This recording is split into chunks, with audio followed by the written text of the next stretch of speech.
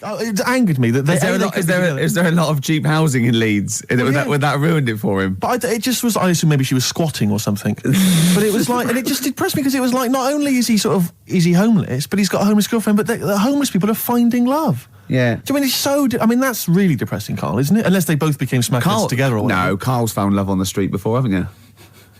How's it going with your bird, Carl? Are you married? Yeah. No. How long have you been out with her? 7 years. Because you're quite a simple man. Yeah, you're sort of a simple in a nice way. Ways. I mean, you're like Helen sense. from Big Brother. Yeah, you're sort of nice enough, but I look normal. Well, yeah, you sort of do, but you could be one of those that just suddenly go mental with a pen. Yeah, do you know what I mean? Stab people through the eyes. Yeah, you sort of look normal. But if I wouldn't really want to wind you up to a point of frenzy. How did you meet your girlfriend? Through work. What, through her work? What, you phoned up and said you worked at the same place. Oh, you're right. Yeah. You're quite an enigma, aren't you? Could you give us more on that? At work, you met her at work. What, she came in selling sandwiches? She was going through the bins outside. What do you mean you met her at work? Why are you having an attack on me? You're the one who's sad and lonely. No, he's done you again. Yeah, but what I thought was interesting was I just scratched at him and he just went mental. Yeah, no, it's like a bear caught in a trap. It's funny, isn't it? You'll never learn. No, I was just interested to find out what the story was, because it might be a really romantic story. Well, it's not. All right, jeez. I mean, the fact he doesn't want to talk about his love affair. I was thinking about you in the week, and does it worry you? I mean, you sort of joke about it now, and we're talking about it in the office, is Steve really touchy about the way he looks? And, what's this? Where's that come from? He's done it again. He's done you again. I was walking home the other night, and I was thinking about it. And do you worry that when you're old, you will be on your own? You did start it, though, didn't you? Well, Carl, I'm glad you brought this up. because I mean, for me, a lightweight, frothy entertainment show on XFM on a Saturday afternoon is exactly the place where I want to discuss the desperate, lonely future that's inevitably coming my way. Oh, God. I'll tell you what will cheer you up and forget all that. A bit of Embrace. Oh, one of the most hated bands. What are these fellas doing? There's a couple It's quite noisy, it's just distracting. Yeah, there's a couple of fellas behind us taking pictures. I don't know why it takes two of them. I think one of them just got, a couple of hours out of the office. Yeah. They're from the, what are you from, X-Mag? X-Ray. X-Ray. What's X-Ray? It's the XFM magazine, Steve. The XFM what? Magazine. And where's that where, is this available in shops? Is it just a giveaway thing? It's kind of giveaway, bit of information on bands. Right. Gigs are coming up. How is it available? Who gets it?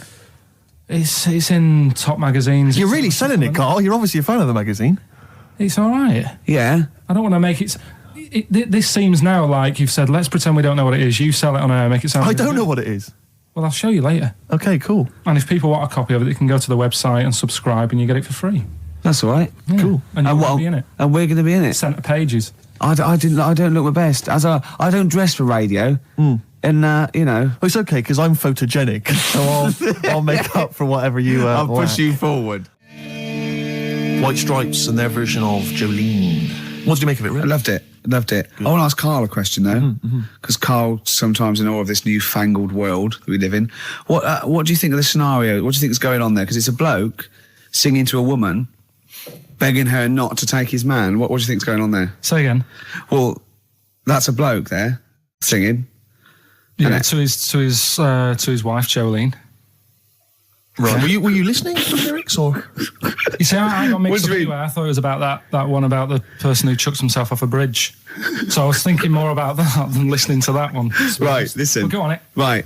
Jolene, I'm begging of you, please don't take my man.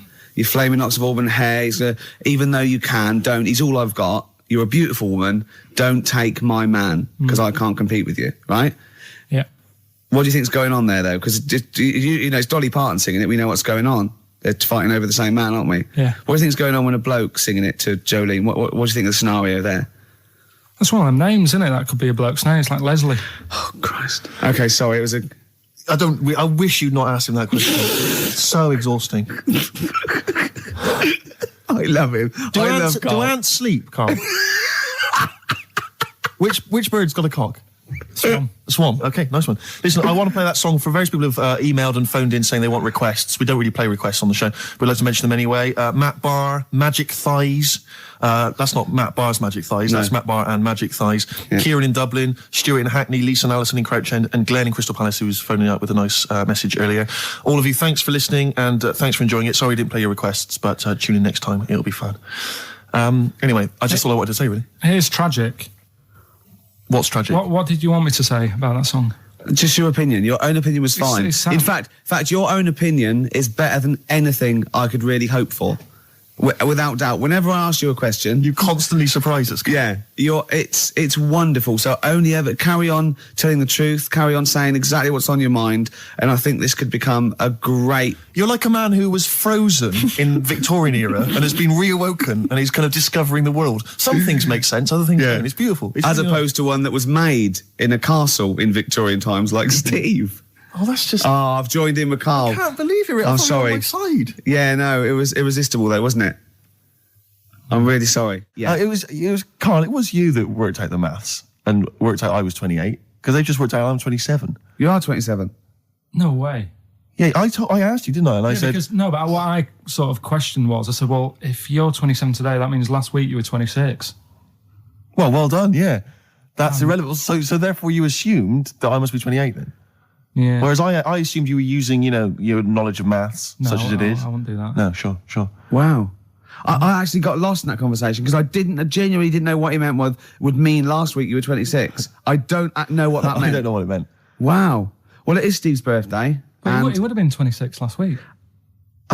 Sometimes you genuinely frighten me because it's those staring eyes. There's nothing behind him. It's this little bald head. Looks like Davros looking at me. Genuine fear on his face when he enters into a conversation with another human being. What bit don't you understand? If he's 27 today, he would have been 26 last week, and he doesn't look 26. He didn't look 26 last week. He looks older than 28 today. You've started on his birthday. You're still having a go at him. Karl, I don't look like the kind of hot stud that I actually am, but face facts, that's the truth, mate. Yeah, live with it. Get with the programme, jeez. Well, let's have a little bit of cake. Okay. Oh, that's appropriate. See the what it birthday. But you mean the band, don't you? Yeah. Not the cake. You haven't actually bought a cake, have you? Got anything at all? Anyway, the winners, Karl, I think you took some answers. Tim and Neil. Well done, Tim and Neil. Are they going together or are they... No, two separate. Lucky people. Yeah. I don't think your heart's in it anymore either, Karl. I was all right today, but Steve's really dragged me down. Well, let's... Wait a minute, I just need to know why. No, do you know, people are being miserable around you? Yeah. I was full of beans when I came in. Yep. Yeah, but you got to remember last week, you were really miserable and that really wound me up. Yeah, because he was having to do stuff. Because, he'd been let down and they were worried about the next show. You were in a terrible mood. Yeah. Look at me like you were. Songs. I wasn't going off and lying on the settee, looking ill, talking in that voice. Oh, he's done you again. I said, just now, being quite friendly. Karl, Steve? Karl, have you ever tried to get into the Monarch for free? Because I'll be honest, mate, it's not going to happen for you. Come out with me, mate, you got a quid off. All right? When you can get in places in Camden for free. Yeah, I'm all right, yeah. Oh, yeah, he's done you. Right, now it's time for Song for the Lovers. Now, this is one of my favourite songs of all time. You'll know this song better done by... That was nearly a sentence. Oh, come on, that was nearly a sentence. What's his name? Glenn Campbell. It's Galveston. Oh, yeah. This is the man who wrote it. This is the original. This is Jimmy Webb. Oh, yeah. With Galveston. From what I can work out, I think it's about a bloke who goes off to the Vietnam War and he's missing his bird. And I've brought it down, haven't I? I've brought it down a tone by saying bird. It's a beautiful song. It was irony. Just play it. Galveston. It's beautiful. Yeah. This is the reason, because actors are often quite handsome people, but yet they're always quite obnoxious. We are. No, I mean, they're normally quite obnoxious, Rick. Again, you're a good example of that. And yet, I think it must be the small man complex. That's what makes them so obnoxious and so kind of desperate for attention. Didn't realise it before. Steady on. Because, of course, I tower above everyone. You do, don't you? I'm, for people who don't know, who are listening, I'm 6'7" tall. That's high. Yeah. And for people who've never seen him, he doesn't hold it well. It's not like he's a sort of handsome athlete, is it, Karl? He's a bit of a... What do you call him? Karl, don't answer. No. Don't get drawn into that. You know the game he's playing. No. Do you know yesterday when you were in the office? Yeah. You did a little move, and it reminded me of Blakey.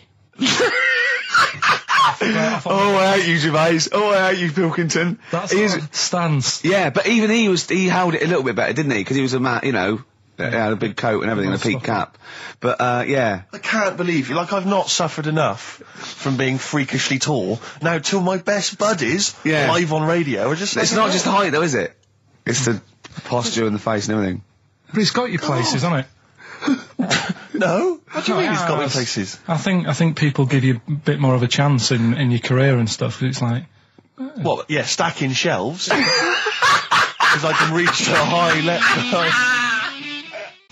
Muse, Plug-in Baby on XFM 104.9.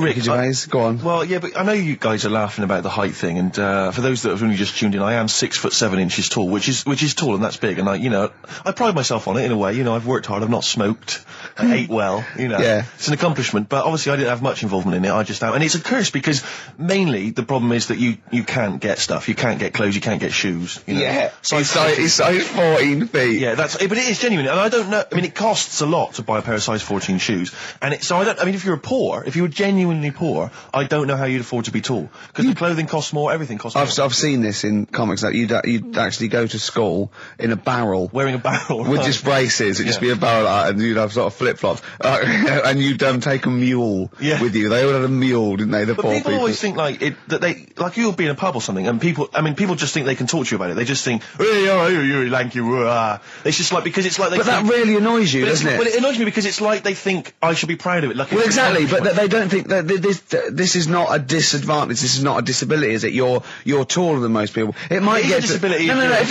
you were 8'3", it'd be slightly debilitating. You would, but disabilitating. What? Disabilitating? Yeah. No, you're a medical man, aren't you?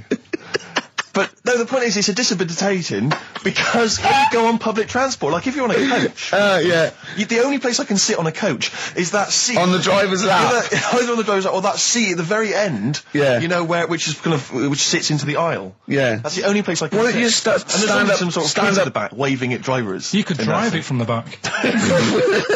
Here he comes. Watch it. Were you a tall baby? Oh, Mrs. Merchant, you've given birth to a basketball player. Look at his dribble already. Were you a tall baby? Babies aren't tall. Oh, at what point did you suddenly, Jesus, nothing fits me? Well, it didn't happen overnight, Carl. Let's do a little graph. How tall were you at 5? Oh, I don't know. 3 foot. 3 foot. How tall were you at 12? 6 foot.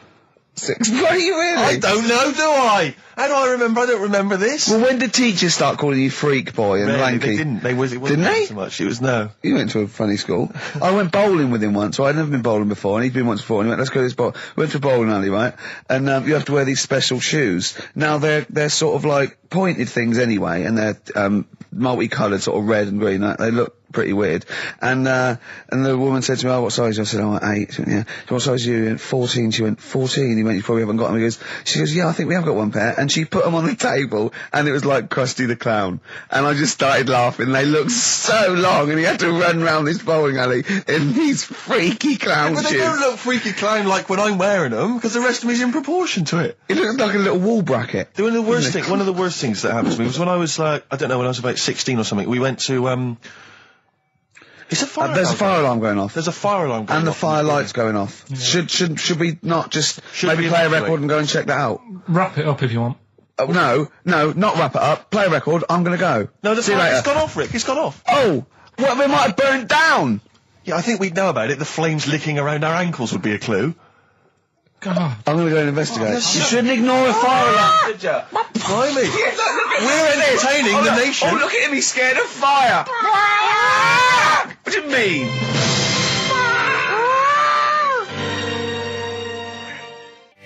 Lars, and there she goes. What a great start to a show.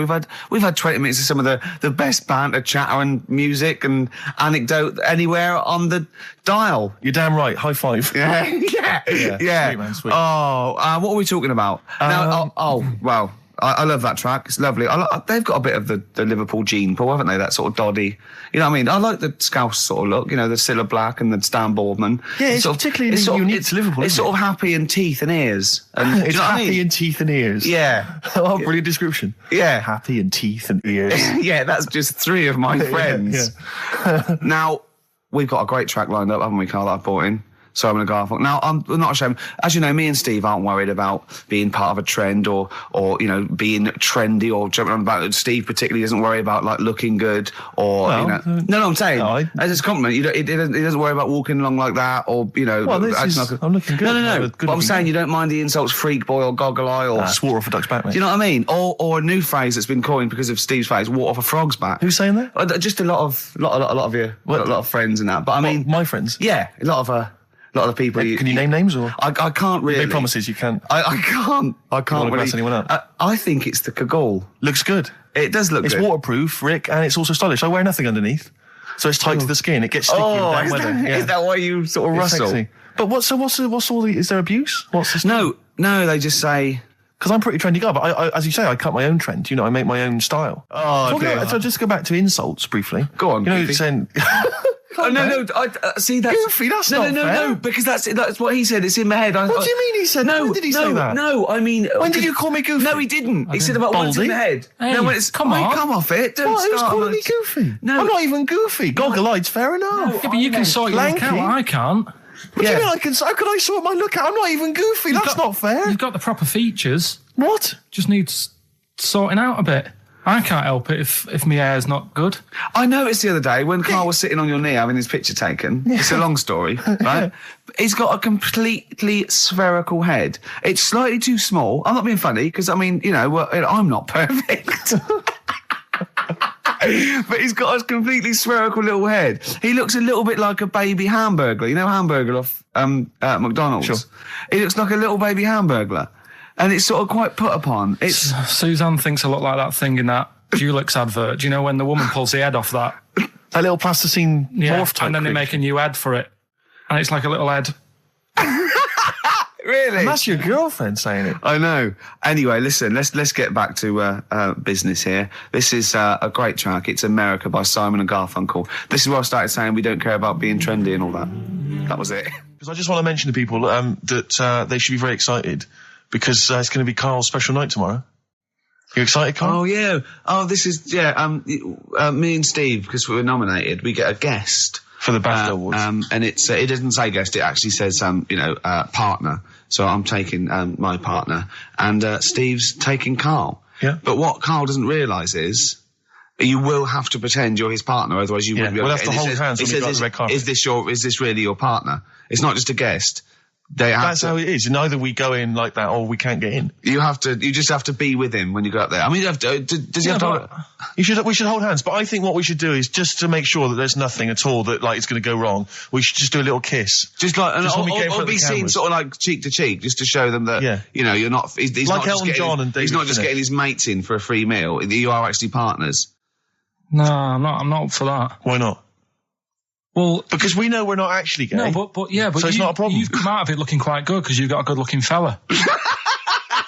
But I meant to look like, I mean, I'm not gay, but if I was, I don't think I'd go for your side. Oh, he's done you, Steve. It's turned on you again. I cannot believe we were trying to get him. Wait a minute. I have got the cream of London's totty phoning me up, trying to get an invite to the BAFTAs, right? We have very graciously asked you if you would like to come along. Well, that worries me even more, that you've got women calling you up. Carl, I can't choose between them. If I let one of them down, they're gonna destroy them. They'll be ruined. Their lives will be ruined. It's better for me to take you and not, ruin the lives of any of those poor women. When he told them he was taking you, it was like a scene from Graceland. There was just like there was weeping. They were crying. Like it was horrible. Hundreds of them, and really? He just went. I got upset. He just had to say, "Look, just chill out, bitches," didn't you? I did. I just said, you're all my hoes, but I can't choose between you. So I'm taking Carl.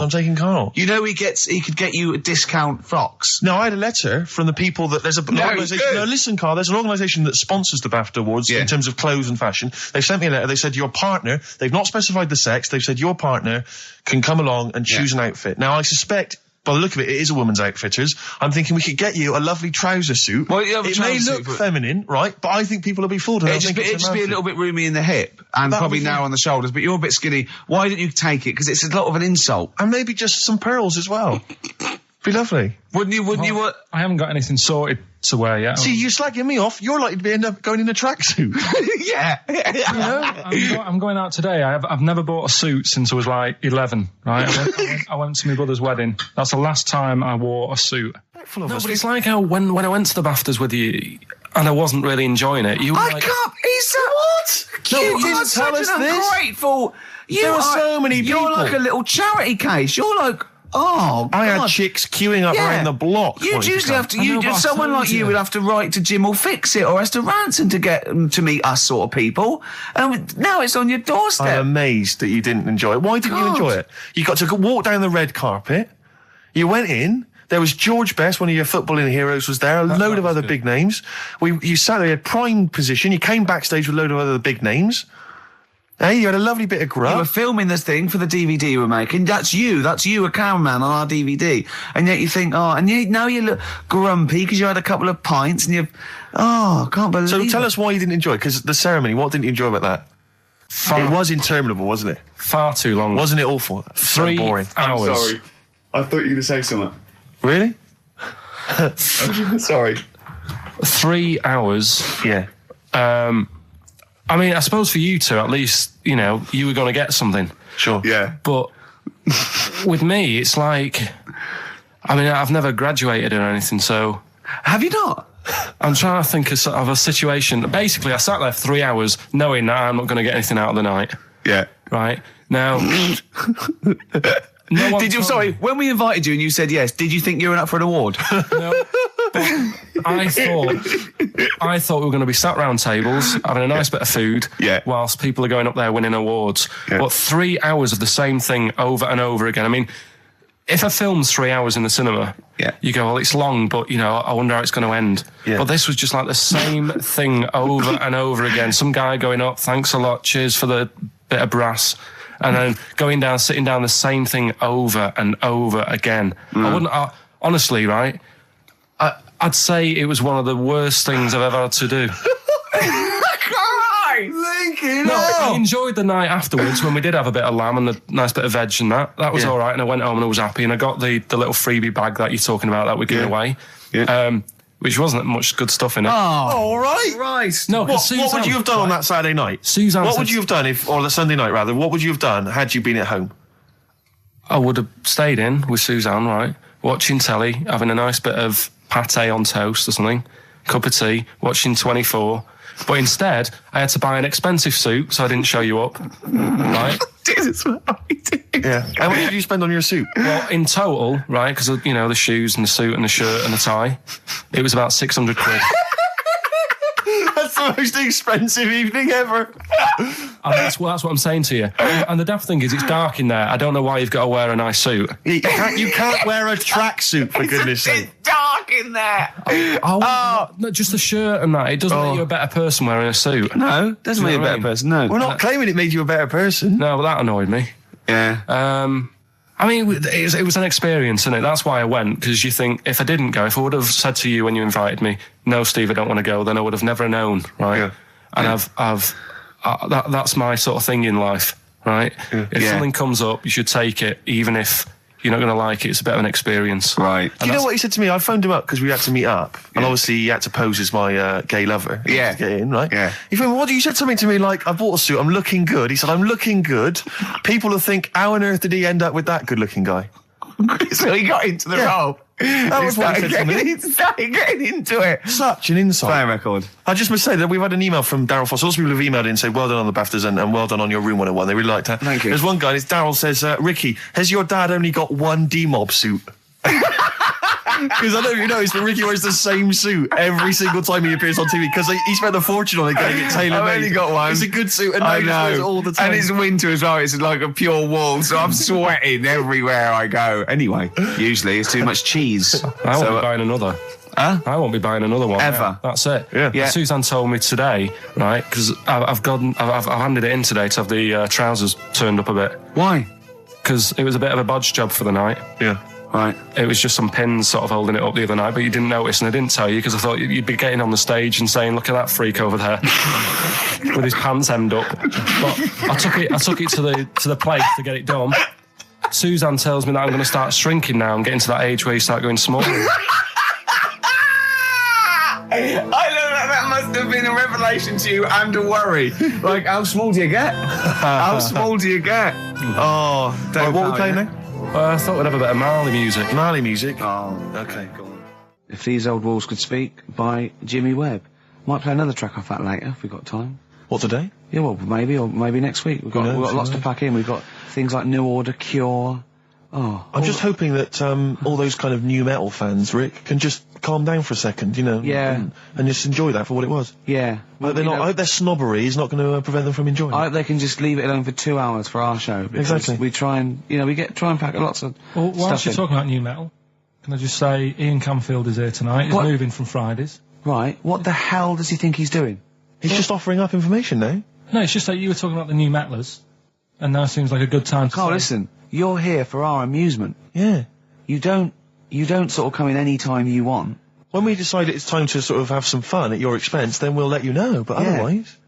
We're not here to help other DJs or even this station. We don't give a about this. See, this is what my girlfriend said. What's that? We should listen to her. She knows what she's talking about, clearly. Now put your microphone down, She said they just wheel you out when they need you. switch your microphone off, Carl, and let us finish what we were saying. Right, just... What were we saying, Rick?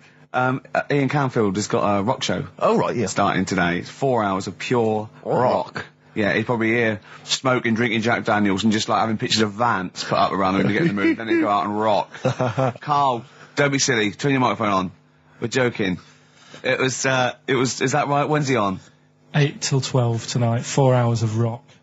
Lovely. Listen, some big classics coming up, plus huge news about Carl. Please, let's play some more ads. Do you really want some ads? I'm tired of the music and chat. Please play some more ads, Carl. Please. Carl. You are going to be a turntablist. Yeah. Steve never learnt an instrument, which he regrets.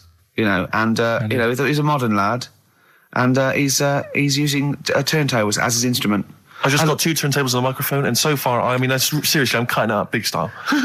No, don't laugh, because it is mental, the kind of stuff I'm coming out with. And I'm scratching, I got the beats, matching. Can you imagine that? Shut up! It's that. No. If look at the Chemical Brothers, for goodness sake. If you're talking about freaks, look at those weirdos. Man alive! At least you cut your hair at Gavin. You know that the whatever it's called. they used to kind of at least faintly appear in their videos. The recent one is just some shots of like what you see from outside a train. To them, that is more glamorous and exciting, apparently, than seeing the lads themselves in the video. Who do you think's cooler to look at, Steve or the Chemical Brothers? Steve. Definitely, yes. You're absolutely right, Carl, and that's the first sensible thing you've said for a long time. If I was to work with Steve on some music, if I had the choice, I think Steve would look better on an album cover. Really? Yeah. What would you do? Would you change him at all? What would you do with his image? I'd put him in the distance, so I can't believe this is... so you don't look as tall, that's doing you a favour. I was on this is true, I was on the tube, right, coming in to meet Gervais the other day, and I was wearing a suit, and my mobile phone slipped out of my pocket, and it landed on the seat, and I didn't realise this, and as I was about to get off, some bloke who was sat there like an old guy, he picked up the phone, he went, "Oi, Lanky, you dropped your mobile phone." And I was like, well, I thank you for pointing out I dropped my phone, but did you have to do the Lanky? But you knew who he meant. I bet you turned round straight away. It worked. Knew he meant, Steve. But he's done you again. But I was the only person stood up. It was a fairly empty train. Was there any other lanky people there? No. Well then. No, but my point was there was no one else at all who was about to exit the train. Okay, so he didn't need lanky. He could have got "excuse me, sir," or "oi you," anything, but "oi Lanky." I know. It's that thing, though, isn't it? That's what I'm talking about. You say the thing that you don't want to say. It's like me with Ken Dodd and Will. I think he wanted to say this. Oh, well. I think he took pleasure in it. I think he went, "That bloke's lanky. I shouldn't say that." Yeah, I should. Oi, lanky. What's you he dropped gonna your do? phone. Yeah. Do you want your phone back or not? Electric Soft Parade. Same way every day on XFM 104.9. I'm Ricky Gervais. With him, Steve Merchant. Sure. Rick, I only had one thing I had to do all week. Okay? What was that? I was so excited about getting up Friday morning, phoning, getting Bruce Springsteen tickets. Yeah. The Boss is playing in October. And basically got up too late.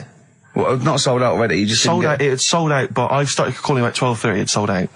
I trawled the net. I trawled all the phone lines. Some of those buys are bulk buys for selling on, aren't they? They're not all individuals. This is the problem. I mean, I don't know how many people they can fit in Wembley Arena, but sold out by 12:30, and that's popular. Wembley Arena? Yeah. It's about 12,000, isn't it? I was so gutted. It was all I had to do. I was so looking forward to it. I phoned up one of those like quite dodgy ticket agencies. Do you know how much he was offering to? You know, they're 45 quid to buy. He said the starting price is 225 quid.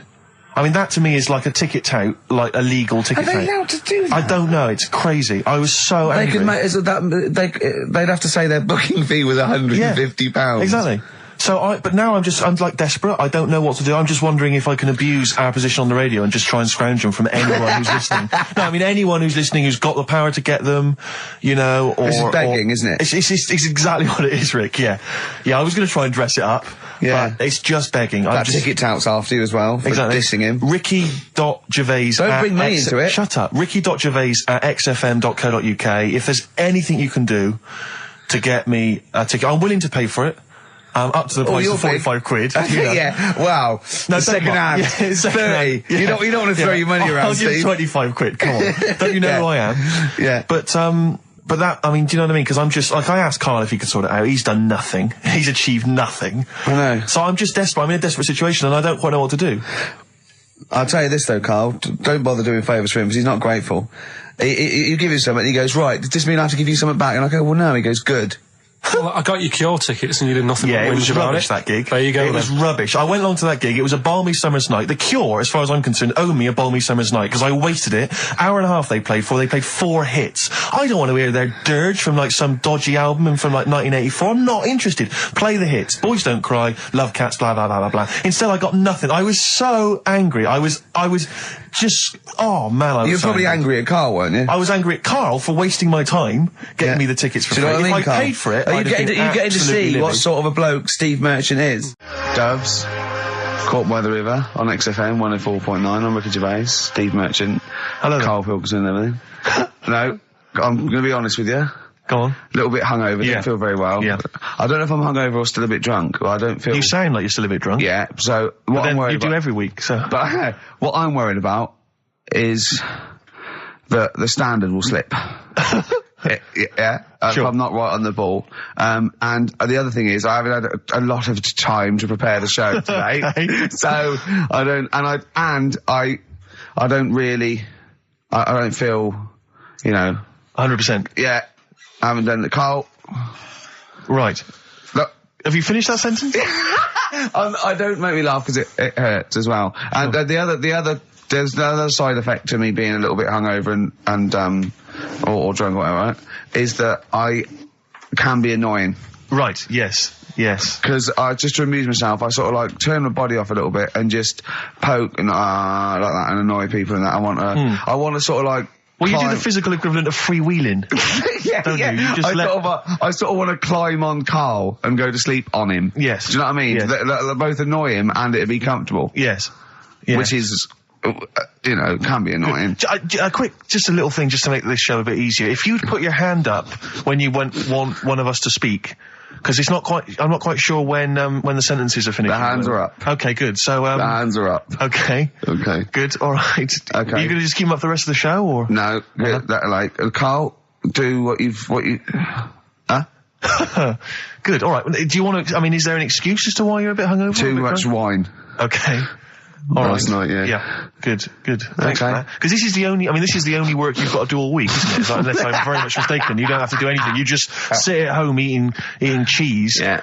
Then occasionally you do a bit of sort of shadow boxing, and that's exercise. And then you sit and watch TV. Yeah. Is that roughly what you did this week? Yeah. So this is the only 2 hours you had to do anything for all week. This is you had to prepare for this. Yeah, but who can plan a hangover? Right. You know, you'd think, Karl, you said you had some stuff. Yeah. What have we got? I love the fact that, whereas I was a little bit slow, Karl there leapt into action to keep this show afloat, keep the pace up. Go on. Right, well, Karl, are you hungover as well, or? I'm just a bit annoyed because I'm with you. Do you know what I mean? He hasn't got much to do all week. You're having a laugh. What? What angers me is I kind of hope that maybe I could have quite a long career in radio, and I sort of feel like I don't know, the word sinking ship. Those words spring to mind. But because it feels like, I mean, Carl, you're just a chancer anyway. You weren't even supposed to be on air, and we've made you into something of a household name, and that's cool. Household name. And Ricky's already a celebrity. He's got it stitched up. He's got corporates. He's got voiceover work. But I've got nothing. I'm running on empty. I'm not nothing. I've got nothing. I'm sort of dependent a bit on this. Yeah. Financially. And, go on then. What and you two are sort of bringing it down, really. Right. Do you reckon I can get my own show, Carl? Carl. Tell them what I did out there with the bit. No, Carl, tell them how funny I was out there with the bit in that a minute ago. So anyway, come on, I'm bored of this. I'll tell you what. will we tease them with what we've got coming up next? Yeah, Carl, tease us after the next record. I think we've already got them for 2 hours. Yeah, we've hooked them, Carl. Don't worry, this is textbook radio. What's this? Badly on board. Yeah. Rick, can I just... Sorry, I don't mean to abuse our position again, but... Bruce Springsteen's performing in London tomorrow night, and you remember I made an appeal to try and get a free ticket. Yeah. Well, I don't even mind paying. I tried to pay, but that's good of you. No, I'm a generous kind of guy. And I thought you were mean. No, go on. What are you going to say? But you were all I'm saying is, face value. I mean, you don't want to be ripped off, do you? No, don't be crazy. Ideally half price. Yeah. And I've been chasing kind of my tail, really. I'm not going at the moment. I'm not going, and I'm desperate to see him, man. I mean, he's going to do a great concert. It's his only one in London. I can't believe that being on the radio, being on XFM, the listenership's going up apparently. I can't believe I can't get a ticket. I've asked Carl. He's done nothing. Hang on a minute. No, Carl had a very good point. Carl, say what you said when he was whinging in the first of all, whilst you're moaning, you also asked in the week for a Badly Drawn Boy album. Yeah. You got in today. Yeah. There's one there for you. Well, yeah. But it's yin and yang. And it's like, but I do, Carl, what's Steve ever done for you? That's what you got to ask yourself. What has Steve ever done for you? Well, he took me to the BAFTAs. Yeah, but only because no one else would probably want to go with you. I can't believe that. What is this? I do not believe that. Oh, Steve, I'm going to stitch you up now, Carl. And it's in a nice way, and don't worry, it won't be too bad. He won't take too bad. Carl sent me a little text message today. Right. No. Oh, what is this? Right, okay. Okay. I'm in a very frail mood at the moment. No, you're like this one. This is funny, because me and him have been, sending trivia back and forth to each other. Which is another point, right? I sent him... Oh, well, I'll get to that in a minute. I thought he'd really be amazed with, well, while you're fiddling, if you can make my dream come true, to go and see Bruce Springsteen tomorrow, then give us a call on the usual number. But like I said, Steve... What? Right?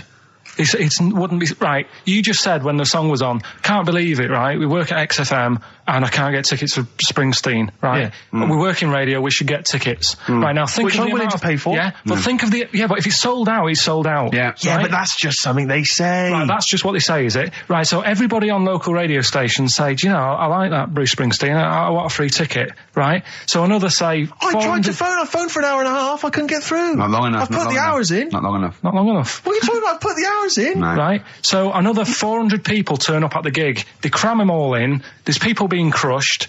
They've paid the money early. They were up early that day when the phone lines were open, whilst you were probably sleeping and that. So they're dedicated, and they're the ones at the front getting crushed. What? Would your mum and dad be happy if you were there getting crushed? I don't mind. I'll sit at the side of the stage and watch him. Yeah, but I don't mind. But everyone will say that then. And then before you know it, no one can see anything because you're all on the stage. On this one. Right, I'm going to give you this here. I'm handing over my mobile phone to Steve to read you can see it's from Carl at the top, but just read it out as you scroll down. Just read it out loud. Is this a text message from... Yeah, this is a text message to me from Carl. Read it out. To see at night as well as an owl, you would need eyes the size of grapefruits. If only Stephen could turn his head right round as well. Carl, I can't believe it. What upsets me most, Carl, right, is not the fact that you've been slagging me off behind my back. It's the fact that you've got the cheek to come on here and moralise because you failed to get me tickets and make a dream come true. You've come on here trying to pass the buck and say that it's a health and safety problem, when in actual fact it's a Karl Pilkington problem. Do that, I've got it in a bin. I'm devastated, I didn't let's play a record. I'm upset. I should have eaten this banana off air. What's the number? It's 08700 800 1234. But if it's sold out, Steve, it's sold out. A bit of a classic here. R.E.M. I bet if Ricky wanted to go, it'll be fine. I'm sure someone could sort it out then. Who? Oh, if Ricky Gervais wants to go, then I'm going. Are you? No. You want some tickets, so? I had a bit of good news this morning. Go on. I was on the tube coming down, and I don't want to sound arrogant, I don't want to sound pushy, but I was at Green Park, and I'm fairly certain, Rick, it's not 100% corroborated, I'm fairly certain that a woman pinched my arse. So what do you think of that? Yes. There's a lot of pickpockets around Green Park. No. My wallet was still there. Really? But even if it wasn't, that would have been money well spent. But the wallet was still there. So what do you think of them apples? Eh? So what did you just pinch off? I can't confirm it at this stage, exactly what happened, but it certainly felt like a pinch. I looked round, there was a woman behind me. Right. She was fairly old. I think she's probably in her mid-30s. Right. Kind of reddish hair. Right. I don't know if she's listening. Right. But she knows where I am. And so I don't know how to proceed, really, Rick. I don't know if it's worth putting up some posters around the Green Park area. Well, what you could just to try and corroborate it. If you saw a woman pinch the lanky guy's arse... No, you could probably get in contact with British Rail and go back over their CCTV CCTV cameras, yeah. And then they could probably zoom in and, sort of identifying sort of birthmarks, or she might have been holding something. Then I could hire a private eye. Yeah. Again, money well spent. Well, so there you go. I'm just saying. I'm just saying maybe maybe things are looking up. Things it's getting are towards Christmas. The worm has turned. I mean, it's a little sexy story to get the show going. It is but pretty what do you make sexy. of that, then, Carl? Because I know you're quite damning. What's your answer? Well, I mean, you're quite a tall fella. Sure. So she must have really wanted to sort of reach up and have a pinch. Mm. Do you know you think she was a dwarf? She did it with her teeth. He didn't say she was a dwarf. No, but Steve's taller than, his arse. Yeah, but his arse isn't 6'9", is it? His arse is about 3 foot off the floor. 4 foot? What? 4 foot off the floor? No, I don't think so. About 3. She'd have to be a midget to have to reach up to pinch Steve's arse. He is very tall, but... I don't know what your point is there, Carl. You're just trying to, you're just, I think maybe just a little bit jealous. Just a little bit of jealousy. How many cats do you say you've got through? I'd say whilst I was living at home, I mean, it's still on the increase even though I'm not there. So whilst I was there, probably 5. God. Wow. Oh. Yeah. And were you upset each time, or you just got used to it? It's one of them things, isn't it? Like I've said before, when you first see something, it's a bit of a shock. Do you know what I mean? It's like the Elephant Man or whatever. Yeah. First time you see him, it's that sort of, oh, look at that. Yeah. Do you remember the first time you saw Steve? No, I'm not being funny. Do you remember the first... Yeah, but I've said this before. It's always... Then you get used to how people look, and you don't... No. I'm going to burst. You have to play a record. No, but... Because I see Steve's face. No, but I've got used to it. Shut up.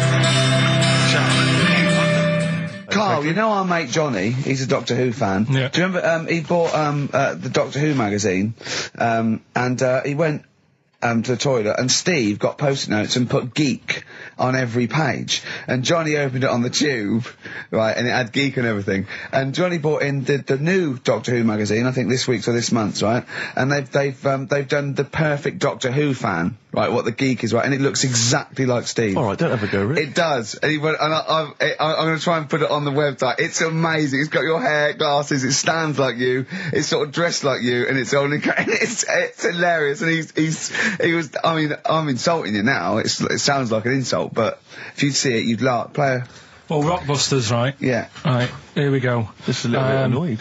Just 3 clues. We've lost all the energy in this show, haven't we? Well, I can't get over that insult. I'm just a little... No, Three. we did though. It just came out, I can be honest with you, Rick, it came out left field. I wasn't expecting an insult. No, and, but I I think there was a sense of camaraderie on this. No, side. Just email in, ricky.gervais at Right, play a record. I'm xfm.co.uk. just annoyed. I can't What are we doing? I'm just reading out the clues. Should we put this, let's put this one in for the Sony Award. Let's put this show in for the Sony Awards. Play a song, Carl, because I need to discuss things with him.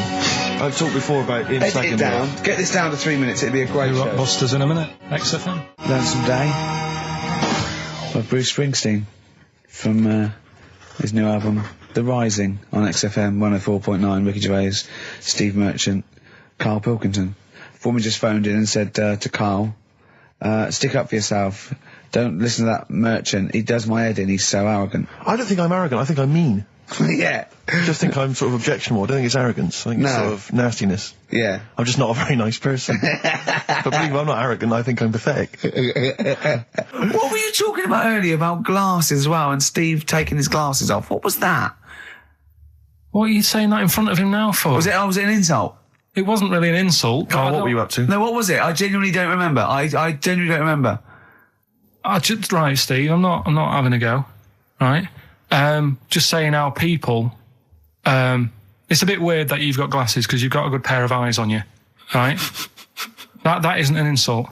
What were you talking about though? What was it? Why did it was the fact that people who wear glasses always look a bit weird without them on. It's like, you know, they should wear glasses. Okay. Why did we get round to this? What was we talking about? I don't know. I don't know. I don't know what that was. It sounds like an insult, even it wasn't intended as one. It wasn't. It sounds like an insult, Carl. It does, yeah. No, it wasn't. I should be allowed to punch you every time you insult me now. No, but I'm not having a go. I'm going to give you a dead arm. Look, Steve, it's you. You always even if it wasn't, you intended it to be one. What you... Oh, that was real. Play a record. Yeah, but it's mad. Every time you insult me from That's now on. mad. Is this the Cardigans? Great, brilliant. I didn't even say anything. It makes me feel better. I can enjoy the rest of the show. Yeah. Before we carry on with anything, I should just tell you, we're on the subject of emails. There's one emailer we're always looking forward to hearing from. Dickers! Richie Anderson! Dicky Docky Doo! Richard Anderson, thanks for emailing. He's my biggest fan. He's now. one of the biggest fans. He absolutely loves me. But not afraid to offer some constructive criticism. Go on, that's the great thing about Dickie. And from Anders this week, he says, Ricky, I'm lazy, I talk nonsense, I'm badly organised, and I believe in ghosts. Can I have a job working on your show?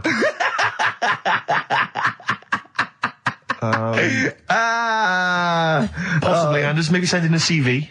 Or email a CV. He's put a little bit of all of us in that, hasn't he? Oh, I'll ask him if he's a goggle-eyed freak, Steve. All right, calm down. Well, no, I didn't mean... No, need to get insulted. No, I didn't necessarily mean you, did I? To get nasty. Well... I was thinking about that, actually, Steve. Oh, God.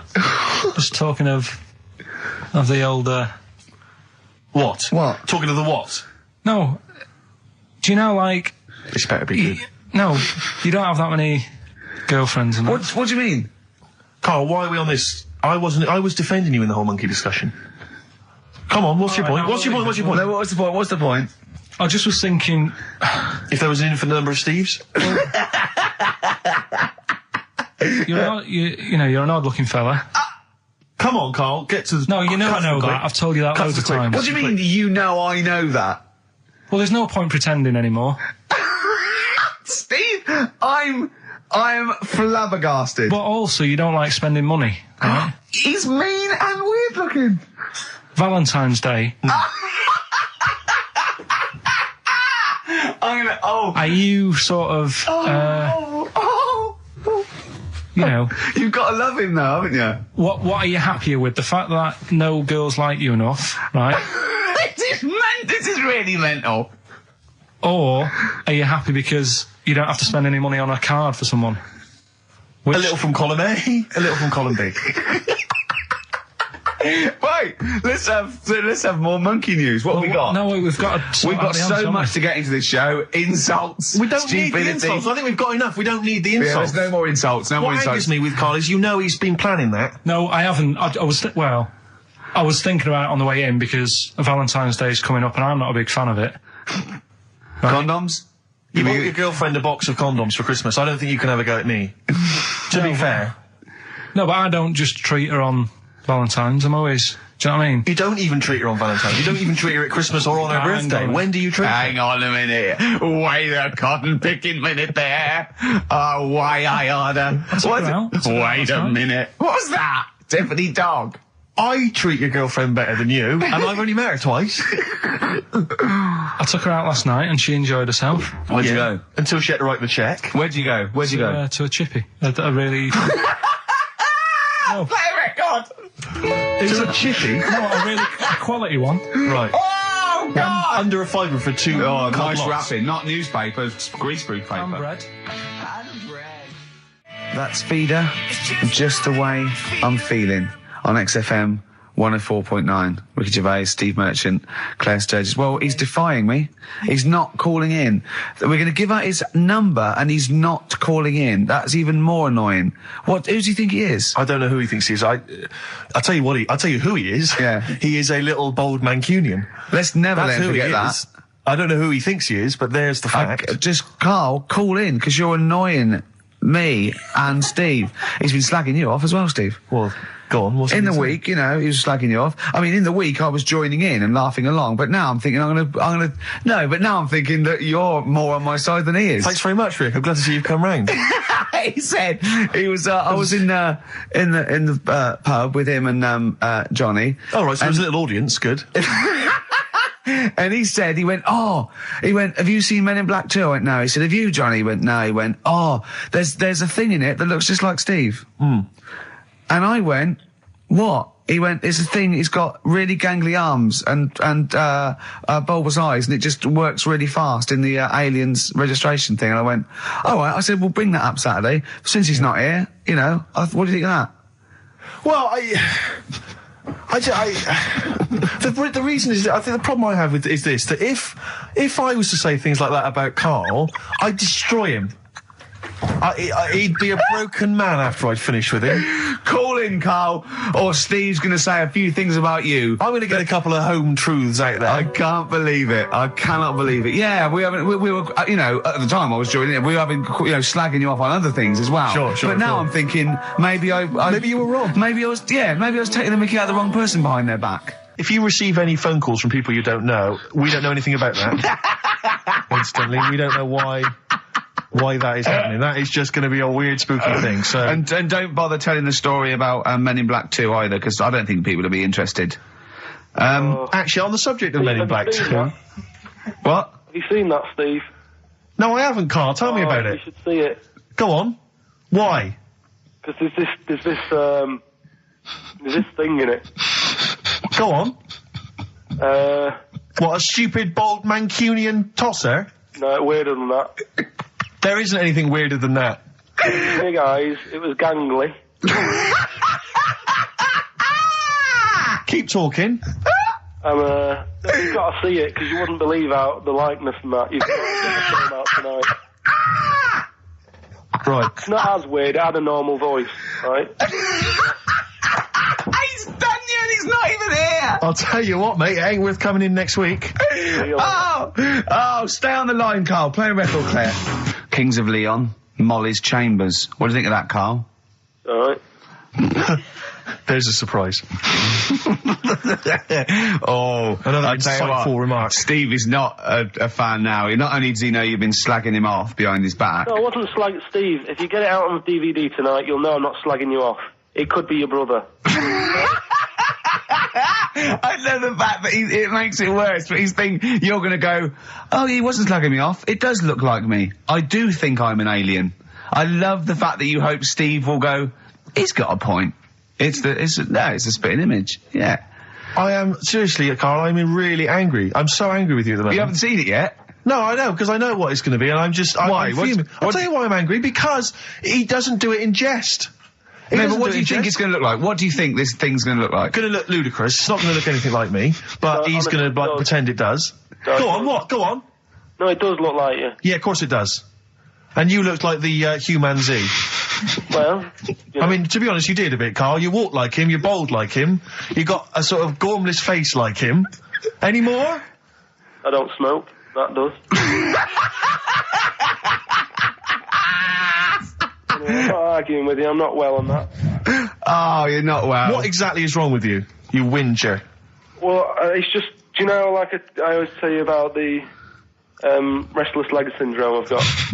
It's like that, but all over. So you're just shaking around the house? I'm just, yeah. What do you look like, Elvis? What are you doing? You're shaking around the house. I'll tell you, with your bald head, you probably look like an enormous vibrator. Oh, God. That's what you probably look like if you strip naked. Oh, you'll have the Scottish widow coming round. Oh, dear. That's, what's her name, by the way? I heard you talking about that. That's, Amanda Lamb. Amanda Lamb, who's in the Place in the Sun programme. Is she actually a widow? Is she a Scottish widow? Hoots, man, my husband's dead.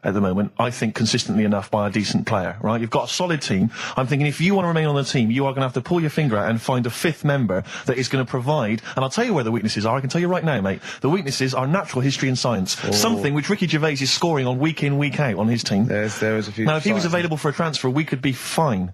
But we've got to find someone to fill in that space. Otherwise, I'm either going to quit or you're going to have to step down. Because I don't think I can be on a team where there is these obvious deficiencies. There are visible deficiencies in the team. You know, the £10. That's £10. I'm not made of money. That's once a month. I've seen him depressed for 2 hours when he lost £20 at a casino after 5 hours playing. Don't bring that back. Don't bring up that again. Yeah. That story. He doesn't like wasting money, Carl. You know that. What do you think? What's the solution? We've got to think proactively now. We've got to sort this out. See, there's always other things going on in my mind when I'm in that pub quiz. For me, it's just a little bit of fun. Sure. It's a night out. Do you know what I mean? Suzanne enjoys it. Yeah. It's a bit of a get-together. We have a chat beforehand. Yeah. We have a bit of fun. Yeah. But there was other things on my mind. Carl, I could do that here. I don't have to lose a tenner. Wait, what were you thinking during the quiz then, when the questions were coming out? What were you thinking of? Well, what it was, right, just before the quiz started, I had to go to the toilet, right? Because the rule is, right, people who don't go to it, once it starts, phones off, no more toilet. They take it dead serious, don't they, right? Yeah. So, I went to the toilet.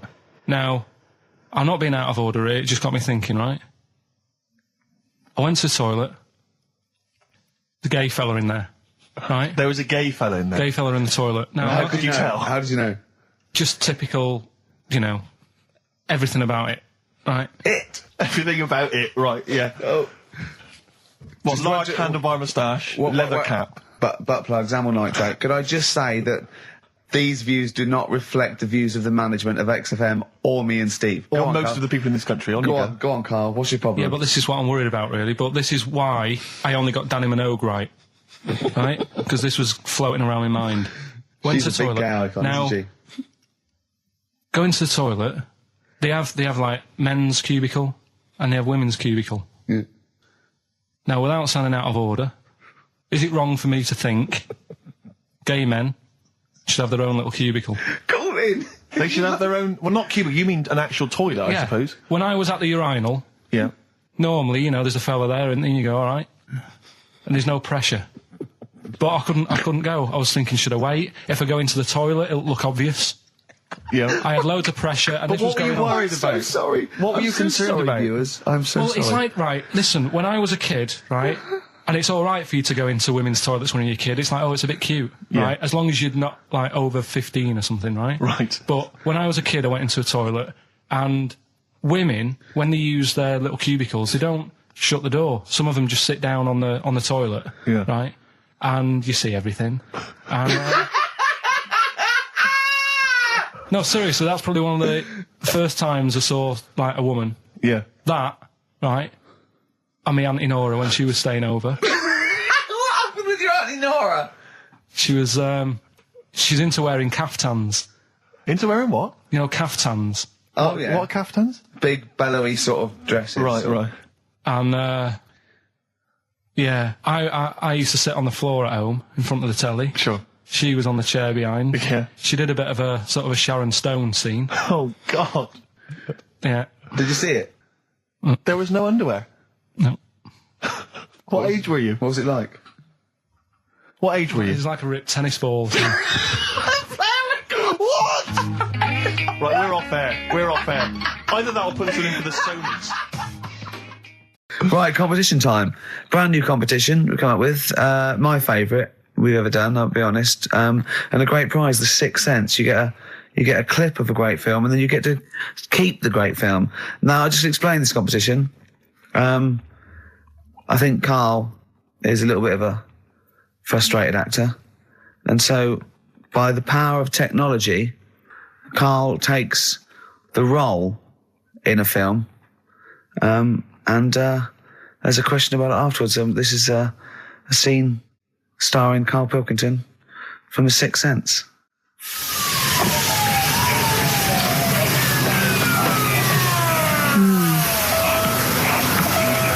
Jeez, I hope nobody got hurt. You all right? You're very quiet. I'm just thinking about stuff. That's all.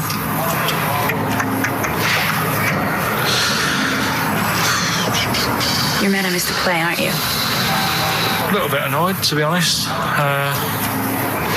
Went down a storm playing the drums in Little Donkey, but your loss. I'd give anything to have been there. Well, you wouldn't, because you didn't. But like I say, it's your loss, isn't it? Anyway, I'm just quiet because I'm thinking about stuff, like I said. Right? I'll make a big deal out of it. What is it? Well, I was just thinking, what would happen, right, if you put a chameleon on a mirror? How would it handle that? It's a bit weird, isn't it? Oh, you're scaring me. That's scaring you. This'll scare you, right? The other day, saw two old men sat there having a Twix. You never see that, do you? Old fella having a Twix. You see ghosts, Cole? No, just the old fellas having a Twix, boy. They talk to you? No. They tell you to do things? No, because they were too busy eating, but it's not got to do. What are you looking like that for? Do you think I'm some sort of freak or something? Is that? I would never think that about you. Well, ever. No. Got it? All right. Well, it's a very chilling scene, that. that is great. Oh, that is fantastic. It's a very spooky scene from the film The Sixth Sense. Rick, I think you've got a question. Well, yeah, I mean, Karl played it wonderfully there, the role of the child that sees weird stuff.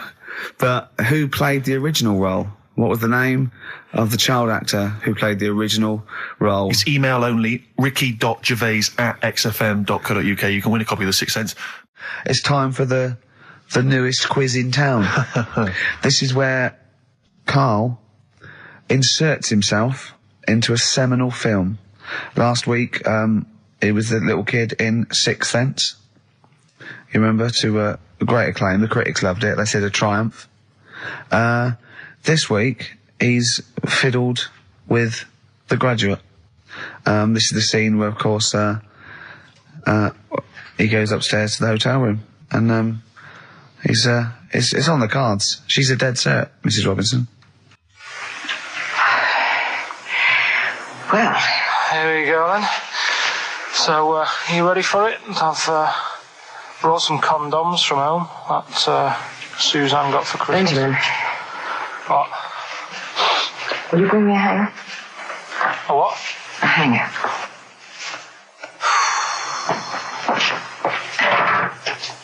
Tell you what, I've got wood. What? Just saying, I've got wood. I've got metal ones as well. What sort do you want? Either one would be fine. All right.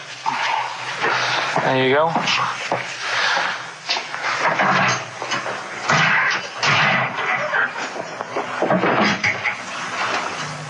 Are you afraid of me?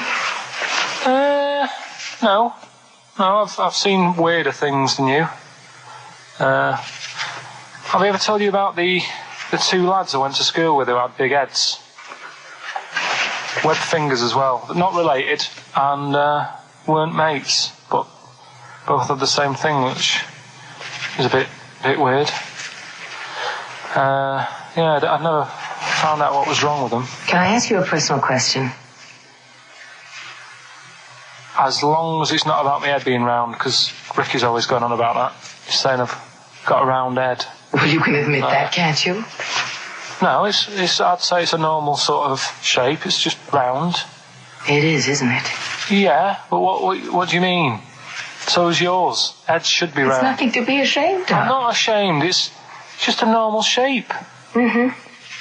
And you can talk. Look at your saggy arse. Anyway, get your knickers off. Hello, darkness, my old friend. Oh, that was a joy. Oh, dear. It was an absolute treat. Now, I should say that obviously the prize is a copy of The Graduate. Now, bear in mind that XFM is giving away these prizes. Yeah. Karl is so cheap that he wouldn't even buy it on DVD. He's bought it for $6.99 on VHS. It'll be panned and scanned. It won't be widescreen. There's none of the extra features that you get on the DVD. Oh, look at Karl's face. He's gutted. Karl, did you pocket the rest of the cash? No, I have to use my own money to buy these. right? What, you're using your own money to give this stuff away? Yeah. So I had to go and buy that. XFM is so cheap, I understand. Right? I know. And it's not worth having it on DVD, is it? 'Cause Why not? It's an old film, so... So the quality is do you know what I mean? They can't really tidy it up. Of course they can. They do it from a print. They don't do it from the video. They don't get the video and go, let's make it into a DVD. An old Betamax copy that someone had knocking about. Well, anyway, It's the same film, though, isn't it? Fine, okay, well, you're right. it is Yeah, the same but anyway, film, yeah. you can win $6.99's worth of The Graduate. The question, and it's email only, Steve, it's not Steve, it's ricky.gervais@xfm.co.uk. The question is, name the actor that Karl was taking the place of in the film, and of course the actress that he's performing opposite. ricky.gervais@xfm.co.uk. Lovely. Something else we're giving away. Go on. The Shining. It's just more throwing away, isn't it? Once again, Is it on video? Once again, it's on VHS. Just because you buy it out of your own money, Karl, stop being so mean. And I want to watch it tonight, because it's one of those films that... So you're going to watch this video, and then you're going to send it to someone as a prize. Yeah, it's one of them films that... Oh, sorry, what, you just said yes to that without blinking. Oh, yeah. You don't think, like, Les Dennis doesn't have a quick go in the car on Family Fortune before he gives it away? It costs Jim Bowen has $5.99. a go at those his and her towel racks. It costs $5.99, Karl. Okay, this is Karl in the classic The Shining. And what's the question? Well, we might ask that afterwards. Okay, then. Fine. Still trying to write the book, then? Yeah? Yes. Good. Funny, someone told me the other day, weird thing about a typewriter, the top row of letters, the longest word you can write is typewriter. I'll just show you. That's weird, isn't it? It's just the typewriter being... You're not in the mood, are you? You're in one of those grouchy moods again, that you get into when you're writing. Not being grouchy. I just want to finish my work. Yeah, it's just she's being a bit funny, a bit offhand and that. Let me explain something to you. Go on. Whenever you come in here and interrupt me, you're breaking my concentration. You're distracting me. And it will then take me time to get back to where I was. Understand? Yeah, but I just was coming in to try and cheer you up, you know, if you... I mean, I'm full of ideas as well, you know, if you're having a problem coming up with stuff, got loads of ideas you could write about. The other day I read about this hairy Chinese kid. What do you want me to do about it? No, it's just that it could make a good book, do you know what I mean, sort of following round. That's swell. Well, I'd buy it, you know, but if you don't want to know, don't bother doing it. But, do you know what I mean? It's just hairy Chinese kid. It's weird because they're not normally that hairy over there. Yeah, this kid cakes in it. But if you don't care, I wouldn't touch one hair on his goddamn little head. you won't have to touch any hair on his head. Like I say, he's covered. Leave the head alone if you want. Touch his hands. He's totally covered in it. But I love the little son of a bitch. well, don't go that far. You haven't met him, but I can sort it out. I'd do anything for him. I don't think you'd expect that much. Just take him to the barbers 3 or 4 times a week. You know, he's a good little kid. In fact, I'll do it. I think I'll write a book on him. Yeah? How do you think you can handle that? Yeah? You're not too busy, are you? Well, yeah, I'm pretty busy. I've got to sort out some monkey facts for the show this Saturday, but I reckon I can still... Why don't you start right now and get out of here? All right. I will. If you're going to be like that. Couldn't borrow a pen, could I? See you later. There you Haunting. go. Haunting stuff there. Karl Pilkington in The Shining. You know, in the film, Jack Nicholson goes crazy because the suggestion is he's maybe possessed by demons that maybe are in the hotel. But, you know, if I was stranded in a desolate hotel, removed from all human contact with Karl, I'd go mental with an axe without being possessed by demons. That's more chilling to me, trying to get some work done and you keep wandering in. I'm trying to get Carl to spend a couple of days in the caravan with me, just for the hell of it, and he won't. I've offered him money, won't I? I think it'd be a great laugh, won't it, Carl? Oh yeah, great. That would be terrifying. No, I want to film it. I just want to film it. Like a little video diary. There's Carl there, he's just waking up. Well, if I was stranded in that would be like being. I may as well be with Freddy Krueger and Jason Voorhees. That's more scary. The thing is, Ricky doesn't mess you about as much as he messes me about. No, you see, you've given him an inch. You've given him an inch, and he's taken a yard. 12:30 you got in today. In 30 minutes between 12:30 and 1. The old bin lid on the head. He wanted to do that again. Yeah. Squeezing my head. Think he had a go at. And karate chop on the back of the neck. Yeah. All in 30 minutes. Yeah. Who else can say that? Who else can say that? Who else can say? What do you mean? Anyway, have we got a question then? Yeah, to win a copy of, I'm so embarrassed to say it, The Shining on VHS is worth $5.99, and it will have already been watched by Karl Pilkington, probably not even rewound. Yeah, to win rewound, and a little bit of tripe and cow eels where it just slipped into his dinner. A barm cake outside. As he was reading the back of the box trying to figure out what was going on. The ingredients. What about this, right? Here's a question. I've got a question. No, go on. No, I want to hear Carl's first. Okay. No, it's about the film. Because when I was whizzing through it, I saw something and thought, oh, that's good. The kid who's in it, he was writing something on the back of a door with lipstick. What was it? Well, that's a tricky question. I can't remember. Nor can I. All right. So the kid in it was writing something on the back of the door. Is that going to be too hard for anyone? Let's see if... I mean, I wouldn't be surprised if there's somebody... Right, the phones are going, so it might be. Yeah, but this is email, isn't it? All right, ricky.gervais@xfm.co.uk. What was being scrawled on the back of the door by the little kid in The Shining? Be honest, if you know that, it means you've probably already got it and you've watched it about 8 times. Yeah. Fair enough, though. All right. Right, we've got to give away another prize. Yes, you lucky people. For those of you that haven't seen it and do not have the requisite £4.99 to buy it yourselves, you can win on VHS cassette, panned and scanned. Billy Elliot, the special edition, includes bonus documentary, The Billy Elliot Boy. Oh, and, I'd like to see how they really sort of made that film. Exactly. Well, it's the hit film Billy Elliot, and you can win that on VHS. Because, Carl, I assume you have included yourself in an excerpt from the movie. Taken a scene from the film. Who do you play, Billy? I'm playing the part of Billy. Brilliant. And we'll have a question at the end of it. Come on. Brilliant. 2, 3 part of all way and Alright. Just been down the valley. So you don't know where you... What are you looking like that for? What's wrong with Bally? What's wrong with Bally? Yeah, well, what's wrong with it? It keeps you fit and that. What do you think, Auntie Nora? You think about me doing Bally? I used to go to ballet. There you go. She used to go to ballet. Used to say I could have been a professional dancer if I'd had the training. Bet you were pretty good, weren't you?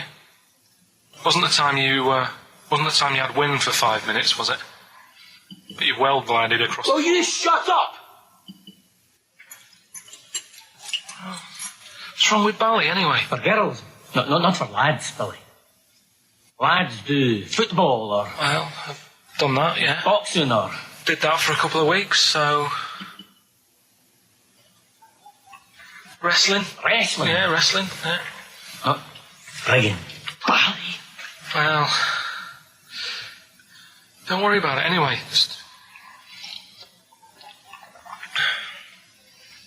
Is it alright if my mate Wayne stays over tonight? He just wants to sleep over. He's just coming over to... Wayne, sleep? Yeah, he just stays over. I'm not gay or anything, he's just... I don't fancy him, I'm not... Yes, you do. I don't. Yes, you bloody well do. What, just because I want my mate Wayne to sleep over and I've started doing ballet, that turns me into a gay man, does it?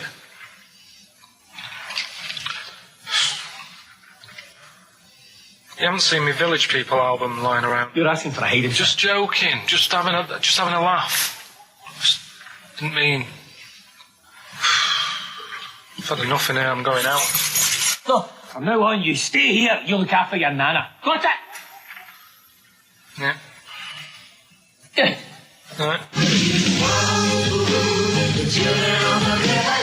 Well, there it is. What's the question? Powerful. I'd like to know, what was the name of the actor that Karl was taking the role of? Does that make sense? That's not grammatically quite right, but anyway, fine. Who was the young lad that Karl was taking the place of there? Name of the actor, not the character. And just email in ricky.gervais@xfm.co.uk. You can win yourself. You gotta be fast. You can win yourself a VHS edition of Billy Elliot worth £4.99 price. I'm going to leave the sticker on, which has actually got the price on. Brilliant. I'll leave that on so you know just what you've got in you. Which film are you in this week? Looking at Silence of the Lambs. Right, play it. Just play it. Have we got a question? Well, No, come on who with the question cares? Who after. cares? Should Karl carry on? Play it. Right, Silence of the Lambs. The bit where Jodie Foster is having a chat. Good evening, Clarice. Right. Just thought I'd come and see you. How very thoughtful. Don't mind me popping in though, do you? It's just no one else is interested in the sort of things I like talking about. People will say we're in love. Well, say what they want. Did you hear the show last week? We were talking about gay people, if they should have their own toilets or not and stuff. That was good. Yeah, it's alright, right? Got a good debate going. Enjoy doing the show. It's a favourite part of my week, really, just talking about weird stuff and that. Oh, Clarice, your problem is you need to get more fun out of life. I have a lot of fun in my life. You know, come and see you and spend a lot of time on the internet looking up weird stuff. Reading something about a hairy Chinese kid. There's another thing, there's a fella who, no arms and legs, is known as a pillar man.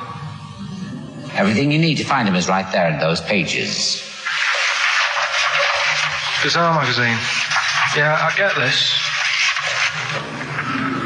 The hairy Chinese kid, what annoys me is he could sort it out. He could just have a shave, couldn't he? Do you know what I mean? No, he cuts. Does he? Well, he used some like Emacs stuff.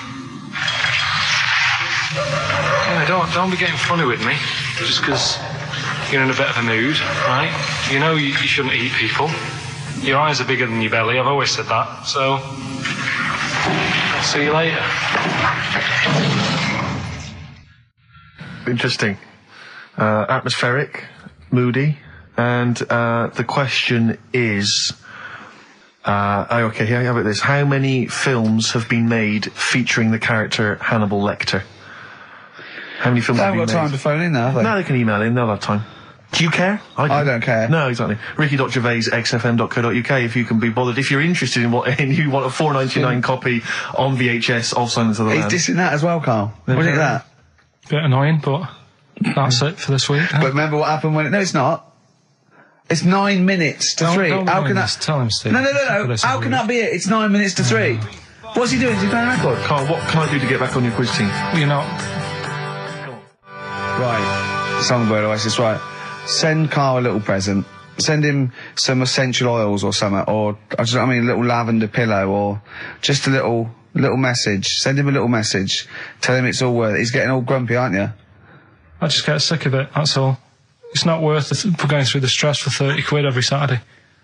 You lying little... You'd get more than 30 quid. Oh, not much more. Anyway, Steve, who's the winner? The winner is Mike McNulty. He correctly answered the fact that there were 4 films featuring Hannibal Lecter. There's a downer now, isn't there? There's a downer. I think it was you, actually. I mean, I don't know, Carl.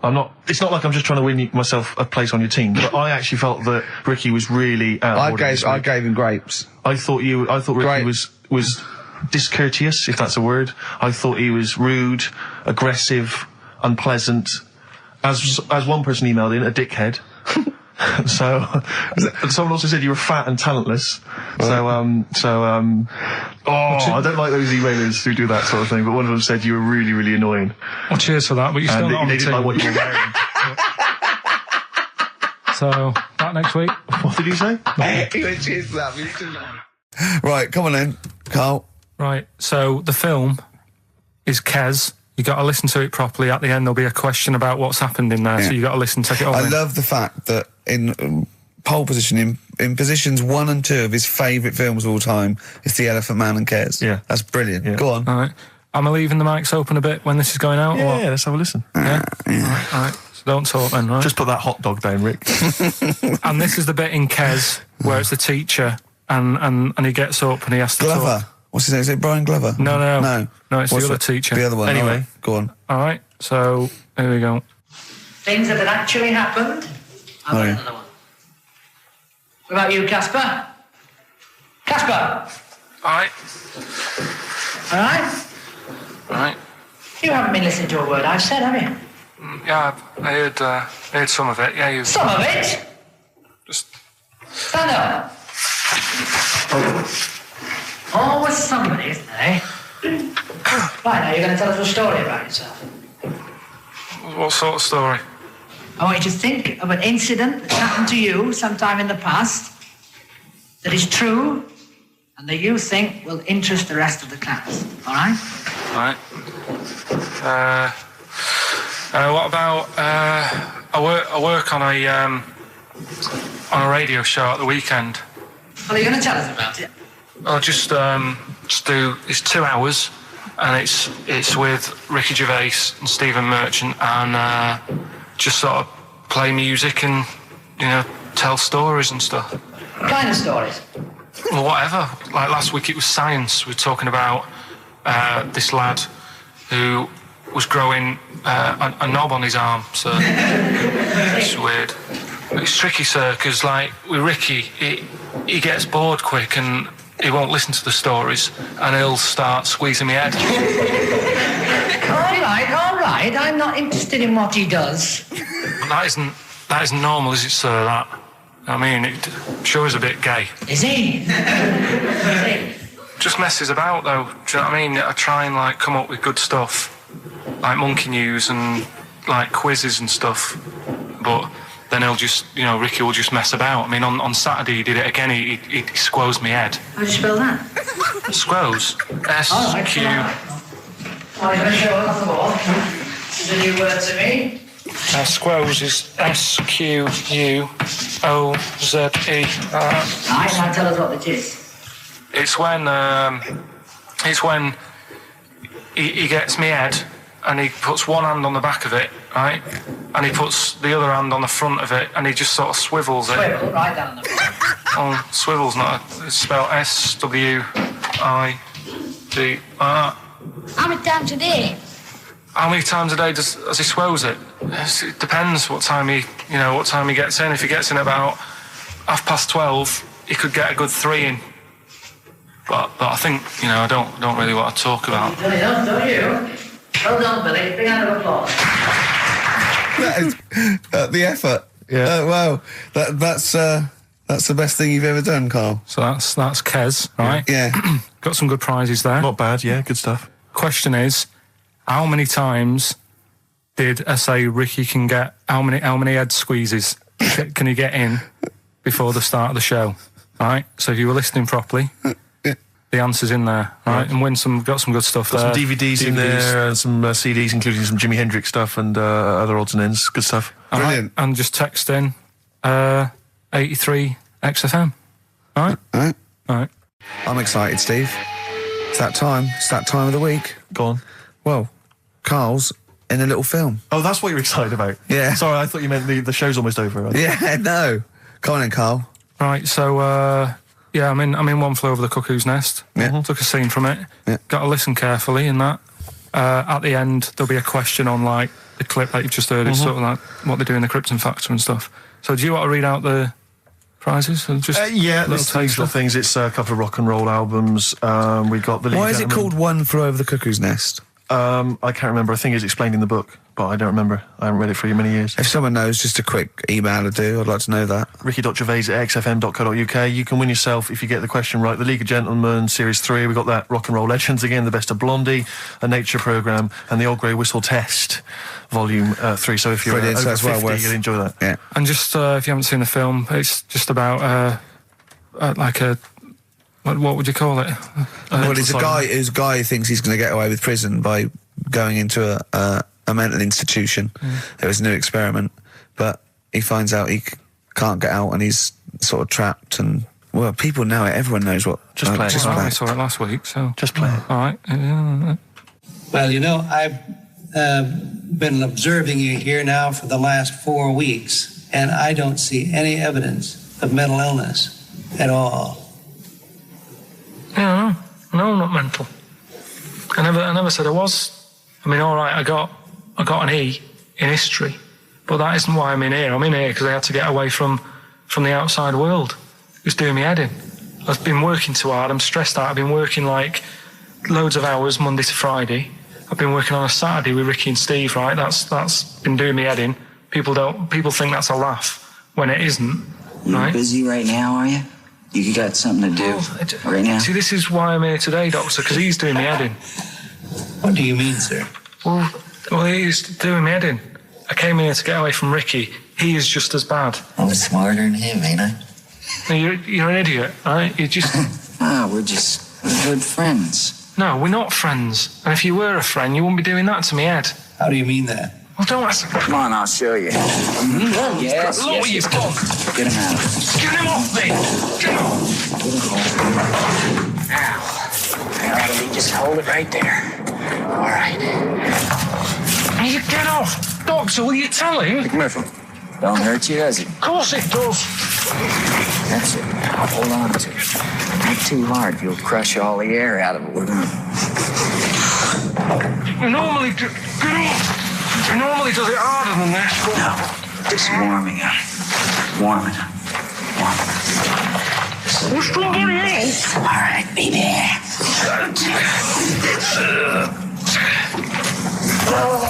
Get off!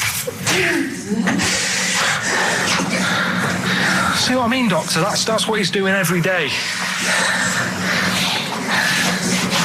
The state of this. I don't know why you do it, because it's not as if you're going to crack it open. But I tried, didn't I? God damn it. At least I did that. I love it, the effort. Yeah. It's almost, I wonder if it's almost a strange premonition of the future. Yeah. You in some kind of home.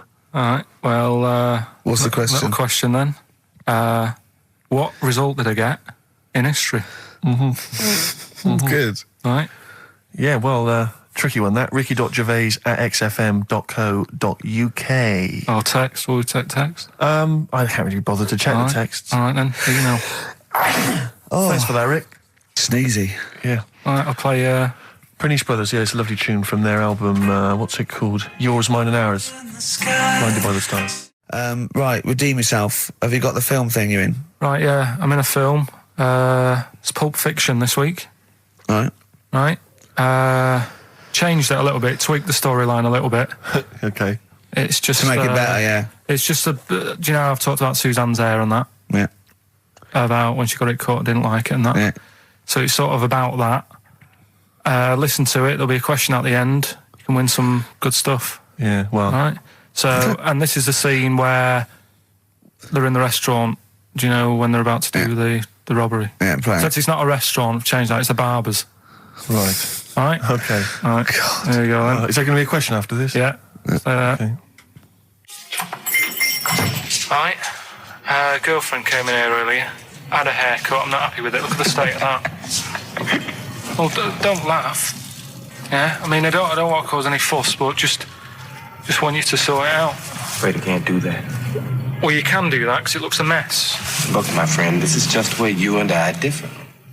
Well, you've got to do something, because look at it. When she came through the front door at home, I thought Dave Hill out Slade had walked in. Funny, I was thinking the same thing. Look, I don't want to cause any problems or anything. She hasn't even seen it properly yet. She sort of had it cut and came straight home and didn't look at it. Suzanne, just look in that mirror. Look what they've done to your head. God damn it, what is it? Suzanne! No! We're not going to do anything stupid, are we? I'm the manager here. There's no problem. What do you mean it's not a problem? Look at the state of her hair. Be calm, cooperate, and this will all be over in a minute. I'm gonna go home. No, we're not going anywhere until they've sorted your hair out. I'm not walking home with your hair like that. It's embarrassing. So let's just get it... You die. No, forget having it dyed. Just get it cut. Colour's not a problem. Just sort it out. Just get rid of... Let's see what we can do. Right. Good. Look at it. Look at the state of it. I'm trying real hard. Suzanne, just keep your head still there so we can... Just hang in there, baby. You're doing great. I'm proud of you. Just sort that bit out there. Just put that.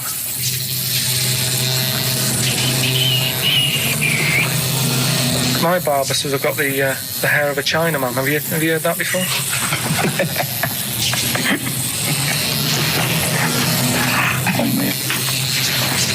What? What's so funny about that? Is it serious or what? Freaking me out. If my answers frighten you, you should cease asking scary questions. It's almost over. There you go. No, it's not brilliant, but that'll have to do, won't it? I reckon we'll have to buy her a hat on the way home. Yeah, that's probably a good idea. Do you think Suzanne's listening? It's all right, isn't it? I like the fact that in that she's represented with a sort of dimwit southern accent. Yeah. Your girlfriend. So I'm sure she'll have appreciated that.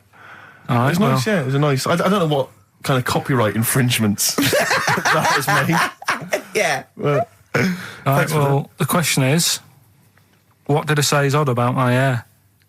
odd about your hair? Yeah. Oh, well, All yeah. right. Fans of the show will know that already, I'm sure. Yeah, so email in, ricky.gervais@xfm.co.uk or, just email, actually. Yeah. Bored? Right. Yeah. You can win some tat. The usual address. That is a beautiful record. Yeah, this is Thunder Road by Bruce Springsteen, as recorded by Badly Drawn Boy. You'll enjoy it. Good job. Right, Carl. This is where he shines. This is where Carl gets. This is what Carl gets Mondays off for. Yeah. Okay, Carl. What is it? You want to explain this? It's the bit when I'm in a film and sort of edit me into it, so I'm like an actor in a major film. Yeah. We've done Kes, we've done One Flew Over the Cuckoo's Nest, Shining, stuff like that. Mm-hmm. This week, it's A Few Good Men. Brilliant film. Brilliant film. With Jack Nicholson and that. Yeah. So you listen to this, and will we give the question later on? Probably. Let's give it after this. All right. Yeah, we'll give it after we've heard the clip. I haven't really got one sorted, but I'll think of one whilst it's on. So have a listen to this, take everything in, and then the question at the end. So it's a scene where it's the court case. Yeah. All right?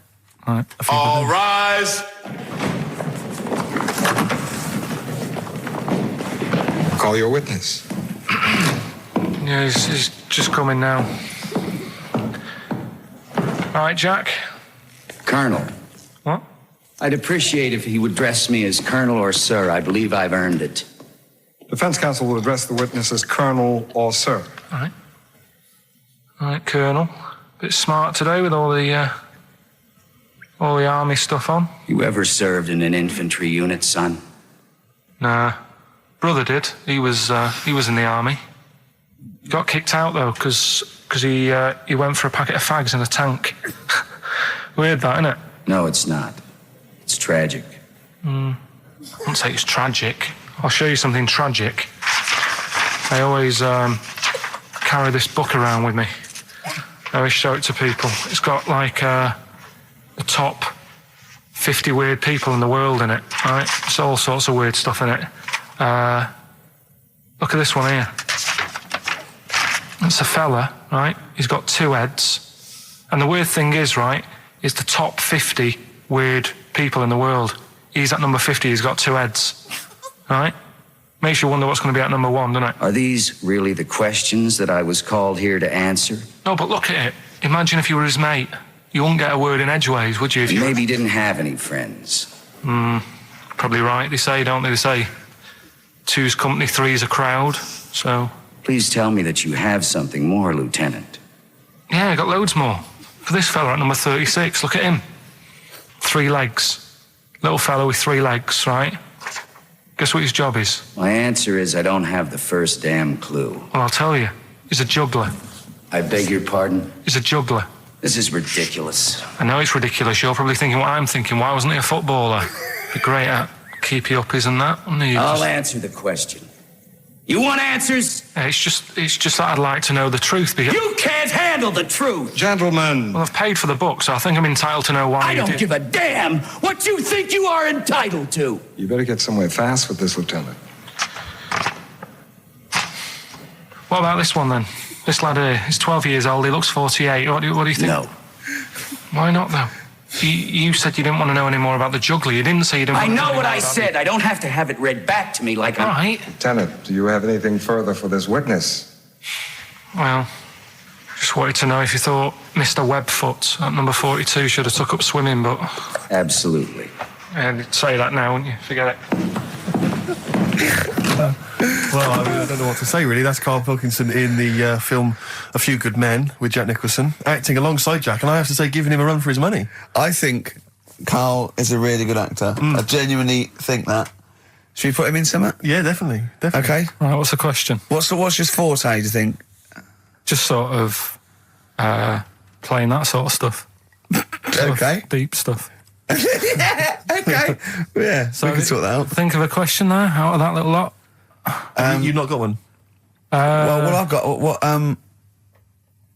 It was at number 36, whatever it was. What was it? Don't know. Let's. It was number 50. It was at number 50. Yeah, all right then. Okay. Yeah, who's number... what... Yeah. Well, yeah, what was odd about the guy who was at number 50 in the 50 weirdest people list? And just text in 83 XFM and put your address on there as well and that. What prizes are there, Carl? Loads of stuff. Yeah. Let me just have a quick look. Oh, that's actually not bad. There's Lord of the Rings on there. Michael Palin's Around the World in 80 Days. If you've not had a chance to see that yet, it's been repeated about 80 times. Look Around You, which is an excellent show. That's it's funny if brilliant. you've seen that. There's some other good stuff. It's not too bad. And also the relatively poor stand-up DVD, Ricky Gervais's live Animals show, which is mediocre. Can't give him away. Yeah. All right. And you can win all those prizes if you can answer which question again? Who was the fella who was at number 50 in my book? What was up with him? Excellent. All right, so let's got to play Thorns. some Thorns. Yeah? That's the most beautiful track. I can't get enough of this. You'll love it. You'll love this. Billy Bragg, the Sunday Boy on XFM 104.9. Ricky's laughing because he's just thrown something at Karl. It made him jump. Yeah, that's worked well. Here are the prizes for the film quiz thing, which I think is what it's called. Brilliant. People will be loving this. It's Trance Anthems, Brilliant. 2003. We know we got a lot of trance fans listening. The best air guitar album, obviously. Yeah, of course, yeah. The best club anthems. Yeah. Series 1 of Happiness by Paul Whitehouse. The very best of Father Ted on DVD. We've got Teachers. We've got Knowing Me, Knowing You. Not too bad. Yeah, a few bundles there. Good stuff. Christmas gifts and things like that. So Knowing Me, Knowing You, I've noticed on VHS, which is good. Yeah. That's quite quaint. Excellent. Yeah. Brilliant. All right. Yeah, so explain the conceit of this? It's when, we sort of dig out a film that I've been in. Mm-hmm. And this is... I don't know if I'll tell you what film is, because that might be the question, thinking about it. Because there isn't that much going on in the clip. I think we need to know what the film is. Do you? Yeah. All right, it's Rain Man. Okay.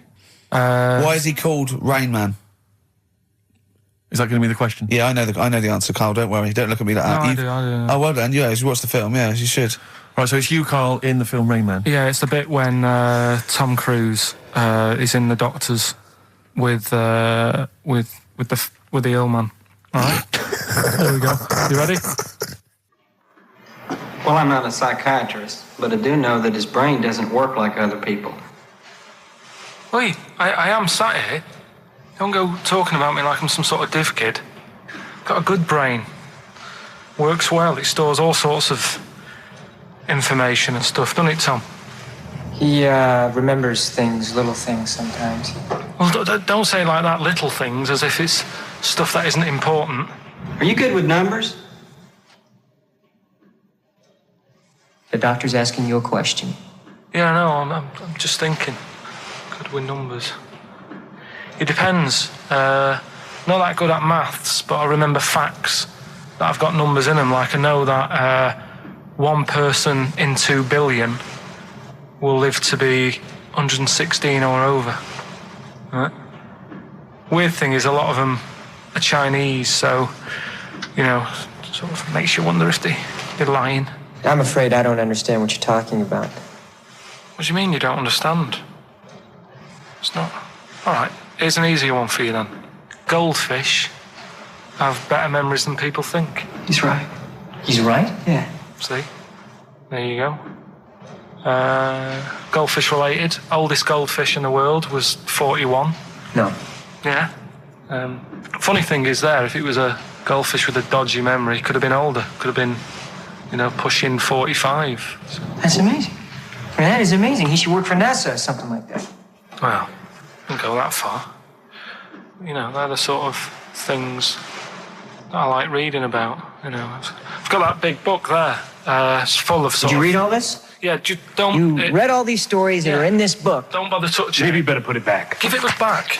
Get off. Okay, no, Ray, take it easy. I'm not gonna... I won't touch anything else, Ray. Come on. It's okay, Ray. It's okay. Come on. Can I ask you something else, Raymond? No. Well, you've annoyed me now. You've kept coming here saying I'm daft and that and messing with my book. Just go, will you? Excuse me. Were they messing with your big book of freaky facts? Yeah, that's out of order. Good. Right. So what's the question? Why is he called Rain Man? Yeah? Yeah? Everyone happy with that question? Yeah? Yeah. Okay, Ricky.Gervais at xfm.co.uk. Why is he called Rain Man? Right? Yeah. XFM. Right, okay. Are you in a film this week, Carl? We're doing that now. Yeah, go on. Get it over with. Hang on a minute, then. Get it over with. Let's get this show over with. We can go home. You can go off to Lanzarote and sit on some ash. Some charcoal. He's not happy about that. That's annoyed him. The listeners have all ganged up on him. Yeah. XFM giving him 2 CDs. We've had more calls for his resignation this week than ever before. What do you think of that, Carl? What do you mean? There's another reason. Do you know what I mean, though? Because he's grumpy. He's not just giving it. He goes, well, I can't help it, can I? I don't want it. You're being paid well to do a job. People have tuned in to be entertained, to have good songs. Me and Steve are working I'm pressing here. the buttons. I'm paid to press the buttons. That's what I'm doing. Has every CD started on time? Then Yeah. why would they give you Monday off if you just paid to press the buttons? Don't get every other Monday off, do I? So have you stopped doing that now, have you? Well, yeah. Why? Because there's work to do in that. I'm not moaning about it. Let's get on with it. Right, Scrooge, right, is the film that I'm in. Thought I'd do a Christmassy one. Okay. Right? Yeah. Get people in the Christmas mood and that. Yeah, you have. Yeah, you have got people in the Christmas mood. You're like Santa visiting them. So it's you in the film Scrooge. Yeah. Which version of Scrooge? The old one. Is it? If it's just you moaning with bells, I'll be annoyed. Right, go that on is then. essentially Scrooge. yeah. Right, Scrooge, listen to this, and then there's some question at the end, All right. and you can win some stuff and that. Yeah. All right. Yeah.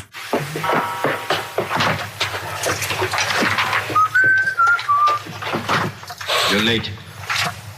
Only 20 minutes. What do you mean by coming in here at this time of day? I've just been doing some Christmas shopping, haven't I? Probably do some more shopping on Monday because it's my day off, isn't it? Yes, I know it is. You don't have to tell me. Do you want to see what I've bought, Suzanne? No, thank you. I don't mind showing you. It's only a Christmas present, isn't it? Just bought some more condoms. Why? Well, I bought some last year. Got 2 boxes. They all got used, so... I'm very glad to hear it. How much do I pay you? Why are you asking? The presents I buy has got nothing to do with what I earn. Like I say, if I won the lottery, I wouldn't go mental on her. Do you know what I mean? I probably wouldn't even tell her because I think she'd want to travel around the world and all that, and I'm not into that, to be honest, so I'll probably keep it quiet. Why? Well, once you've been around the world, where do you go next year? Each to their own, though, innit? You know what I mean? Well, what do you want? What for Christmas? Not that fussed, really. And you, it's just as well I'm not that fussed, because do you know I do some work at XFM? Do you know what they're giving me for Christmas present? Nothing. No, might as well have been nothing. 2 CDs. That's it. I was well fed up. I'm sure you will. They give you a list of about 30 albums and you get to pick 2 off the list. So I've gone through Kings of Leon album and the best of Bob Marley. Mr. Marley has been dead these 7 years. In fact, he died 7 years ago this very day. Did they? Do you know what sort of donuts Bob Marley likes? It's not my business. No, it's not a proper question. It's an old Peter Kay joke. He likes the ones with jam in. Do you get it? Garlic bread. It's good, isn't it? Excellent. Oh, Carl, well done. Carl Scrooge there. The only man more mean and depressed generally than Ebenezer Scrooge. Oh, dear. Oh. What's the question, Carl? Well, if people have been listening from the start, right, what albums am I getting? Yeah. Is that good? Mm-hmm. Good, yeah. What albums am I getting from for working for this place for 6 years? All right. Ricky.Gervais at xfm.co.uk. Another big moment here. We've had Rockbusters. Now we're going to have Carl's film quiz thing, isn't it? Yeah, it's a film quiz thing. I've done Planet of the Apes, right? Because one of the things we did in Lanzarote went on this tour with sort of 3 northern blokes, and they didn't really know what they were talking about. Joking. You're joking.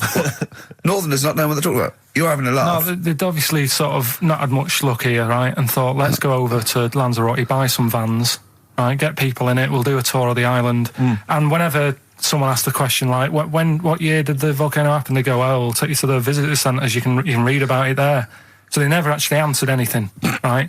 So they were useless. But one of the things that they told us was that Planet of the Apes was filmed in Lanzarote. Right, okay.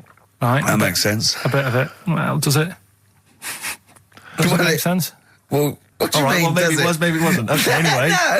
No. I mean, if they wanted to show sort of barren, sort of post-apocalyptic sort of subject, choose where you went on holiday. Yeah. Obviously. Yeah, but when we were there, he took us to this sort of beach, and I said, "Is this where they did it?" And he was like, "Yeah." I said, "What? Right there, yeah." And I watched it, and I couldn't see where I was. Yeah, you know that if you watch a film from 1968 and you've been to the same place, you're not going to feature. You're not going to see you in the back walking along the beach. It's a new one, new Planet of the Apes. Oh, the recent Planet of the Apes. Yeah, that's what they said. Yeah, right. So I thought I'd sort of. Now that sounds a little bit more far-fetched. I'd have thought that was probably a lot in Hollywood. Yeah. Well, anyway, is this the current Planet of the Apes or the old one you've done? Current Planet of the Apes. This is the recent one. All right, there'll be a question at the end of it, so listen on that. Is this entertaining to anyone, this? I mean, just take the last 4 minutes of conversation. But seriously, Rick, who cares? I don't. Do you? No. I don't. DVD's selling well. Exactly, what do I care? All right, go on then. All right, so Planet of the Apes, question at the end of it, listen and win some stuff, all right? Hey, where am I? What is this place? Hang on a minute, I'll have a look. According to the Lanzarote guide, we've been dropped off at the volcano bit. Apparently there's 36 volcanoes here to be seen. I hope you don't mind my saying, but this is a waste of time. I know what you mean. Don't know why they need 36 volcanoes. Just keep one. Fill the rest in. Like a car park or something. Excuse me, guide. Why's the bus drops us off here? What's so special about this place? Well, according to our holy writings, that is where creation began, where the Almighty breathed life in the time before time. Oh, it's amazing, that, isn't it? All this has been stood here for years and years. What about the coffee shop there? Is that old, is it? Well, nothing. You're out to rip us off. I raised about £4 for a coffee there. Always ripping people off. That's what annoys me with these trips. You get us in the middle of nowhere, we die of thirst. Well, I'm not to do without. The reason I've come here, I believe this is where they did Planet of the Apes, innit? Love monkeys. Especially the ones in Planet of the Apes, because they talk and that. Talking monkeys can't exist. Joking, aren't you? Of course they can. Getting up to all sorts of stuff. I read about a monkey the other day who worked on the railway. Right, there was another one about a chimp that did a bank job and went off to Spain to sort of... Shut up! Oh, yeah. What is that? Little monkey fella. It's come from that little coffee shop. It's been serving coffee. Now that is worth paying £4 for. No, you're teasing him. I'm not teasing it. It's working, isn't it? It's serving the... We want some coffee. Get us some coffee. I've heard about this. You can buy coffee that's been sort of hand-picked by monkeys. It's like Coffee Mate, except it's more sort of coffee primate. Yeah? Hello, little fella. We want coffee. What do you mean, we? You're gonna have a coffee, aren't you? What else are you gonna do? Go and look at another 35 volcanoes? I'm staying here. I'm having a monkey coffee. It's brilliant. You find this amusing? Jesus, it's a talking monkey. Right, mate. Have a couple of coffees. Don't start now. We're off duty. I'm starving. What do you mean you're off duty? Have you been on us later? Just get us a couple of coffees.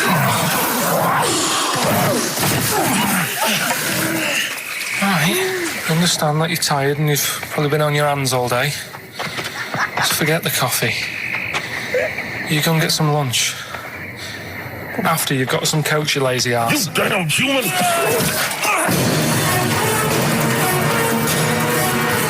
Powerful. Lovely. Excellent. So, what's the question? If you've been listening to the whole show, how many volcanoes do I think's on the island of Lanzarote? Okay. Yeah. I might have it wrong, what I've been saying, but it's roughly around that. Yeah, so what have you been saying? Yeah. Yeah. All Brilliant. right. Ricky.Gervais at xfm.co.uk. You're more likely to win the prize if you leave your address on the email. Yeah. Because otherwise we can't really be bothered to phone people or email them back. So, Good point. Put your address on there and you could win some crap. In a jiffy bag. And it's Ricky Gervais, Steve Merchant, Karl Pilkington hosting the final show. Exciting. Which means the last film quiz. Karl puts himself in a film. Claire's on next week, by the way, and then Adam and Joe. Sturgis, Adam and Joe, brilliant. Adam and Joe coming back. So that's Excellent. They're excellent. Right. Matt Lucas said he'd do a show. Give him a call, and maybe him and Dave Williams. Yeah. Big things with it. Might do that. Yeah, very good, wouldn't it? Yeah, it'd be all right. Yeah. Right. The film thing. This is when we get like a film, and I'm in it. Right. So I'm doing. We talked, a bit about gay fellas and that today. Yeah. So we're doing When Harry Met Barry. Okay. All right. Yeah. And listen to this, and then there'll be a question at the end, and you can win some more stuff. We've got DVDs. Some more shite. Some more good CDs and DVDs and that. All right, let's hear it. So When Harry Met Barry. All right. We've got 18 hours to kill before we hit New York. I know, yeah. Brought a few books just to kill a bit of time on the journey. When I buy a new book, I always read the last page first. That way, in case I die before I finish, I know how it ends.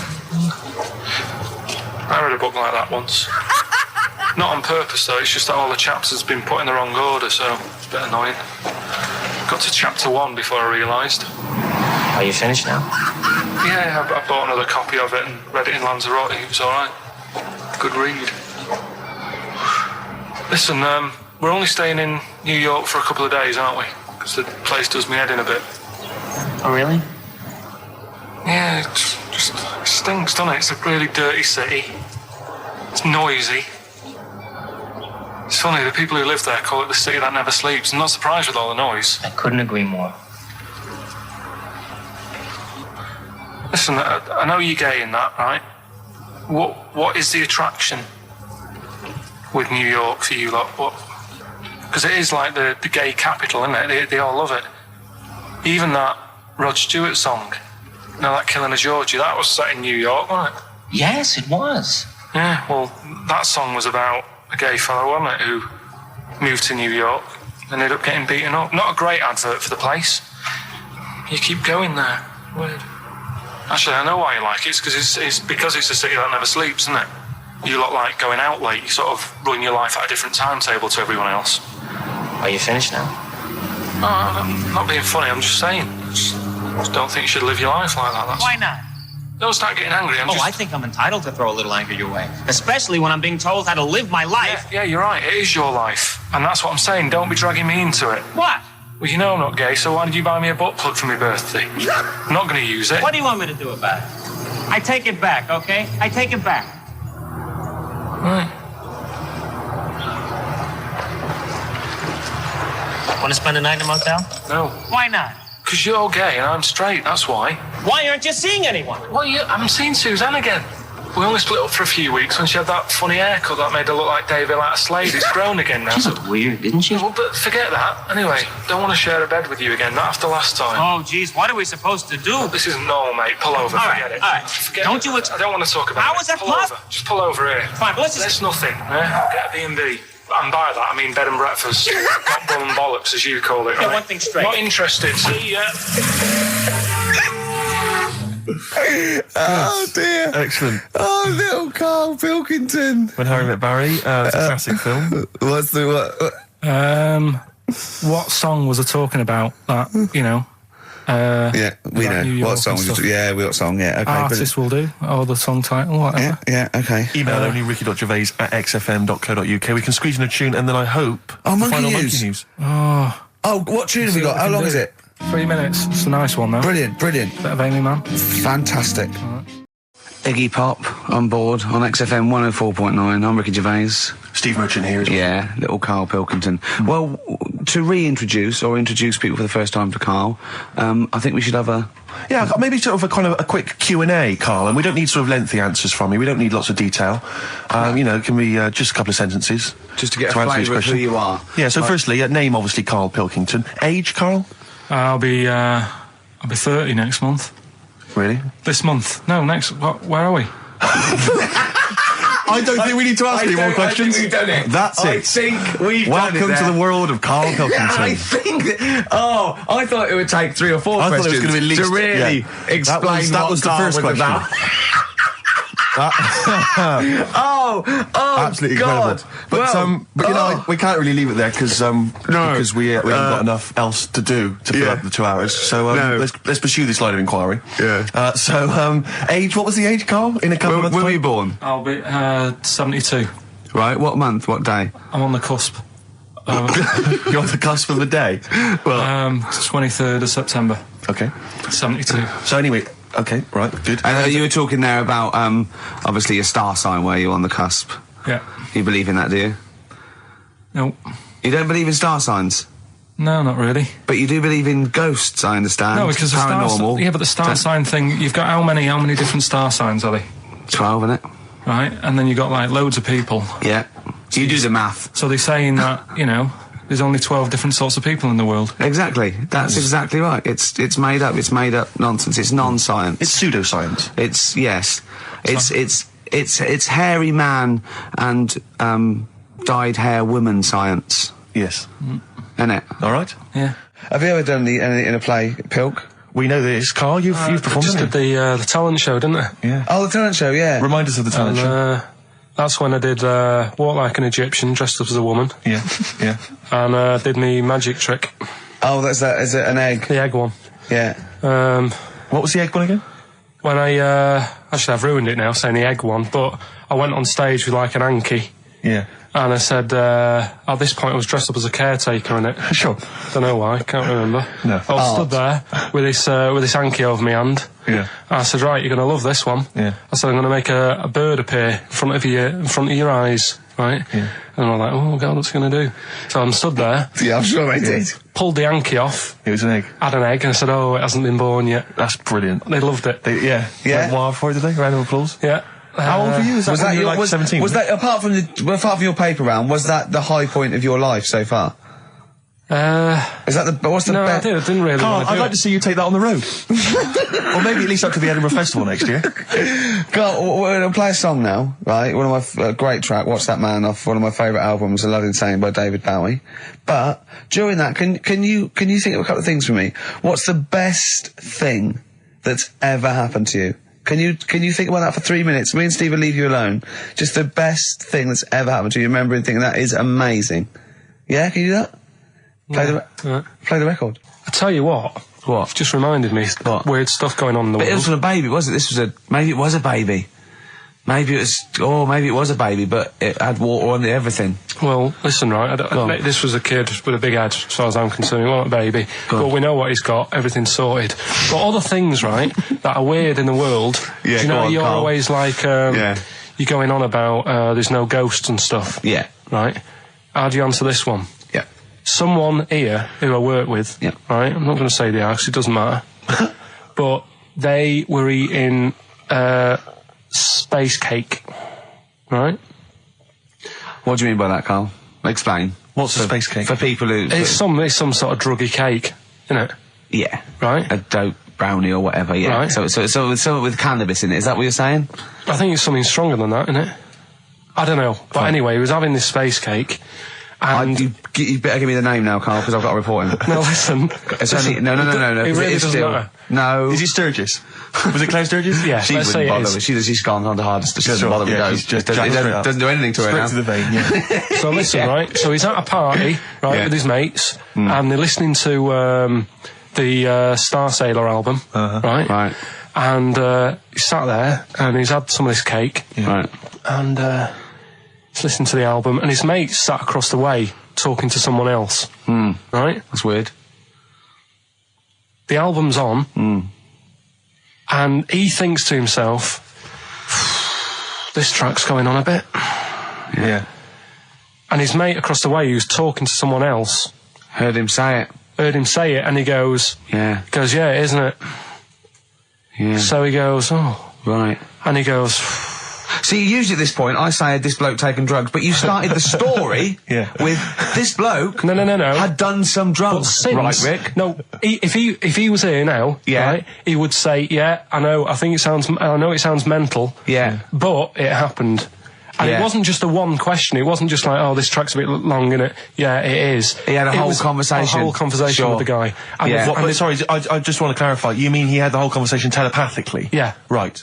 He didn't just shout across the room. And they've recently met up and they've sat there and tried to work out what happened. And it's never happened presumably again. they don't have to talk at all anymore. Yeah. Why did they meet up? Couldn't they have just done it in their own homes? Just stay at home. Do they have to have that cake before they start having a conversation? Hold on, wait a minute, lads. Why are we using our lips? Yeah. This is using way too many... Oh, take them. There you go. My only question with that is, being skeptics like Ricky and I, whenever we hear a story like that about the paranormal, the first thing we always look for is maybe some other explanation. Yeah. Maybe one vague idea. Lying. Could be lying. Chinese whisper. As I think you pointed out, there are drugs. It's often an issue as well. Madness. Yeah. Fear. Delusion. Sleep. Yeah. You know, there are so many things you go through. I'm going to go with the drugs before your dead grandmother pops into the equation. I'm going to go with the acid. Right. Tell the other story that you totally believe this as a true story, don't you? The fella with the being killed. Right. Do you know how the other week we were talking about some fella who had his head cut off, and he said, when my head goes into the basket, I'm going to blink a lot. See how many times I can blink. But if you remember, when Carl first told me that, it was, I think it was Simon or Nick that pointed out. He goes, no, that's not quite right, Carl. Carl told me that he had his head cut off, and when his head was in the basket, it looked up and said, count how many times I blinked. But he believed that as well. So he was happy. He was happy with that. Sure. Do you know what I mean? So yeah, a couple of weeks ago there was a guy, he had his head cut off, and before he had it off, he'd said, I'm going to blink to show that there's life after death. And he did 32 blinks, right? Sure. So you two were sort of putting that down the other week. We were sceptical of that. So I looked again on the internet at some other website. Yeah. And there's a guy... Sorry, it's the website, just to clarify, the website is the place where you bought that property on the moon, didn't you? Because it was a bargain. Right. So, this guy... Been gazumped. Look, we'll see who's been gazumped when this world ends. I've got somewhere to go, alright? And I know you'll be calling me up, saying, oh, can I come with you? Have you got like 2 square foot? No, I've got acres. You're going to have to stand deadly still on the moon in your 2 square foot. I've got about 20 acres. There's no place for Suzanne, it'll just be you. 12 off, love. It's all those people with big heads and web feet that have been buying it all these years. Well, listen, right. Go on. Anyway. Play a record, tell us the story after. We've been chatting for sorry, Carl. No, let's play a record. Play a tune, we'll come back with this. What's this, another ghost story? Let's play one of my favourite songs of all time, because I'm going on holiday and getting into a lovely serene mood. Sorrento, probably from that. It's Neil Young, After the Gold Rush. Beautiful.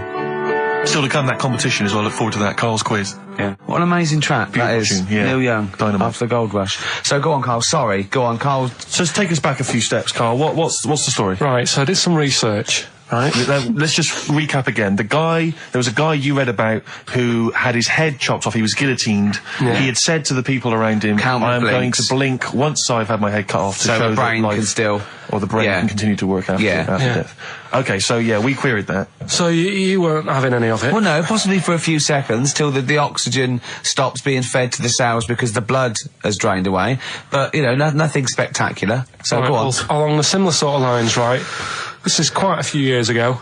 This fella sort of upset the royal family doing something, right? So they said that this isn't good. It wasn't Ben Out under that Jubilee thing, was it? I can't remember what it was. And they said, right, that was terrible. We're gonna cut your head off. You gotta show people like you can't be doing what you've been doing. What was this? The 1970s? When you say a couple of years ago, you mean maybe sort of... Was it the olden days when the phones weren't very good? Ages ago. Yeah. Ages ago, sure. So yeah, fair enough. Yeah. So... Very philosophical. Yeah, imagine that when you wasn't here doing it. This was literally ages ago. Yeah, exactly. Yeah, Simon Sharma's History of Britain. Yeah. Oh, and even before that, which is yonks before, when it was all mental and different. Sorry, Carl, go on. So he's having his head cut off, and he's resigned to it. It's the day before. He's kind of got it into his head now that I'm not going to have my head much longer. Sure. So he said, let's make use of this. Yeah. He said, I wonder how long, the body can stay alive without my head on it, right? So they were like, I don't know. So, who were? So... The jailers? Whoever he was asking. These jailers with one eye. Yeah. Get out, pal. So he said, no, wait a minute, I've got an interesting scientific experiment, jailer. Well, fair enough. What is it? So, he said, what I want to do, right, he said, surely it's my last right. I'm going to be dead tomorrow. Sure. So let's do a test. He didn't draw it out this long, did he? Yeah, he said let's test this out. He said do us a favour. He said it's my last day. What I want you to do is you're going to cut my head off. Let's put a white line on the floor. Right. And see if because there's no point asking how far he can sort of walk without an head if there isn't a line, because you don't know what to count. Do you know what I mean? If he loses his head and he's running around all over the place, you can't really count That's that. not impressive enough, yeah. So they said, let's make a white line. Sure. Yeah. Who said this? He did or they did? I think they started to join in with him and saying, well, let's make this a... Sure. You get it, go on. So, they got Norris McWhirter down. The Guinness people. Oh, yeah. So they said, let's get this white line. Yeah. And dedication's all you need. We'll do this tomorrow. And he said, all right, then I'll see you in the morning. Yeah. I'll see you in the morning. Night, sleep tight. Bye. I love the fact that Carl knows exactly what was said. Yeah. Oh, that's beautiful. Yeah. He doesn't know the story or what order it is in or when it was. He knows exactly what was said. But he knows the intricacies. All right then, see you in the morning. Bye. Oh, kissy. Oh, I'm not like that. Oh, you joker. Don't let the bed bugs bite. Yeah. Anyway. So he gets up. Do you want a paper tomorrow? No, I'm all right. Go on. He gets up and they say, right, today's the day and that. And he said, well, I've got used to the idea. So here's a white line for you. Got used to the idea. Go on. So they go, right, you ready then? And he said, I go on. And they cut his head off. And the body walked 32 steps without a head. Wow. 32 steps. Incredible. And that's the lesson, really. Did it get as far as it walked along the white line, did it? Yeah, it stayed along the white line, did 32 steps, and then started to stumble a bit, and it just fell over. Yeah. But, it was a test that your body can still keep alive for a little bit. Yeah. When you've lost your head. Absolute twaddle. Absolute twaddle. What do you reckon you can do then without an head? How many steps? Nothing. There'd be muscular spasm, right? Yeah. It would twitch a bit. You could not distinctly take 32 steps. The body don't... Yeah. Is the doctor still on the line? Yeah. The fella that bought 6 parrots. Yeah. And, you could have 32 steps. Right, so you don't believe that. Doing a bit of line dancing. Right, you don't believe that, but something that you do believe that a cockroach can live a week without an head. It can. Slightly different kettle of fish there. Why? Wow, insect to human is what I'm thinking. Yeah, that difference. There's not that much difference in some insects. Do you know that a snake has a heart and lungs and kidneys and stuff? Go on.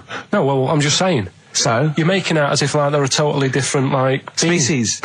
I am making that up. I mean, call me old-fashioned. Do you know what you're talking about, mate? I don't want you embarrassing yourself, Rick. Yeah, I am suggesting they're totally different beings. Yeah, that is. Yeah. Now, Karl, the cockroach is a very different thing. The interesting there is that it lives without its head, because a lot of it's on. There's some of them are phototropic, chemotropic. Some of them just literally have irritation and muscle memory. I mean, they do have a central nervous system, but it's very different. So if you lose the head, it bypasses a lot of that anyway. All this is running around. The reason it dies is because it can't take on water. But it's very different to a man, right, having consciousness and then losing that, and the body still going, no, I think I remember what I was going to do here. Yeah, so I'm going to carefully walk 32 steps along this white line. Imagine you just looking down going, oh, missed a bit. Yeah. Maybe the head was in the corner going, left, left, left, oh, he's now, Well, let's just put it out. I mean, if anyone listening has maybe had a relative beheaded, maybe in a horrendous car accident, where they got up, maybe they went for a walk, they had a little chat before they passed on. Karl. Get in touch. Karl, you are my favourite being.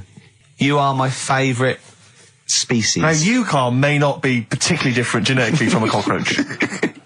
You are. Why can cockroaches do that? Why whoever made them went... Let's play a record. Do you know what, when I told him this fact, I send him little facts on text messages just to inflame his, interest. I just sent him a cockroach can live 9 days without its head. He texted back, what's the point of that? Yeah. What's the point of They're that? not doing experiments, these cockroaches. It's a boring last week to have. And he went, and on top of all that, you're thirsty. So it's the worst week of your life, isn't it? That week without your head. Play a record. Karl. Competition time next. Look at his little face. Look at his little face. You've not heard Karl's competition. He could live without an head. Strokes. Someday. I'm already annoyed. I've been here 3 minutes and I'm already annoyed. Yeah. I'll bring back Claire, I'll tell you. No, it's not his fault. It's the whole place. The library's shite. I tried to get... Oh, God. I had to go to Capitol Library.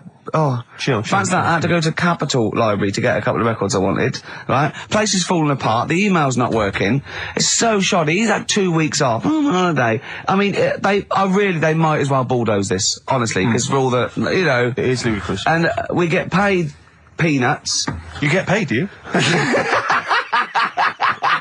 And it really annoys me to have to fight. Anyway, just calm down. 104.9, I'm Ricky Gervais, with me Steve Merchant and Karl Pilkington. Karl, you're back. Alright. How was it? What, the holiday? Yeah. Well, it wasn't all fun, was it? Because my dad was in hospital. Oh, but he wasn't during the holiday. Not during the holiday, though, was he? You came back from holiday and then found that out, didn't you?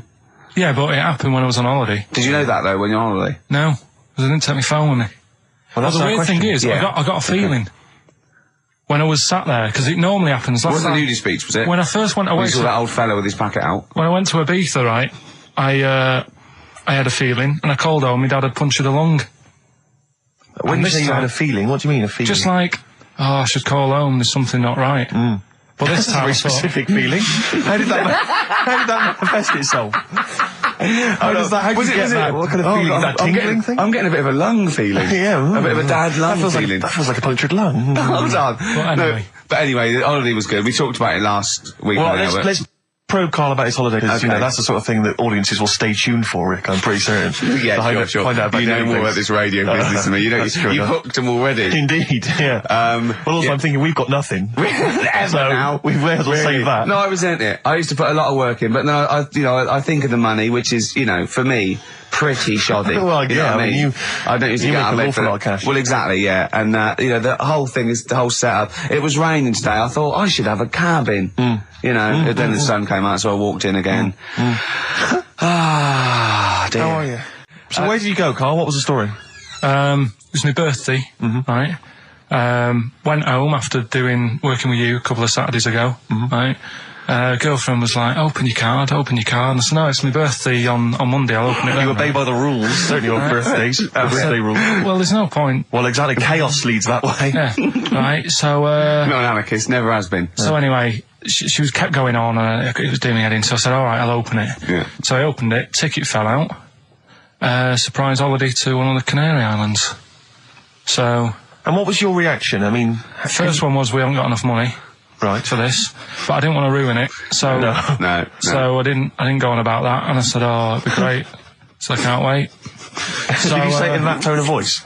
Well, it was good timing because I was tired and everything. And I'm not a big holiday fan, but the timing was right. Yeah. Do you know what I mean? It's the same as last night. I don't always like a curry, but last night... You're in the mood. You get that sort of, oh, yeah. Curry, you had a feeling. Yeah, you thought, and then lo and behold, later you were eating the curry. It's weird, isn't it? Isn't it weird, the paranormal? Isn't it weird? They work in mysterious ways, ghosts. Yeah. So anyway, right, and the final one, alien gives man a beard. Right, alien gives man a beard. I am going to burst. Right, listen, Carl, you've got to tell me. Right, first, let's do it in reverse. No, we're not going to do it now anyway. What do you mean? We've got to do it now. I mean, this is the first interesting thing you've said in an hour. Okay, the listeners have just been subjected to rubbish and mistakes and everything for the last 6 months. Please, we've got to do Alien Gives Man a Beard. What is that? Tell us that. Right.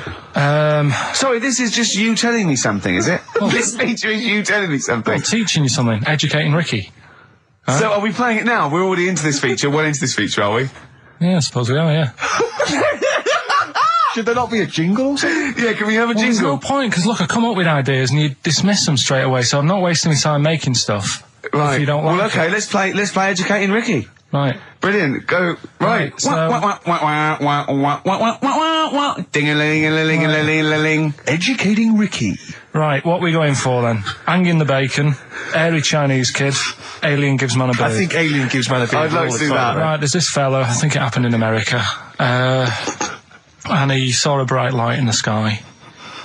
And God, if you're bored. And he stood there. This is a true story, is it? Yeah. He stood there. Yes, of course it isn't, Steve. And he saw this bright light and it came closer and closer and it was a UFO, right? Yep. And he looked at it and it disappeared, right? And he gets back in his car. He looks in the mirror. And he looks in the mirror. Yep. He's only got a beard. He hasn't. You sure it wasn't someone else who got in the car and he was still standing out there? No, right. What? And it turned out he got home and said to his wife or his girlfriend, it's a bit weird. So I just got out of the car to look at a bright light, and I got back in the car and I grew a beard, and she said, never mind your beard, where have you been for 3 days? And what had happened is... He passed out because he was pissed. No. The UFO had taken him for 3 days. Yeah. But he'd only thought that he'd only looked at it and it went away. Yeah. But what had happened is, he took him and he grew a beard because he hasn't had a shave. Right, okay. I mean, was Will Smith or Tommy Lee Jones anything to do with this at all? Did you see this on a video maybe and thought it was an educational film? No, it's from a book that some kind person sent in to me. Here. Can I just ask again, just again, I'm just throwing this right back at you. Do you think there's any other possible answer here? Right? A man is absent for 3 days from home. He's grown a beard. The length of time that it could take to grow a beard, lest we forget. What if he hadn't actually seen a bright light in the sky? What if he was lying? What if he was lying? He'd got knocked unconscious. He'd had a car crash. Just lying. No, just lying. Or he was just lying. Yeah, he'd been on a bender, getting pissed for 3 days. And that was his mates. excuse to his wife. And they went, Dennis, what are you going to tell your wife? Well, wait a minute. Wait a minute. He's not going to believe I was out with you, lads. Just say you're only away for a minute. No, I wasn't away from it because of the beard. Oh, yeah, look, it looks like you've been out for 3 days. Well, we have. That's exactly. Right, okay, we've got to cover that then. Alien abduction. Great one. Okay, let's try that. Do you see? That's a little scenario there that could have been played. So, when you say educating Ricky, what have I learnt from this? Never listen to you again. That's all I've learnt so far. Never listen to you. Yeah, we'll add a little bit more in here, right? What do you mean add a little bit more? We'll add a bit more to this what I'm educating you about. Go on. Right. There's only a law in America that says if you touch a UFO, you're going to get done. Now, why would they make a rule? I don't know that... Do you know, like, all their rules have a code? Carl, I genuinely do not know what you're talking about. Right. Do you know, like, how here... Do you know? I have no idea. Right. Okay. Do you know, like, over here... I'm listening to Capital and these headphones. I got Foxy on from yesterday. Right, let's bin that. No, wait, it's great. No, I want to hear about Airy Chinese Kid. Let's play a tune. Okay, play a tune. Come back with Airy Chinese Kid, definitely. Some doors. Yeah, I just thought I'd go back, take it back to the 60s. This is a tune that a friend of mine sent me. If you touch UFO, you get done. Soul Kitchen from the Doors. Shambles today, this. Right, okay, educating Ricky. What have we got? Hairy Chinese kid, go on. Right, yeah. This is the... I didn't want to do this. What do you think you want to do it? Well, I wanted to give you 3, and I gave you one. It was like the alien man gets a beard or whatever. Yeah, and which was total rubbish, so this one should be better, maybe. Hairy Chinese kid. Right, well, we've talked about hairy people in the past. True enough. Aren't we? Yeah. You know, the little kids who grew up in woods and hung around with wolves and that. Yeah, again, you're confusing it. Yeah, they're not... There were some people that were born... very hirsute. They were not the people who were brought up with wolves. Yeah. You just put that together in your Homer Simpson type mind. Right, well, this is like a sort of close to that sort of story. Yeah. But the weird thing is, right, Chinese people aren't that hairy as a nation. No, seriously, that's a well-known fact. They don't have that much body hair and stuff. Okay. So this little kid who was born over there, he was like covered in stuff. Was he? And it was only his nose that wasn't hairy. The rest of his body was caked in hair, right? And his hair sort of... What sort of hair was it? Was thick, it... thick hair. No, what I mean is, was it sort of, like a pony's mane, so he just looked like an Ewok? You know what I mean? Just like hanging down sort of straight, dark hair. In the picture, it looked like, it grows from his eyebrow. It grows from his eyebrows quite thick. And then it just goes all the way over his head. You don't think it was just really long eyebrows that he'd done a comb over? No, it was all over his body. It had a picture of, like, his back and that. Yeah. And, Had he styled it? Had he styled it at all? Did he have it in a quiff, or...? No, it was just hanging everywhere. all over him. Yeah. And they were like, you know, this is a bit weird.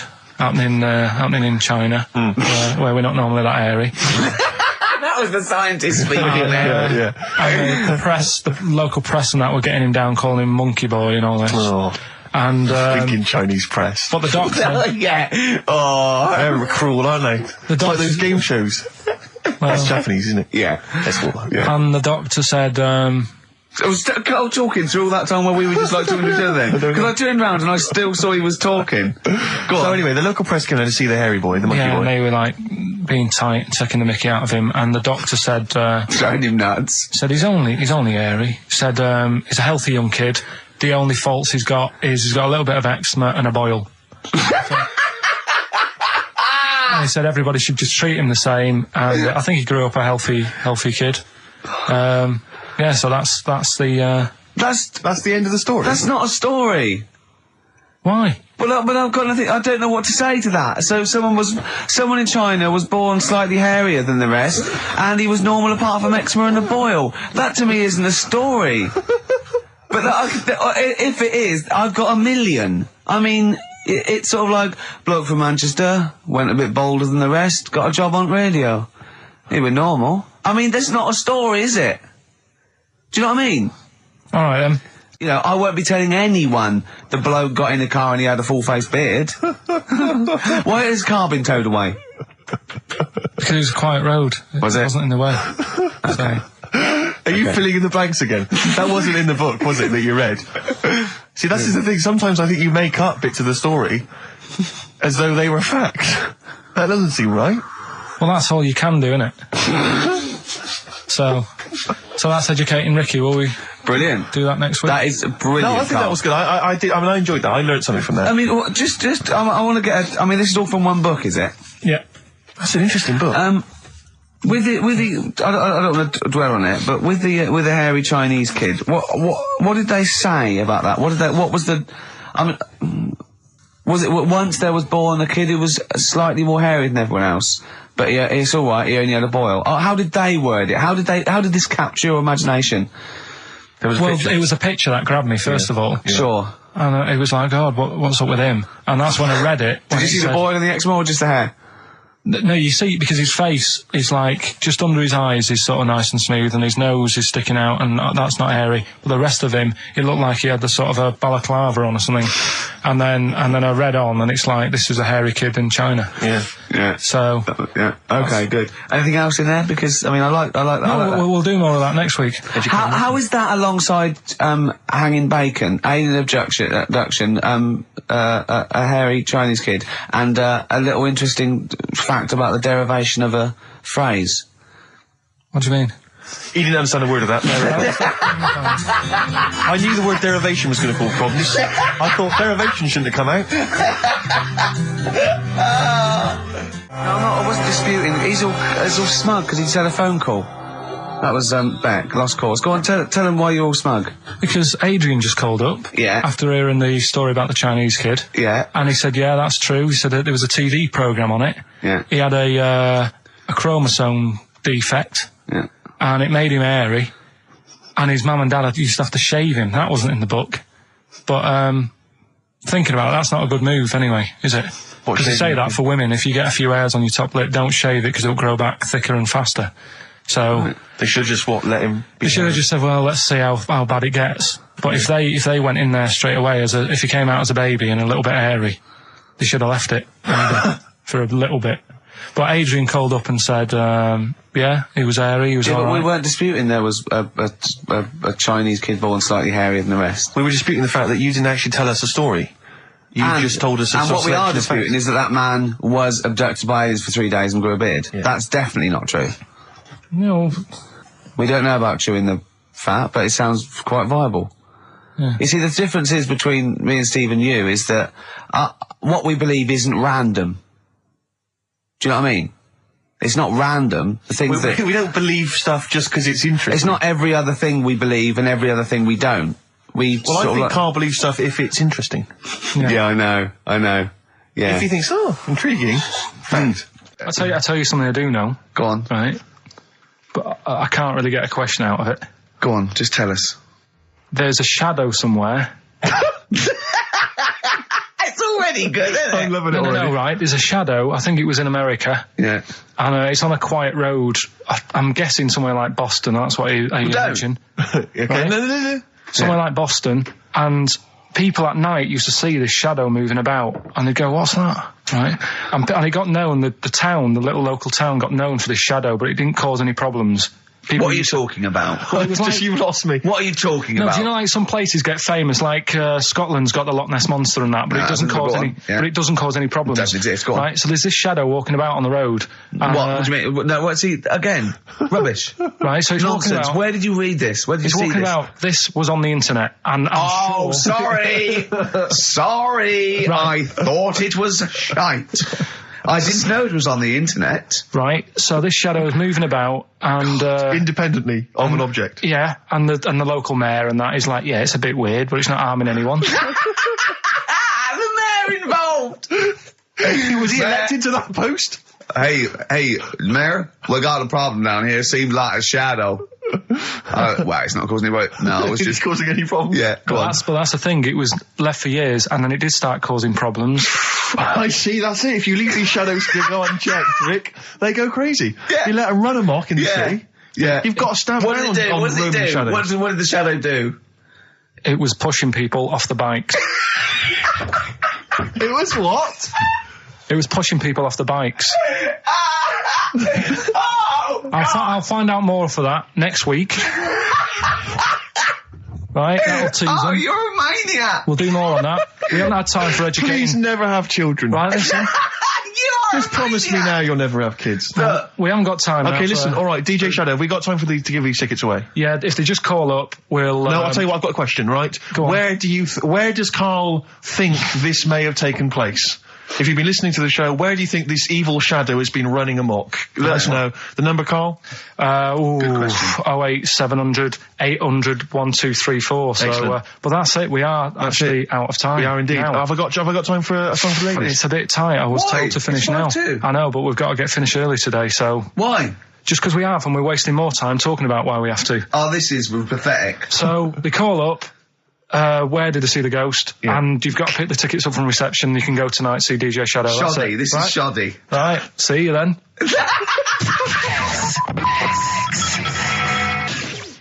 Foo Fighters and All My Life on XFM 104.9. I'm Ricky Gervais, with me, Stephen Merchant and Karl Pilkington. So,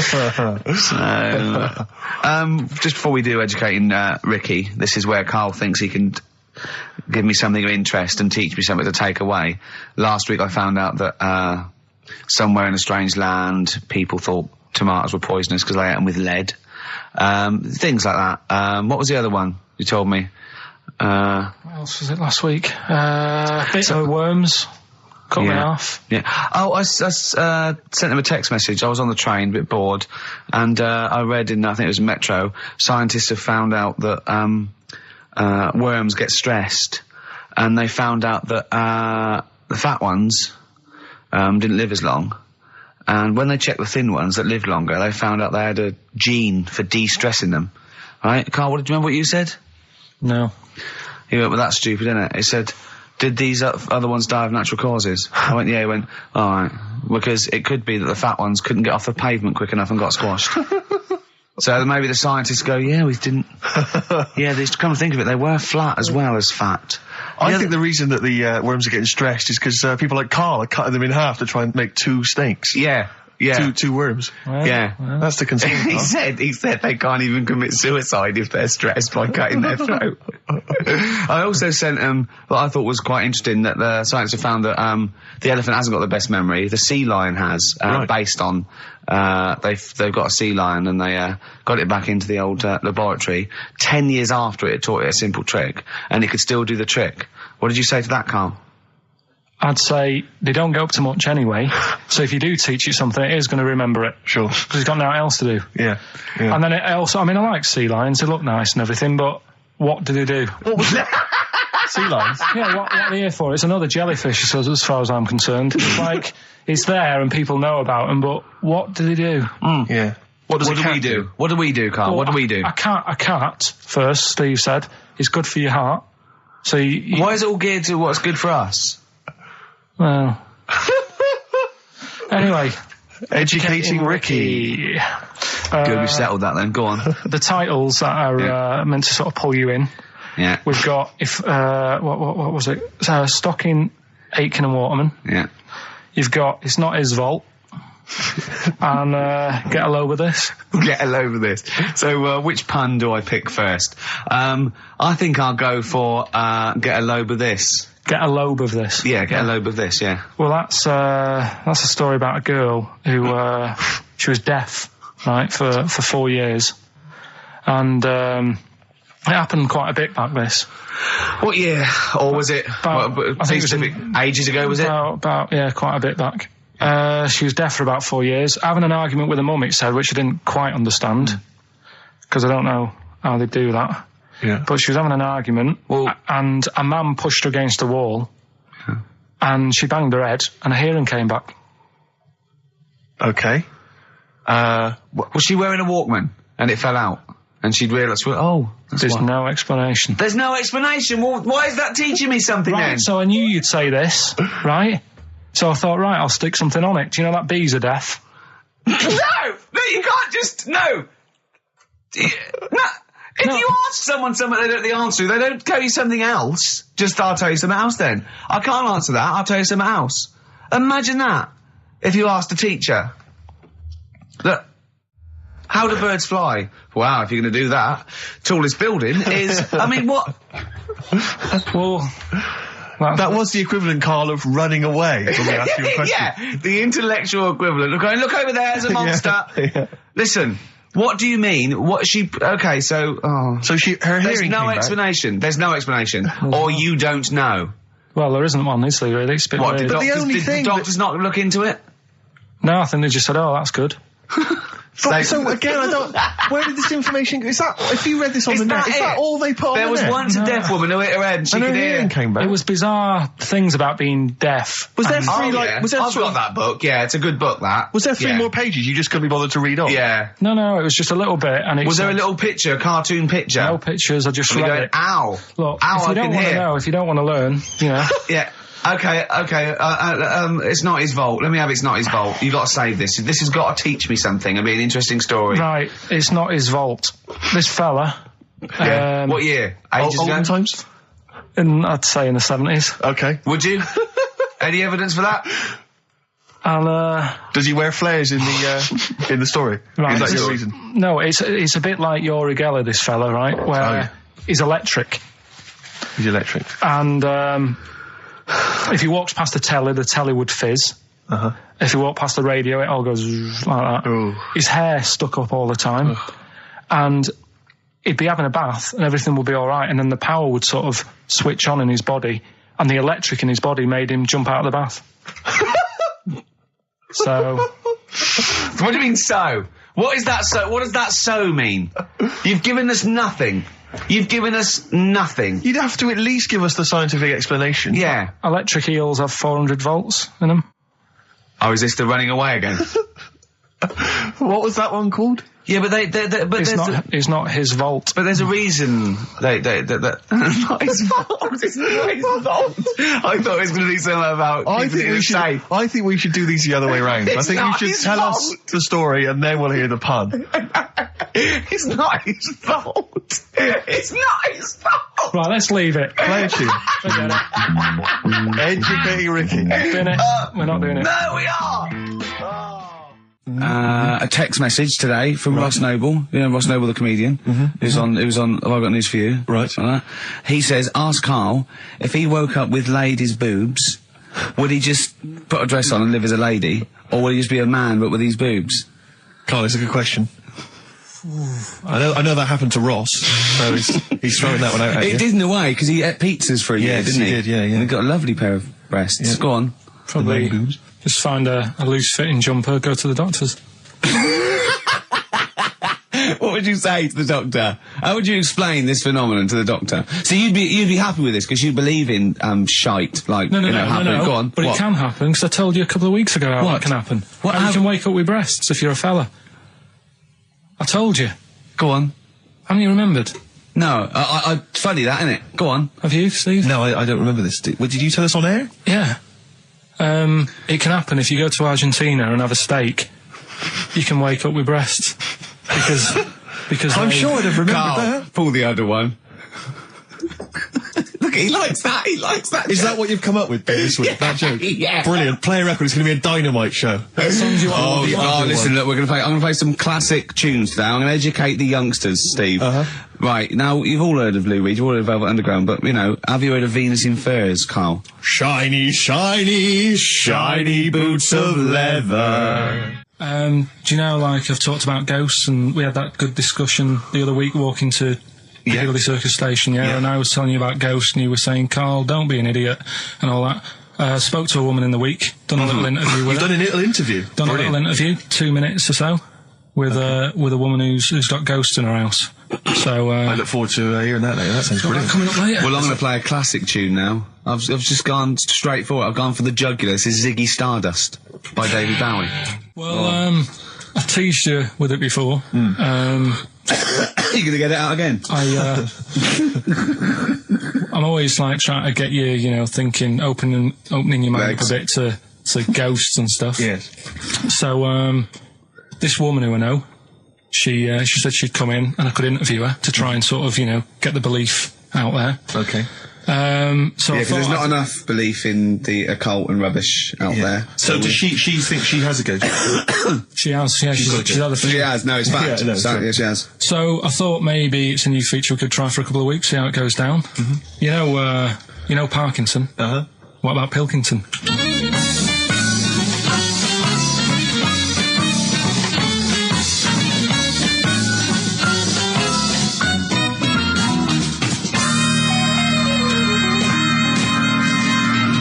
Welcome to Pilkington.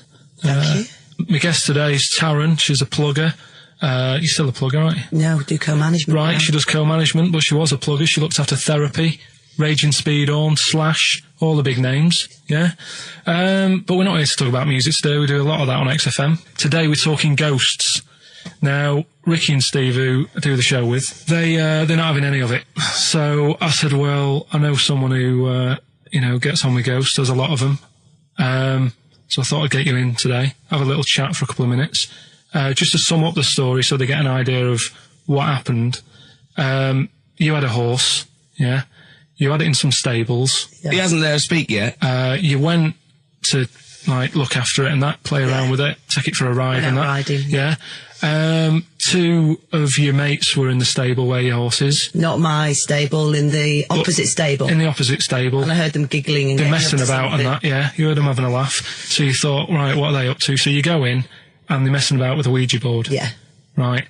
So this is where you come in. Did you get involved with the Ouija board? Unfortunately, I did. Right. And what happened then? I was like, oh, you don't believe in this. Oh, let me have a go. Right. And ask a few questions, put our hands on, and it actually started moving. So a lot of the stuff you asked it, did the things happen that you asked? Yes, they did. Right? So that's scary for a start, right? We haven't even got to the ghost beat yet. So you mess about Trap with that. soul, Yeah. I like to call Right, it. trap soul. So you're messing about on the Ouija board. You say, right, I've had enough of this now. Yeah. I've got all the answers I need. Yeah. You go home. I didn't like them. You go in the house, and it's a bit nippy. The flat is absolutely fine. It's when I went into the bedroom. You've got to remember, it's a very, very warm, hot evening. Right. And walk into the bedroom and note it is cold, colder than usual. But I'm actually quite glad because it's so hot.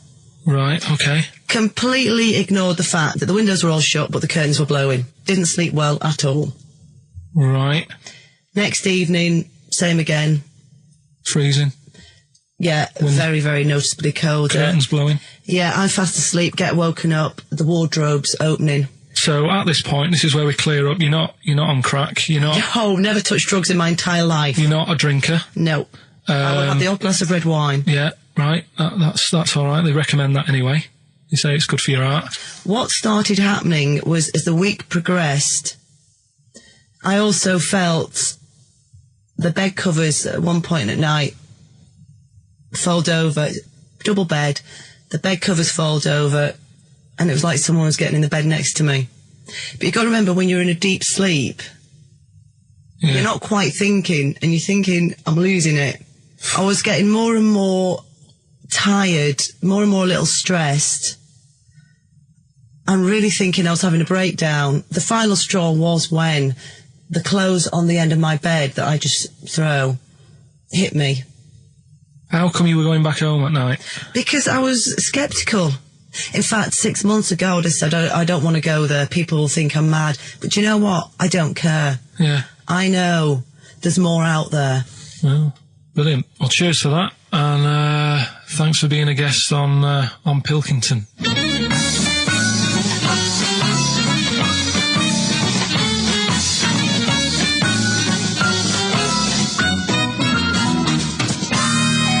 Incisive investigative journalism there. I like the fact that you've learned a lot from Parkinson, even stealing some of his questions, like, are you on crack? Which I know he always asks his guests. Yeah. I like the fact that when she went, I don't know, I have the occasional way, well, that's all right for you. Good for your heart. That was great. It was brilliant. That is the best interview technique I've ever heard anywhere. I feel like there's still some questions unanswered. Yeah, it hasn't proved it to me, I'll be honest, Carl. It hasn't proved the existence of ghosts. I have to say, Rick, that I was worried as soon as she got involved with the Ouija board. I was thinking, please do not get involved with that Ouija board. Yeah. I was worried when I heard some giggling coming from the other stable. Yeah. Don't go over there. Don't go over there. What questions did she ask the Ouija board? You didn't ask her that, I noticed. She didn't want to. She didn't want to say? No. Okay. Do you think it was something like why that you did to try and confuse the computer, and the spirit world got really annoyed, and they got confused, and they came back and started messing up her clothes?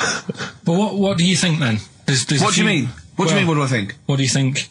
What about what? There's nothing I can answer there. There's nothing I can answer. All right. She said. Well, I'll just keep saying I don't believe in the existence of ghosts because of the impossibility. Right. Now, when she said, I mean, the interview I did for 50 minutes. You did for how long? 50 minutes. 50 minutes? Yeah, we might use that at Christmas or something, right? But the thing is... Well, that's the best you got out of 50 minutes. They're the highlights. No, I'll be honest. MTV are not going to call again. I'll tell you what, right? It did get a bit dark, and I didn't want that sort of stuff going out. Saturday afternoon, yeah. But I can understand the heating thing. I said, well, you know, in the full interview, I was saying, you know, that could be anything, couldn't it? Heating broke or something. Now, she said what else was she talking about? Someone got into the bed next to her. Yeah, I mean, I sort of said, well, you know, how did that happen? Yeah. And she couldn't explain it herself, but I said, but it did wake you up. Maybe you're a little bit sort of, still. Although the only explanation I can think of, if she didn't actually see anyone, is it was a ghost. Yeah, well, she's probably got a ghost getting in bed. But what about cupboards opening and shutting? See, again, the only explanation for that is a ghost. Yeah. I can't think of anything else. Play a record. It's got to be a ghost. It is ghost. I think you've proven it to us. Yeah. A spirit. Yeah. Street spirit? Yeah. Nice. Street spirit. Radiohead. So, turns out ghosts do exist after all, Steve. A woman what Carl knows proved it. I've got egg on my face. Yep. On XFM. Instantly, Rick, I should just encourage you and everyone else listening. I really have got egg on my face, is that what you're going to say? Yeah, I've just been eating an omelette. James Randi, a hero of yours and a hero of mine. Yeah. He's on TV this week on Horizon. I think it's maybe Thursday. Check press for details. Trying to expose the nonsense that is homeopathy. Oh, yeah, I saw that, yeah. So I look forward to that. Do you know what that is, Carl? Oh, go on. They've got a theory that if you say you got something an essential oil or something in a solution, 1 in 10 solution, and it does something to you, actually does something to you, they've got this thing where they dilute it to there's nothing in it, but because they're using the same water, and the water still has the same effect. It's sort of like a placebo that works.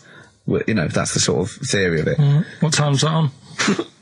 I checked the papers, but I think it's sort of 9 o'clock Thursday, something like that. It'll be interesting though, Carl. It will be interesting, mate. Trust me.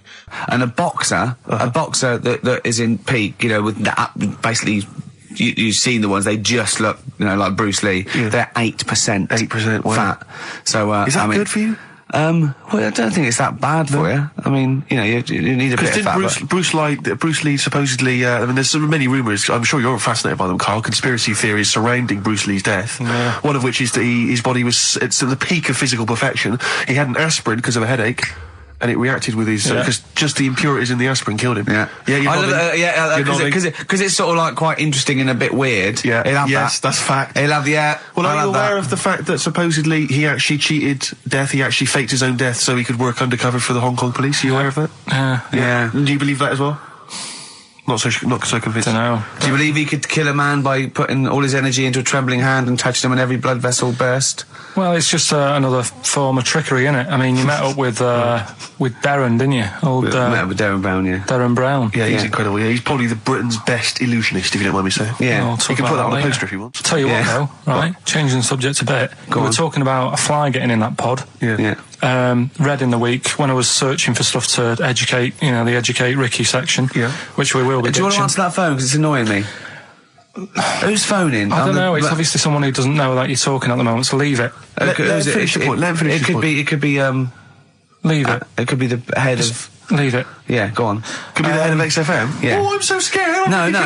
Awards by. We must. I won't be embarrassing him. I'm going. Don't call me when I'm working. Nice. Right. Fighting against the machine. High five. Yeah. Raging against the machine. So anyway, right. We were talking about flies getting in a pod, and do you know like how a Barbie doll, if it was real, it wouldn't be able to work. Do you know what I mean? A Barbie doll, if a woman had the proportions, she wouldn't be able to tie her shoelaces up and stuff because her legs are too long for her back and all that.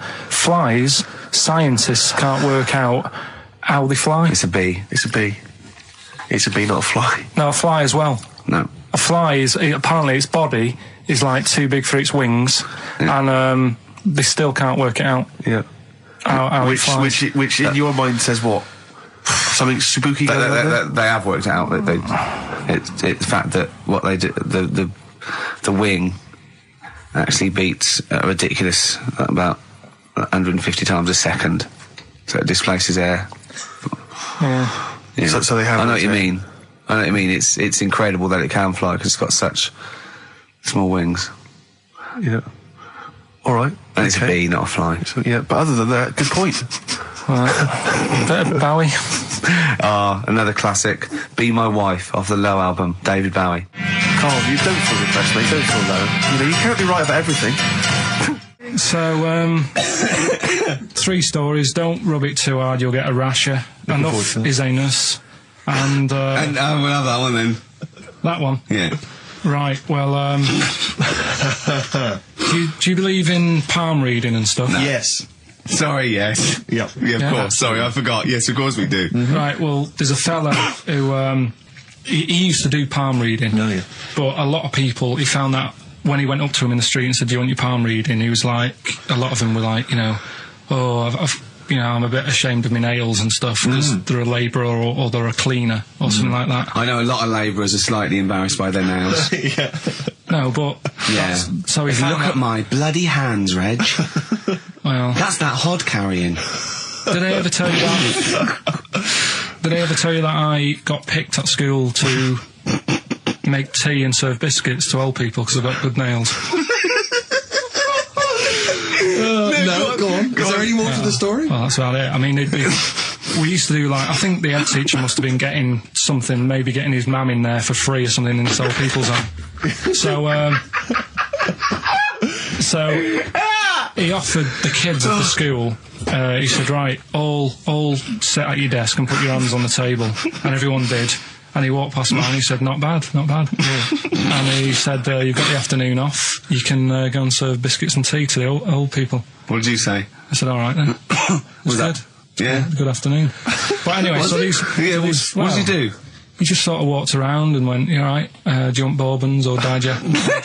I bet you get on with old people, wouldn't you? I'd love to see... Maybe especially the senile ones. Yeah, no, but I'd love to see you on VH1, just in a link. They just go, you know, they've just played Robert Palmer, right? And it comes to you in a little park, and you just sit next to an old lady and go, alright? And you go, yeah, not too bad. You go, what do you think of London? Crap, innit? And she goes, yeah, it's awful, innit? And you just have a talk, and you go, right, well, she doesn't like it, in excess. Yeah. That's what I'd like to see. I still think my idea is better, but... So what are you going for then? Oh, you've picked one, haven't you? Yeah, so this fella... So there's palmists going around the streets... Yeah, he's going round... randomly trying to give palm readings. They're losing money, hand over fist. Yeah. Right? So, they said, he's what he's done. He's reading people's, bottoms now. Sorry, whoa. You just, I didn't quite follow that. He was a palm reader, that wasn't making money, so now he's going up to people in the street and saying, can I see your arse? Basically, yeah. So from being a palmist to an arsonist? Well, they just, that's what he does. He said the same sort of lines and that you get on your hand, you get them on your bottom, and he can read them. Right. Yeah, he's not a pervert or anything, or making up as he goes along. No, that's it. That was that. So, sorry, if a man came up to you in the street and said, can I have a look at your arse? Can I read your arse? You'd drop your trousers, would you? No. If he went up to him and he said, oh, I'd rather you didn't, because I'm a labourer. I've got bad fingernails. No, that's why I've seen... That's what a lot of labourers, they're showing their cleavage, you think, but actually they're having their arse read. Absolutely. That's that's what it is. And then, right... So is that the end of the story? Yeah. But then because... That's it. Educating Ricky is there's a bloke who reads arses. No, but you're a mentalist. But what are you talking about? So, tell you things that make you wonder. You saw Darren Brown. What did he do? Darren Brown, extraordinary. Yeah, I told him, but it's you should peep it. A lot of people don't realise who Darren Brown is, and he is, I think, the best illusionist in the country. We went to Jonathan Ross's house for his birthday. I didn't. No, me and Jane, and we went there, right, and there was lots of people there, and Darren Brown was there. Jonathan got Darren Brown tricks, and it was incredible. He did all these tricks, right? I mean, incredible. It was just amazing. And he did one with a bloke who was there, a friend of Jonathan's. I think his name was Ray, and he got him to give the pack. He said, count the cards, and he counted out 52 cards. Yeah? He went, think of any card in that pack. He didn't touch it yet. He's counted 52. They were in his hand. He said, think of any card. He said, what was it? He said, 3 of spades or something. He went, find it in the pack. Couldn't find it. He said, count the cards. There was 51. Right, and he couldn't find the card, and he had no idea. And we forgot about it. He went, oh, it's gone wrong, and he forgot about it. And he kept, he was going, I wonder where that card is, and he kept looking at it. I found out that about a week ago, Ray went into hospital with appendicitis. Yeah? And the surgeon, as we said, there was something crumpled up. There was a thing, and it was the card. It was the card that was in his thing causing appendicitis. And when he came out of surgery, there was a card from Darren Brown saying, was that your card? That's amazing, don't you think? I mean, that's like incredible. Thing and then a crab went, I know what it is. It's a 5 of spades. It's another wind-up. Yeah, well, see, I'm not going to believe anything anymore. But that's so if I ever... You've learned a lesson! So, yeah, but say if all this goes wrong now, right? Cry Wolf and all that. Yeah. Imagine I get dropped by MTV. You haven't been asked yet. Yeah, well, whatever. Right, they short on firemen because they're always going on strike. I answer the phone, it's you saying my house is on fire. I don't know what you're talking about now, Carl. I don't know what he's talking about. I think somewhere along the line there, Carl has been recruited by the fire brigade. Did you leave that bit out in the story? Start again. Yeah, right. That's what I'm saying. Because I just wound you up about crabs, babies pushing their way out of vaginas, and Darren Brown causing the... Right, yeah. Little... Rick, it's almost the end of the show, and still got time for the song for the ladies. I can't wait. Carl won't be here next week. Oh, where's going? Where are you heading, Carl? Going away for Christmas? Tell us. What? It's a secret. What you want? Well, in case your fans try and track you down. What? You going taking pictures of planes in Greece? What? Political? Rob your house. Satirical, Steve. Satirical. Where are you going? What are you doing? I'll tell you what. If I was caught in a foreign country and the government guy said, no, it's okay, they were train spotting or plane spotting, I go, no, I am a spy. Exactly. No, I am a spy.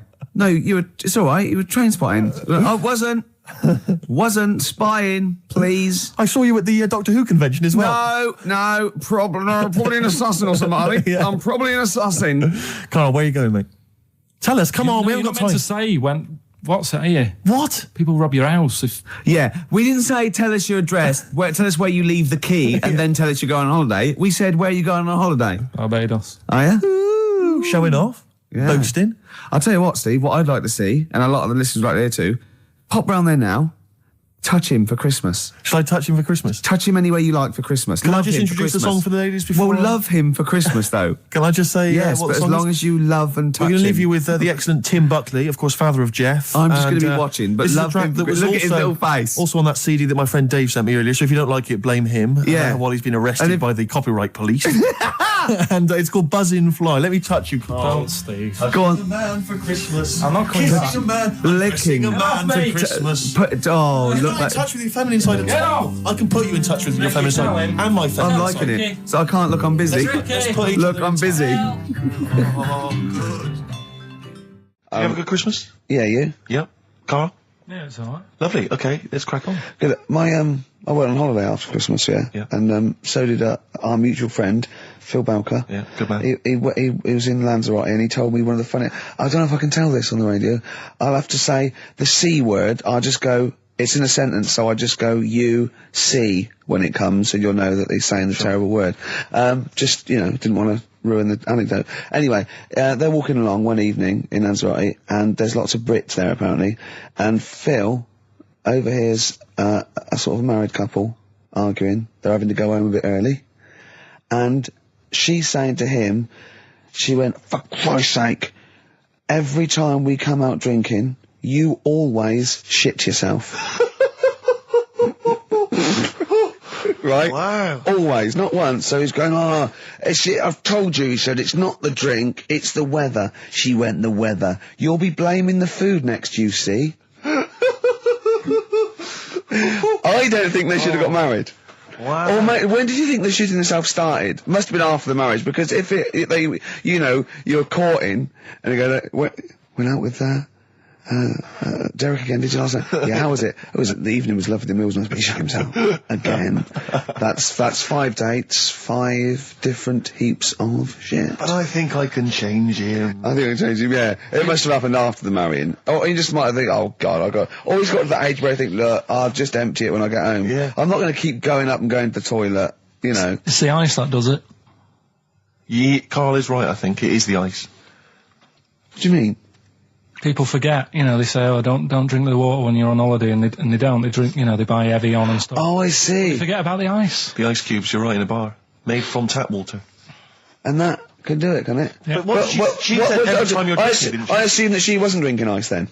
Yeah. I mean, why is it just happened to him? Let's be honest, everyone that goes on holiday doesn't end up crapping themselves. Yeah, they usually make it to a toilet. He does it every time he drinks, doesn't he? Yeah, well, apparently. Just don't let him carry the baguettes. He's good, isn't he? Oh, Carl comes out with something. He does now and again, High doesn't five, Carl. That was sweet, man. Sweet. Nice one. What do you, Carl, would you like to be American? No, not at all. Really? Got me nerves. When I was in, Get on me nerves! A whole nation there, reduced. When I was in Barbados at Christmas. Oh, name dropping. Right? Yeah. There's loads of them there, because that's... Was that when you were doing a bit of extra sort of waiting? Because you were sort of... Your girlfriend was cleaning rooms, wasn't she?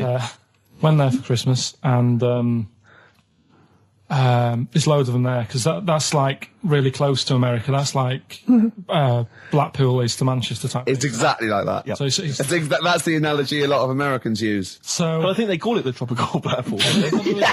But they're going on. That's only all the brochures, I'm sure. Right. Yeah. And serious now, but we're going serious. on about the September 11th thing. Yeah. But they call it the Of course, this is American. Of course, brilliant. The 9/11. The 9/11. That's what they call it. Really? Oh, that's awful. That is, so it's like people who say 24/7. Yeah. Well, I'm Americans working my say ass that. off 24/7. Well, Americans that say that. Well, they're allowed though. Oh, Americans are. I'm talking about an English person who might say it. Yeah. Fool. Yeah, no, that's terrible. Yeah. Do that American accent again? Yeah, of course. The 9/11. Where are you from? What? Which part of America is that? That's how they sounded in Barbados. Sure.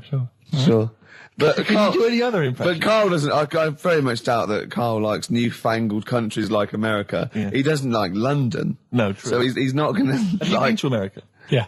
Did you enjoy it? Went to Florida. No, they got me again. Got on your nose? Yeah. Went for some food. Yeah. And it was the last few days. I didn't take much money with me, and we were in Florida, and we were hungry, and we went for some steak, and we had our dinner and that, and I think it's their equivalent to the Angus Steakhouse. Yeah. Right. And sat down, had the steak, and that's huge, big portions. But anyway, we didn't have much money left, and we had like another 2 days left, so we didn't leave.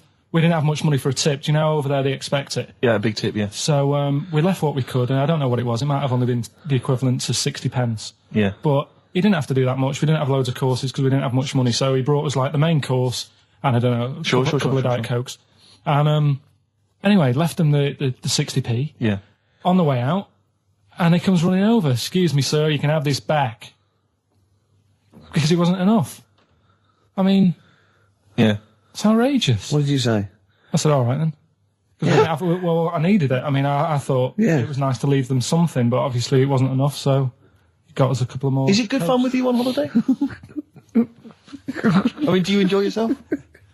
Yeah. Do people go with you on holiday? I get bored after about 4 days. You surprise me. What do you expect out of a holiday, Carl? What do you go for? Soak up some of the culture. Yeah. You liar. You liar. What did you learn about Barbados while you were there? A lot of crabs on the beach. I just imagine him sitting there with his knotted hanky on his head. As weeks go on, I feel like... We're learning from each other. I'm learning more now than I did when I was at school. And can I just clarify? Yeah. You weren't raised as an experiment and you escaped from a laboratory. You had regular upbringing in Manchester and that. Yeah, I didn't go to school much because my mum and dad had a caravan. Right. No need, is there? No need when you've got that sort of fun at home. Yeah. I used to just go away for weeks. Really? Yeah. Is that true? Yeah, honestly. Where'd you used to go? Port Maddock. But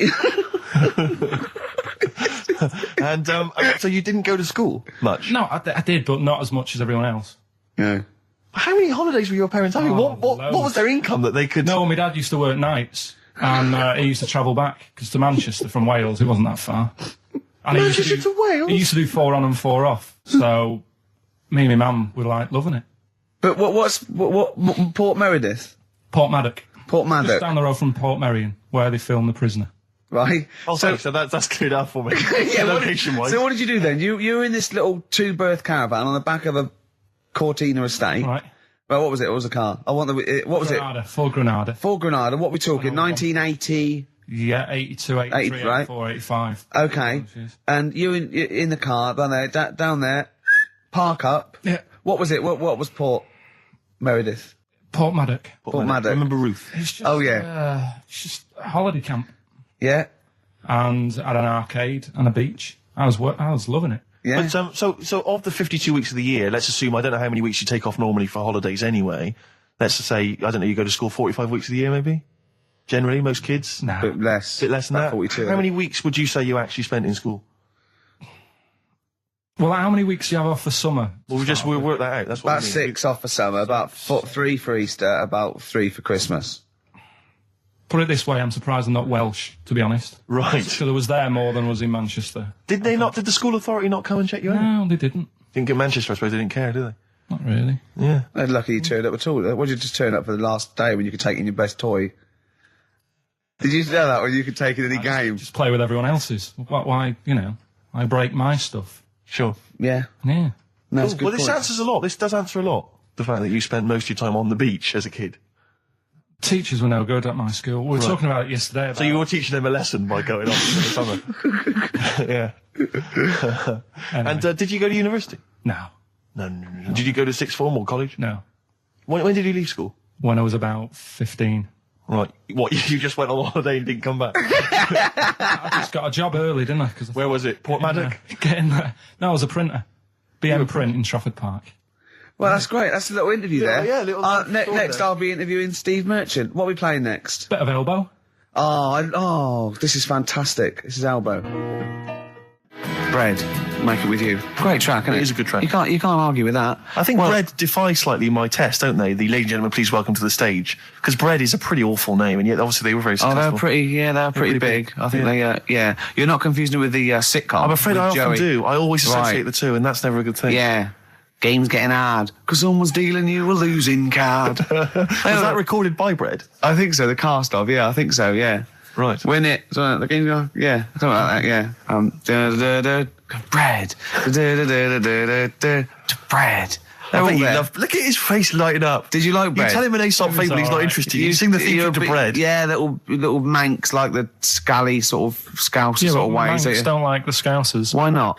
Why can't they live together? Why can't they all live together? I tried, and then when I went to where's that place they have flies the size of you can't get them in a matchbox.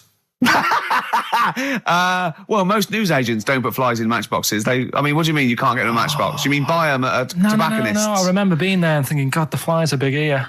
What? I can't remember, but anyway, there was a Scouse bloke there. What, a country? Or Yeah, abroad.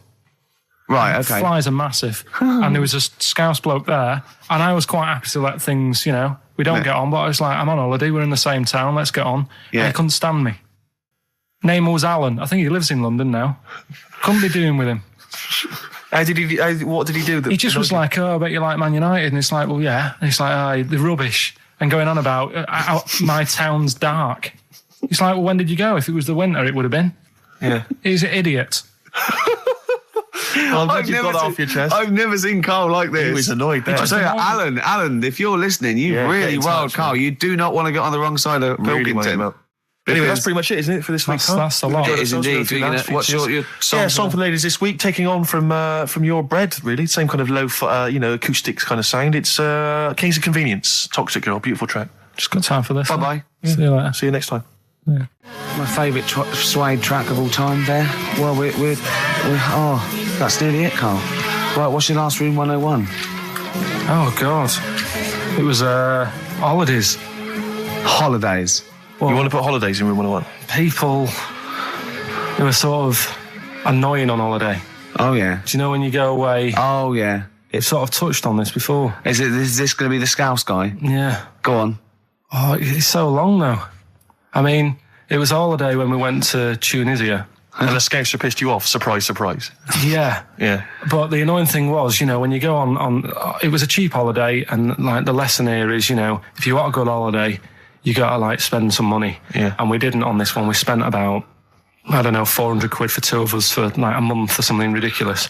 And we got there and, you get to the hotel and you go, we have made a mistake. It's a ropey hotel.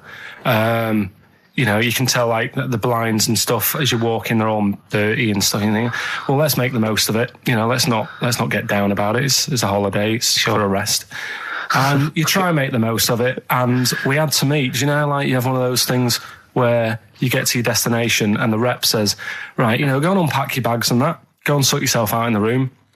And tomorrow morning we'll meet up at 10 o'clock.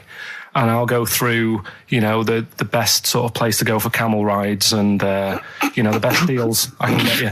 That sort of thing. Can anyone here walk like an Egyptian? So she says, right, tomorrow morning, meet 10 o'clock in the discotheque.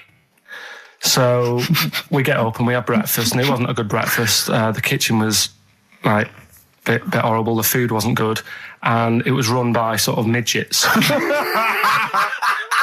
What do you mean it was run? There's anything wrong with that. There was little fellas running around, and the annoying thing was one of them sort of started to fancy my girlfriend. How did he manifest his affection for No, you're not saying there's anything wrong with midgets, though, are you? Just saying it was strange that there was... Yeah, but even midgets shouldn't be cutting in on Karl Pilkington's territory. I know. But it's also that thing of, they've got little fingers. And And it's sort of ruined. I'm so sorry. No, I'm not.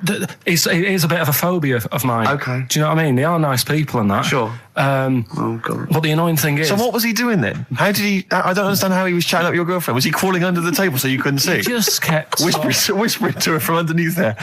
Stop it. Just Wait, I don't want to get a complaint on our last show. There's not many midgets. What's going to happen? Can we just finish this and start up again in a couple of months?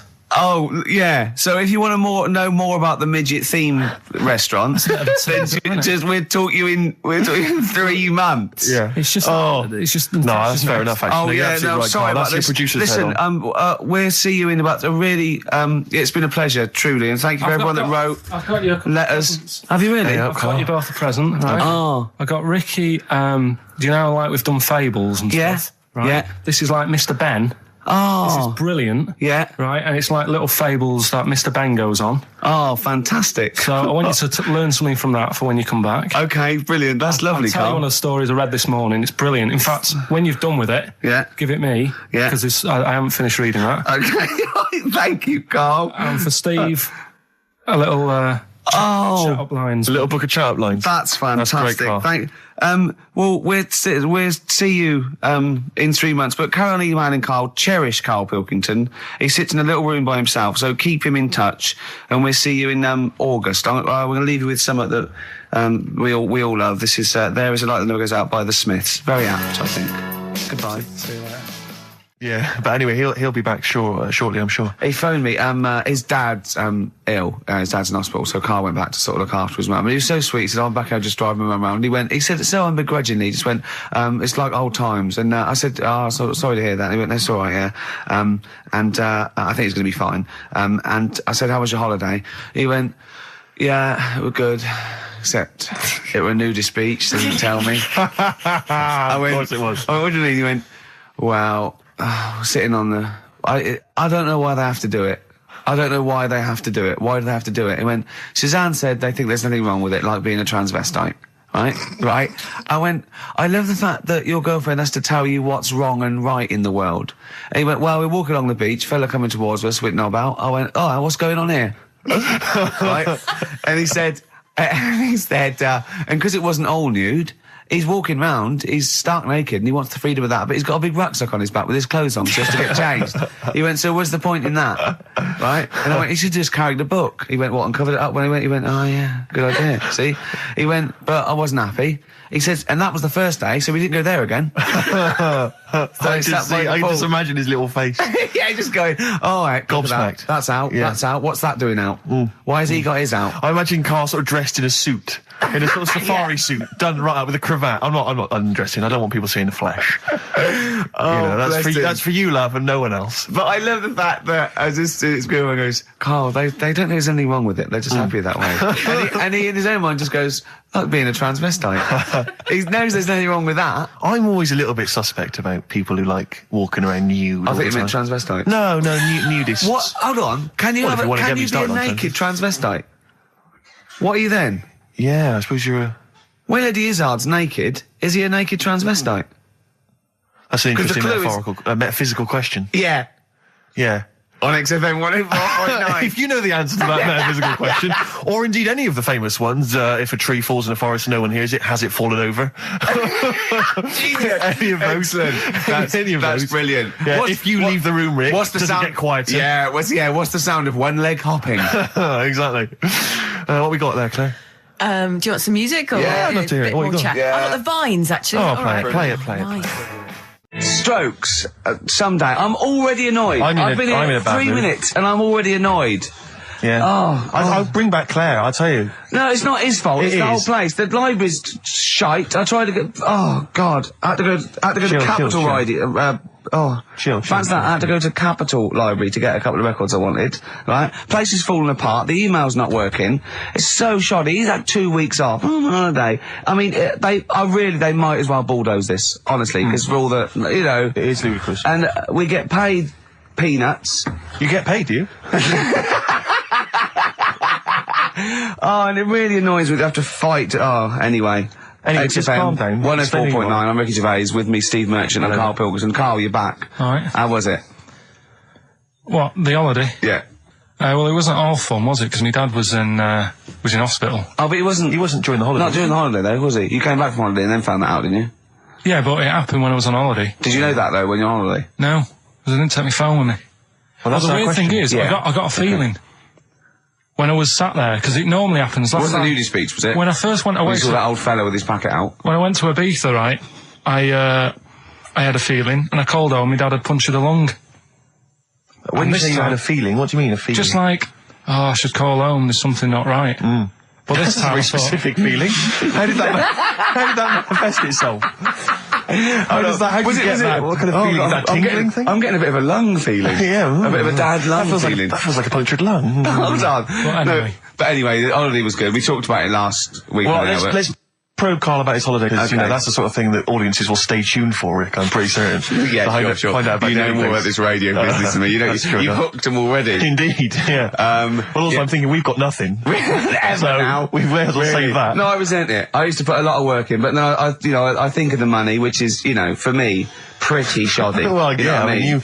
I don't usually get out of bed for a lot of cash. Well, exactly, yeah. And, the whole thing is, the whole setup. It was raining today. I thought, I should have a cabin. And then the sun came out, so I walked in again. Ah, dear. How are you?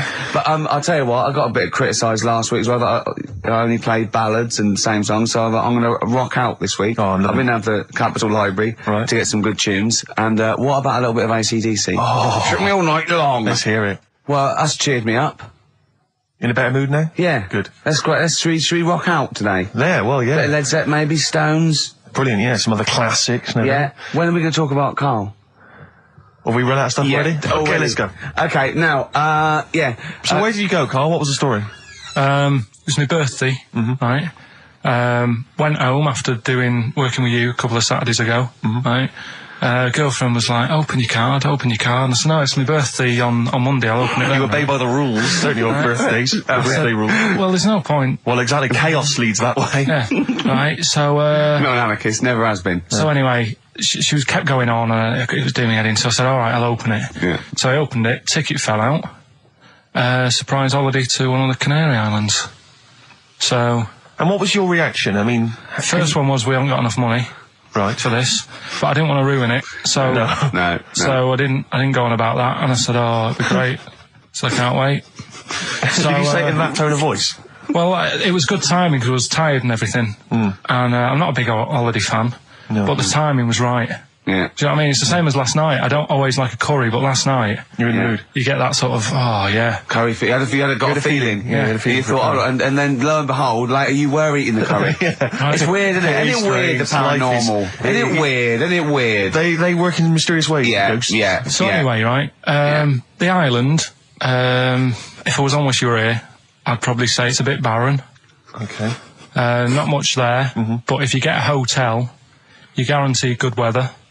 Right. Are you? No, what I mean is, it'll be a good holiday. If you get a hotel, right, the weather's always good, so you'll have a nice time. Yeah, that was a comma, yeah, it was go on. And all that, and the food was alright, and everything was going alright. I was just having a nice, relaxing time. And how do you sort of spend your time on a holiday? You just lie around? Is that sort of holiday, just lying around. I bought a book.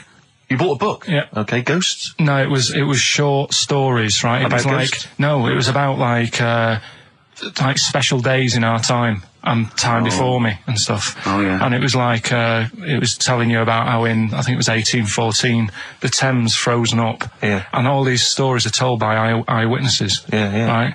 So there's some fella who was around in 1814 and the Thames was frozen and people used to put market stalls on there and they'd do the shopping. It was like an Oxford Street. Was that Mad Liar Charlie? No, because he's famous for that. Well, I'm sure, No, I think that was Mad Liar Charlie. Yeah. So I was reading that, and then after a couple of days was a bit like, boring. Yeah, you can only do sort of so much lying around. And so much reading.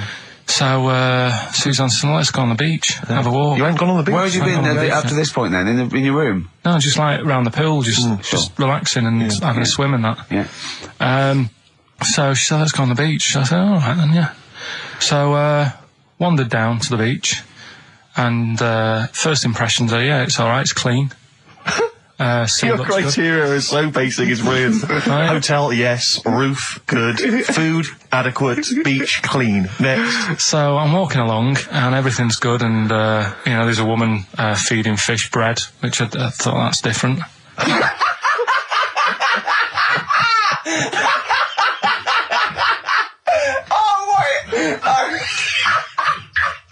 I love that. He likes originality. He loves a bit of originality. He was feeding fish bread. This woman was there, like up to her knees in water. Yeah. And she was stood there. Was that a sea? Chucking, yeah. All right, good. Chucking this bread, and I thought, what's she doing? And I stood there and watched for a minute, and there was little fish coming up, having the bread. I thought, So we carried on walking, and everything's going well. And then this fella comes towards me. Everything's going well.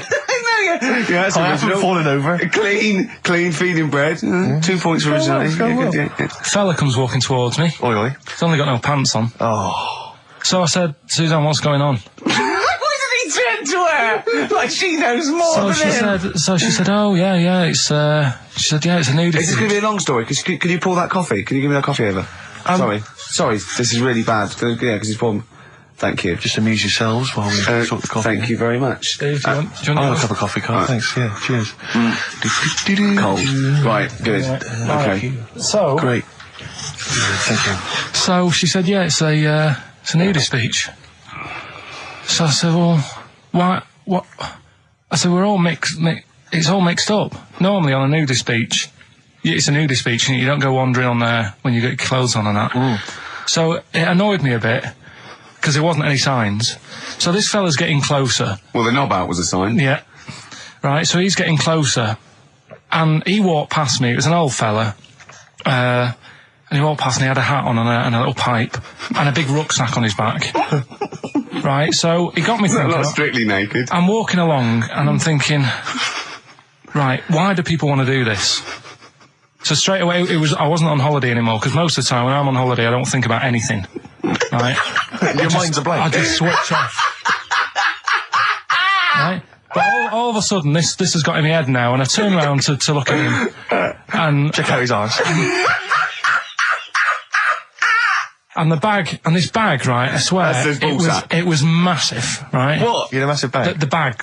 His rucksack? His rucksack. Oh, right, okay. When he said there was an old couple coming towards me, I said, what was lower, the bloke's bollocks or the woman's tits? And he said, well, that was another point, she might as well have worn knickers. Because that's what he said to me. So you saw the bag? So it annoyed me, yeah, because the whole idea, innit, this is what I think, I mean, I might be wrong, right? Might be wrong. Chances you never have been. You never have been before. Being nudist, right? What's it all about? So I'll tell you, on that point, Carl, let's play a tune, let's come back and we'll discuss... What are we going to play? We'll discuss that very issue. We've got some ideas, we did chat about this last week, Carl, in your absence. Alright, well, we'll play the Coral. Okay. It's a good one, this. Yeah. Coral, Dreaming of You, on XFM 104.9. I'm Ricky Gervais, with me Steve Merchant and Karl Pilkington. If you just joined us, Carl is walking down the beach, and a man has just passed him with his knob out. Yeah, his testicles out and his huge bag, apparently. Right. Now, we'll sum this up, quick, because we did talk about it last week. You did call me and tell me some of these things, and we sort of mentioned it last week, but you just want to say just give us your thoughts on nudity. Well, what I don't understand is, right, nudity, I thought it was all about, sort of being free. Yeah. Natural, letting the breeze, blow around you and that. That's all I can think is of like the bonus of doing it. But you can get that by just having a pair of shorts on, right? Because I'm not one for getting my kit off. It's just something a bit weird about it, isn't it? Normally, if I go for a walk on the beach, I'll put a shirt on. Sure. But leave it unbuttoned. Yeah. Oh, right, yeah, tease the ladies, sure. Do you know what I mean? Yeah. But it just feels a bit weird. So it's best to cover your back anyway, because the sun... Yeah, and all that. Advice, yeah. But when I saw him, and I thought, well, right, is he doing it to sort of be free and be comfy and all that? And then I thought, but he's carrying a big bag, right? I've got a pair of shorts on, and I'm not looking at him thinking, I bet he's really comfy. Do you know what I mean? I wasn't going, I can't wait to get home and get my shorts off. They're really annoying me, these. So... and that's just it. I don't get what it's all about. Yeah. Sure. Well, okay. Well, my advice to you is don't go to nudist beaches again. Well, I didn't go again. Do you play volleyball? No. Well, there's nothing in it for you, to be honest, Carl. Do you ever walk around the house nude? Not really. Only if, like, it's quickly to sort of jump out of bed and go and get a glass of orange. But I've got to be careful, because living on a high street, there's flats right across the way looking in. Yeah. And the thing is, it's Chinese fella. There's a little exactly. And that was the other one. Is he the one? There's the old woman reading a book. Yeah, it could be dead for all we know. It hasn't moved. There's some bouncers. And some bouncers? I think so, yeah. Is that a euphemism? They're always... There's always... Her name's Carol.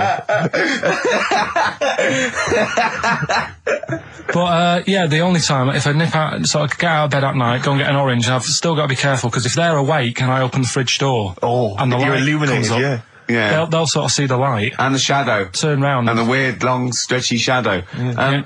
What did you get up and got orange juice or orange swash? You know, Robinson's. You can't advertise on... Why don't you take a glass of that to bed with? Why are you getting up? Yeah. Because whenever I do that, I normally don't wake up, and it's a waste, isn't it? The man is a genius. And well, continuing our rocking out thing. Yeah, we're in a rock mood. Well, I think this sums up rock and roll, doesn't it? It's not called rock and roll, is it? Yeah. Textbook. Featuring Puff Daddy and Little Kim, that's Notorious B.I.G. Brilliant. And Notorious. Great, lovely. Carl just said to me, here's something. You can't hold your breath to death. Have you tried it, Carl? It's just another little lesson.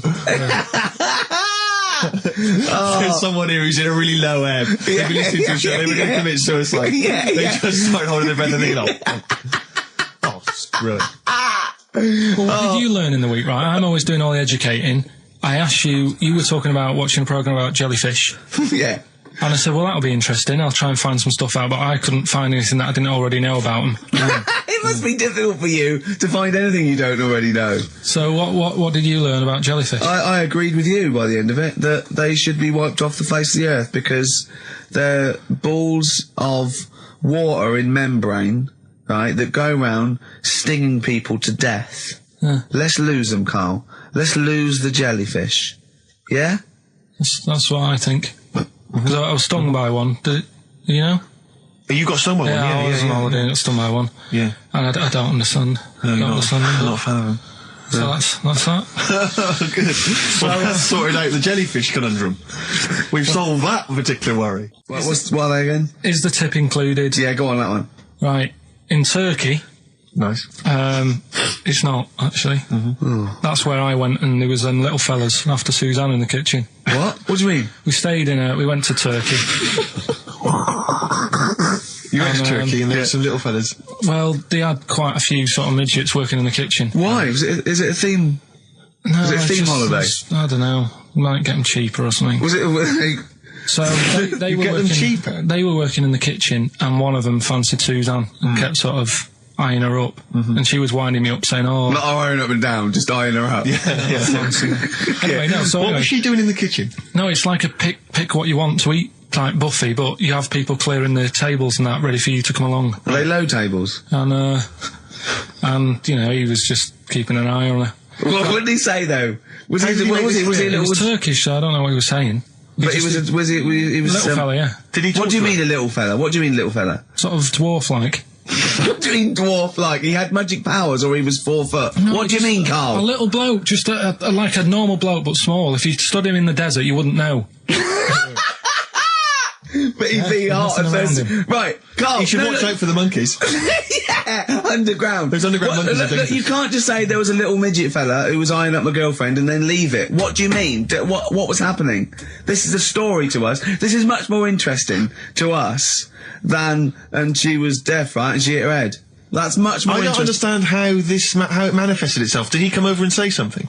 No, do you know when it's like girls know, don't they, when someone fancies them? What do you mean there was lots of them as well? Do they? That's worth knowing. Listen, right, come on, right. So you went to this holiday, yeah? Yeah. And you went into the dining room or something? Yeah, downstairs. And you looked over. You thought, this is all, there's no one serving. Yeah, and they go, wait a minute. Hold on, you looked down and there was a little waiter. There was loads of them running around busy. Why, though? Why did they get summer?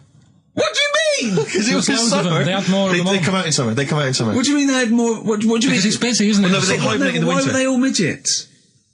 I don't know, maybe it doesn't heat stunt your growth or something. No! Well, they just happened to, maybe it was a thing that they did for tourists or something, I don't know. I just got on with my meal. It was a holiday, do you know what I mean? God. Right. So it's a midget surfing. I'm not going to ask any questions. Right, okay, yeah. So they're all little fellas running around, and this one always was like, you know, oh, do you want a new serviette? You know what I mean? Going out of his way to sort of... for turning on the charm. Yeah, he was going out of his way. The others weren't. Right. I think what was happening is he'd been working with Santa all the winter. Yeah. This is sort of little summer break. This one was your waiter, and so he was being polite to you? Maybe. But what did Suzanne say then? Well, she was using it to wind me up. What was she saying? Oh, just like, you know, look he may be small, but he's built like a... Yeah, he's all man. So... Were you jealous of a midget then? You were jealous of him? It is a bit annoying, isn't it? Why? It wouldn't bother me as much now, because I've been with her for ages. Right. But at the time, that might have been one of our first holidays, and it's like... You don't want to be what's going on? I paid for this holiday. Yeah. and then you get off with a midget. Yeah. Oh. So anyway. But it doesn't matter, because you got chatted by a bearded lady. So. yeah. Tell you what, no, that's got nothing to do with that. What were you going to say? What were you going to say? I was going to say the hotel was half board, and maybe... Oh, right. I thought you were going to say it's just one of her shortcomings. So listen, right? Play a record.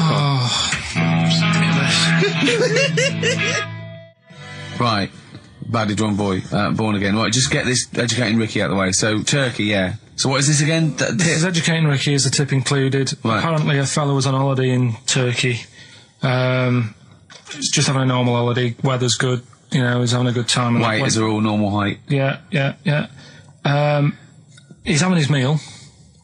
He hears a load of screaming going on in the kitchen. No. Has his girlfriend wandered in there? And they do, with a stepladder. Yeah. They circumcise people in the kitchen, and apparently... What are you talking about? Whoa. Slow down. We were talking about there for a minute. What are you talking about? Well, I'm excited about two things at once here. One, they circumcised people in the kitchen. Two, I guessed it was someone losing the end of their knob. He did, yeah. I started thinking like Karl Pilkington. Extraordinary. That is amazing. Apparently it was going on. It wasn't just a one-off either. Well, when I say a one-off, I mean they did it more than once. Yeah. Right? And there was... it was there for a week, and apparently the first night it was quiet, and then the rest of the week, every day, it'd be like having his breakfast, or even his lunch, or even his tea. Yeah. Right? He'd be doing it all day. Oh. You'd be hearing lunch screams. and breakfast, fair enough, really. Yeah, circumcision at tea time. Don't do that. And apparently it's a tradition over there. You can't even make a complaint about it. It's like, well, you should have found out before you come over. See, I can't believe this is true. I'm a little bit lost. He was in a restaurant, in a hotel, and there were people having circumcisions in the kitchen. Yeah. Is that right? I'm even worried that we're bordering on the racist here, suggesting that is tradition, that Turkish people cut the end of their cocks off in the kitchen. Yeah. At meal times. I think you're wrong, Karl. This just sounds ludicrous, Karl. No, I don't think it happens everywhere. Right. I think this just in this hotel. Certain places. Certain hotels. Certain hotels. What is it, like 2-star? Yeah. Why did he go to the Foreskin Inn? It was his own fault, wasn't it? So that's... Sorry, that's it, is it? Have they closed? Wait. That's the story. You educated me, right? Once a fella saw some Turkish people cutting the tip of their knob off in the kitchen. Thanks very much. Thanks very much, Karl. Got any more? Well, there's things you can learn from it. Either don't go to Turkey. No! Don't have calamari when you're over there.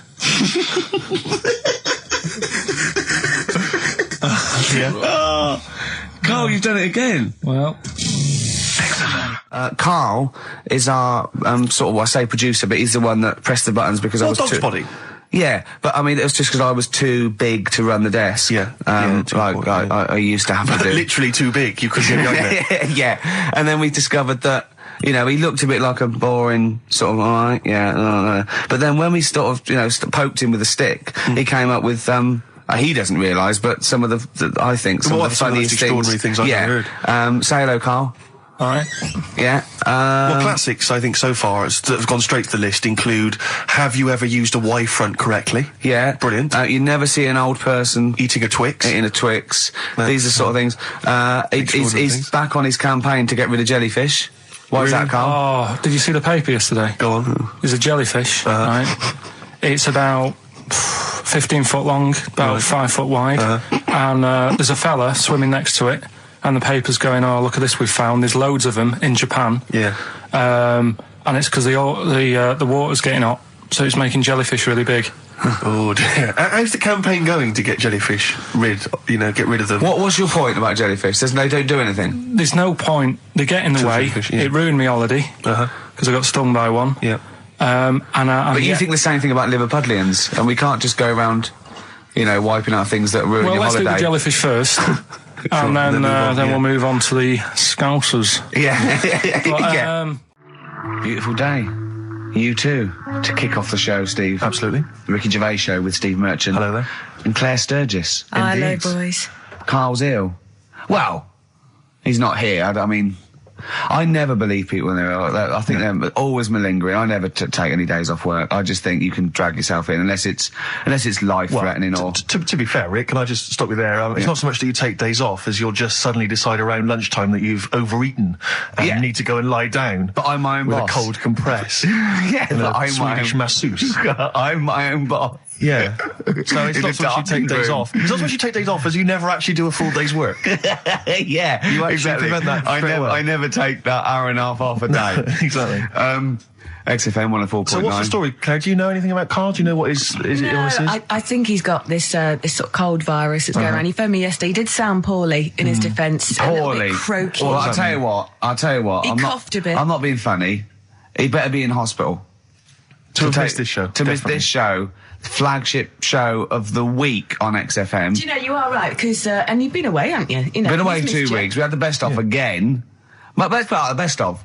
Yeah. Let's put out the best of the last 2 weeks, shall we? Yeah. I mean, we're going to try and get him on the phone. We're going to phone him, and I want him to really explain himself because, I think he's malingering, to be honest. Well, he phoned me in the week and he said, Steve, don't forget, there's a documentary on Friday night about Oliver the humanzee, the human monkey. He said to me, it's going to be brilliant. And it wasn't. And it wasn't brilliant. It was... I especially stayed in and watched it. I taped it and watched it afterwards, and I've never seen so much hype and desperation. They kept showing the same clip of this chimpanzee that walked upright like a lot of chimps can. Exactly, right? It lost its hair, so it was half human, because all humans are bald. Yeah. So that's the half human bit. It didn't have hair. I'm sorry, humans do have hair on their heads. Yes. The other thing was this desperation to go, could it be half chimp? No. It's a chimp that superficially looks less like a chimp than other chimps. So Lee Evans looks a bit like a chimp. Is he half chimp, half human? No, he's a human who looks a bit like a chimp. That's libelous. Yeah. That's a bit insulting, isn't it? Should we just play some music? Yeah, now? I'm really sorry about that. I'll get back to you on that. Well, we can't get hold of Carl, right? We looked, it's got his old number out there. His home number? Yeah, it's a hold on. So we went to the new records. He hasn't even given him this new home number. So something's funny going on. He doesn't want to be contacted. He hasn't given me his home number. I've tracked down a friend who's looking it for us. That phone might ring any moment. I apologise for that. But why is Carl not available? It's interesting that neither you or I, and I like to think of ourselves as being fairly close friends of Carl. Yeah. We have made him the man he is today. We cannot get in touch with him. In the same way that bloke bought Oliver. Sure. I think that Carl is now ours. Yeah, exactly. Well, exactly. I think very much that's true. Yeah. Yeah. Carl is very much like a humanzee. If we look, we're going to lose contact with him and find him 5 years in a circus in Manchester. Exactly. They're doing experiments on him. Yeah. We can't figure him out. Yeah. Well, there's something wrong with his chromosome. He looks like a human, but... He acts like because usually humans stand upright. Yeah. And Carl likes to walk on all fours whenever he can. Yeah. He's not interested in other human women. He's only interested in apes. Yeah. It doesn't make sense. Oh, my God. And he's bald. He is bald. Oh, look. There's as much evidence for Carl being a humanzee as Oliver. Yeah. I think there's more. And, well, Carl barely walks upright. I know. Scared of fire. Yeah. I know. It is interesting, isn't it? Oliver was built, wasn't he? Yeah. I don't know. Why were you looking, Rick? I'm interested that you I couldn't. What your eyes were kind of uncontrollably drawn Steve, towards. They were just there. No, I didn't say anything. I was just looking at his face. No, sorry, Rick, but if there's something you want to get off your chest. Yeah, and that was the human part of it then, was it? Being built like that? Because that's humans, but... Yeah. Although Carl's is very tiny and hidden behind. And I've noticed something else as well. He's got a big red arse. That's true. Hasn't he? Yeah. Yeah, it's all beginning to slot into place. And I've seen him climb up a cabinet and eat a banana as well. Just over lunchtime. And peel it with his toes. It's all coming together. Yeah. Right, we're going to track him down because he's malingering. He's definitely malingering. I'll tell you what, he's at home now in the garden swinging on his tyre. He's not ill. I think more truthfully, someone said to me that I said Carl might be ill. They said, right, are you not going to do the radio show then? Well, that's what annoys me. I mean, that's the biggest problem is that, let's be honest, we haven't got anything without Carl. All we've got is the hook. People are staying listening because eventually they think we might get through to him at home. Yeah. And there'll be fun on this show to be had. If we don't get in touch with Carl, I think we may as well just shoot off and leave Claire to do the show. I've got some great music. Is that not a... Well, it's a small... Well, you could leave the music with me. I could just play it. There's not many reasons that is true, isn't it? To be here. Okay, well, play some great music now, play Steve. a great tune. Okay, wedding present, Steve. Yeah, I'll explain what it is afterwards. Just play it. It's a joy. There's a monkey theme. There is a monkey connection. Call in if you know the answer. Another classic there from Oasis, Supersonic on XFM 104.9. Ricky Gervais, Steve Merchant, Claire Sturgis standing in for Carl. But where is Carl? Where is Carl? So we've failed to get in touch with him at home. Well, look, he doesn't want to be contacted. He's turned up every phone off. He hasn't given the XFM his new home phone number. He doesn't want to be contacted. I can't believe he's not listening, to be honest. So you think he's listening now? Yeah, he listened in Manchester. If he's not listening, he's out and about. I mean, has anyone spotted Carl? What's your message to him, Rick, if he's listening? Call up. Anything else more sort of... Call up or you're fired. Okay. Any bad language you want to use? Obviously, you can't really swear. I can't really say it. What sort of words? I mean, the F word, would you say? I'd say the F word. I'd call him a twat. Would you use the P word? I'm thinking of prick. Prick, yeah. Okay. Definitely use that. Not on air, but I'd call him a stupid little prick. Would you just say you're a tit? Yeah. Okay. Yeah. Okay. You stupid little bag of tits, I'd say to him. I mean, privately. What about the MF word? Because that's pretty intense. That's pretty hardcore. Do you think that this is not appropriate now? Do you think that would be too extreme? I'm worried if I use that and he was genuinely ill, sure. I'd feel a bit of a C word. Cock, sure. Yeah. Cock. Yeah. Because I wasn't thinking of that. I mean a male bird. Sure, because we've got in trouble with that before. Meaning penis, and we don't mean that. Yeah, we definitely don't mean penis. But if anyone out there, sorry about that.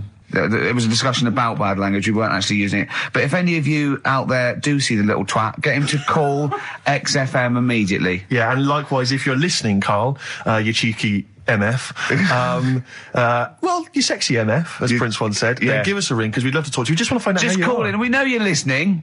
Little Amy Man, Red Vines. Brilliant. Lovely track. On XFM 104.9, Ricky Gervais, Steve Merchant, Claire Sturgis, in for Karl Pilkington, little... He hasn't called. He may be really ill. I'm feeling a bit guilty. How ill is he, though? I mean, do you know what I mean? How ill have you got to be to not be able to make a phone call? Honestly, Juan on XFM 104.9. Right, I just called Carl again. I've been calling him all the time, trying to get through to him, right? He's changed his message, so he is listening, and I've got proof. So can you just call the number, Claire? Yeah. Right, call this number. Now listen to this. This is really annoying. We should tell you now that this is not an amusing sketch or setup. No. What's happening there, Claire? Not quite happening for you? No, it's all right. We'll try that again. Try that again, Claire. Yeah. I'm livid now. I'm genuinely annoyed because you'll see, when you hear the message, you'll realise why. Right. Okay, right. Let's try again. I don't know who he thinks he is now. I'm beginning to wonder if his minor celebrity is going to his head. All this nice write-up in Heat magazine. Yeah. It's changed him. Richard Anderson, incidentally, has emailed in. Go on. Dickers Anderson. It's not happening, is it, there? Is it? Why not? Because I'm a bit stupid. Why can't I can't work it out, can I? Can't figure it out. How would you call someone normally? Well, normally I just pick up the phone and dial it. Sure. No, I don't mean... I mean... But it's like I have a problem getting it through the desk. I tell you what, can I play an ad break and practice? I'll pretend this didn't happen and then come back in a weird way, it's like having Carl. It's like having Carl. Play the ads. I'll get back to you. Bit of Snoop. Never. And when did a bit of Snoop ever hurt anyone, Steve? Absolutely. Never, right. I don't think. Okay. Carl's away. He pulled the wool over Claire's eyes. There's a few people out there that believed he was ill. I knew he wasn't. In fact, at one point I thought, maybe he is ill. His message on his answer machine has changed in the last 5 minutes, and listen to it, and this is evidence that he's not ill, right? Okay, here we go then. Yeah. If you don't read out, Richard Anderson, I should just say, has got in touch. Okay. Here we go. Hold on. Oh, Claire. No, I can do it. Just tell All right. Anderson. This is ludicrous, yeah. Sorry I'm not in today, but not well on that. No more Rockbusters. I think that's what's affected me. It's got me down a bit. So he's joking. Yeah. The doctor said I'll be back swinging on my tyre in no time. So. See you later. So he was listening. He's clearly listening. So he was listening because we said about swinging on the see tyre. message. At any time. Right. Carl, call me. In fact, I'll tell you what, we play a little game. Carl would appreciate this. Call me, Carl, or I'm going to give out your number. What's the first 5 or 6 digits, Claire? Well, it's 07968. 07968. Okay. Phone now, Carl. Start calling now. Right, give the next number, Claire. You said Give the next number. 1. Make a note of this, because if you want to call Carl yourself... 07968, and the first number to be given out is 1. He's not ill. How do you feel now, Claire? Because he's made a fool of you, because you believed him. I actually He's felt made a really monkey out of sorry you. for him last night. But now, passed out, I feel a little bit let down. Right, okay, so we give a number out every 5 minutes until Carl calls, because we know he's listening now. He's taking the piss. He's not ill, obviously, you can hear that. That was as long as a link, so he could have been here. He could definitely call. Are we leaving this message? Is this a message we're still leaving on his phone? We're still leaving it. Good. Yeah. Good, yeah. Why don't we leave the rest of the show on his phone? As a message? Leave it up. He's got to listen through it all so he can delete it. Yeah, exactly. And the other thing, of course, is that he's not going to get paid for this. No. So he's thrown away 80 quid. That's £80. Now, in Manchester, that's a week's wages. Easily. So he's obviously been spoilt. So for all his mank charm, he's down here, he's living the life of He riding. thinks 80 quid's nothing. He thinks 80 quid's nothing Up there, already. you could be buying you could buy yourself your own horse. Yeah. You could probably get yourself a deposit on a flat. I'd have thought so. I'd have thought so, easily. yeah. And so, or sun lamps, because it's always dark. Yeah. He could go mental up there. Now, Dog piece of string. So what's the first few digits we've given out? 07968. Yeah. That's and the then, code. And then we've got 1. Okay, we give out another number of Carl's phone number digits. So take that down, because we love calling him. Should we have a little bit of feed or something? Let me just tell you what Dick has said. He said, Richard Anderson, he also said, P.S. the show's still rubbish without Carl. Still rubbish without Carl. Now, is that a compliment? It's still rubbish without Carl. Which suggests he thought it might be better without Carl. No, I think he means it's equally rubbish. Right. Brilliant. Nothing Thanks. changes. Thanks, Dickers. Yeah, he's nothing nicer. Coldplay, Speed of Sound. Steve, I know you like an insight to my musical taste. Always. But that's my favourite Coldplay track of all time. I just thought I'd just throw that in. Not a fan of clocks? No, I think I've overplayed Parachutes a little bit, but that's my favourite one. Like it. I'm afraid to say I'm a bit of a Philistine when it comes to Coldplay. That sounds the same as all the other ones. I'm sorry to say. Oh, you'll have to meet these boys one day. Yeah, well, I'll tell them to their face. I don't care. A little bit rock and roll. I don't care. Well, I'm Ricky Gervais. That little funny little Wurzel type voice over there is Stephen Merchant, and with us our producer Karl Pilkington. All right. Whenever we say producer, of course, that is in inverted commas. Yeah. Done with the fingers. Well, he didn't have it. I wanted to play some off my iPod today to record it because they didn't have it here.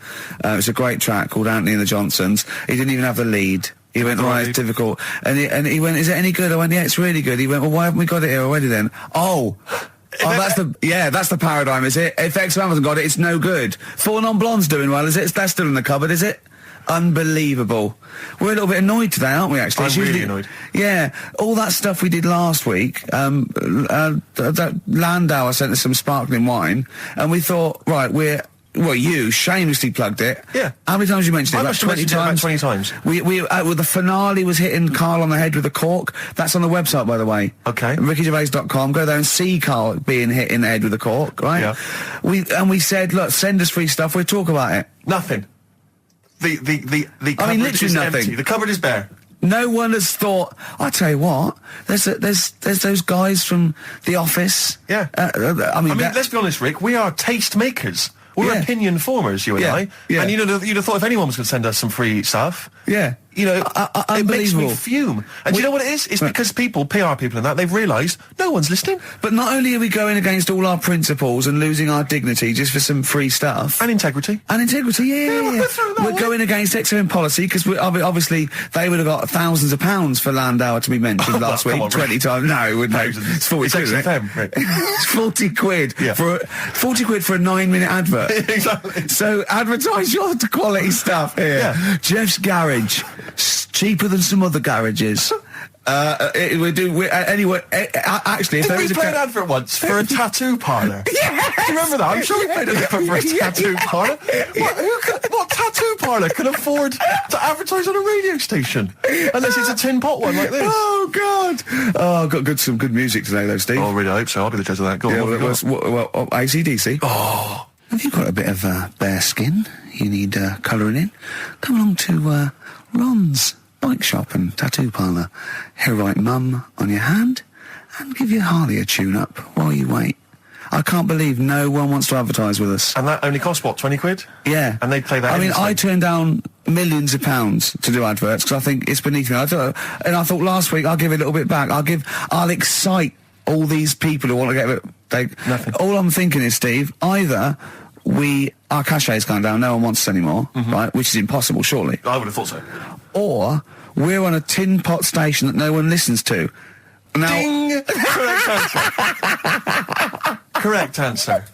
Unbelievable. I'm having to hold on the pop shield of this mic because it keeps falling off. It's embarrassing. It's awful. I mean, oh, God. Well, Carl, what are your thoughts? Why have you stuck it out here? Nothing better coming in, I thought. Well, I'll tell you why, because you're always on holiday. You don't do a lot. You get paid, well, doesn't he, really? He's a moany. He doesn't try and get on at all. He doesn't deal with people. He moans about everything. And, so he's... I'm alright, I've got my own little room and that. Yeah. Like a cage. It is like a cage, isn't it? And he can shut the door. If people walk past, he goes, shut the door. He doesn't want them looking in. He's like a miserable old chimp.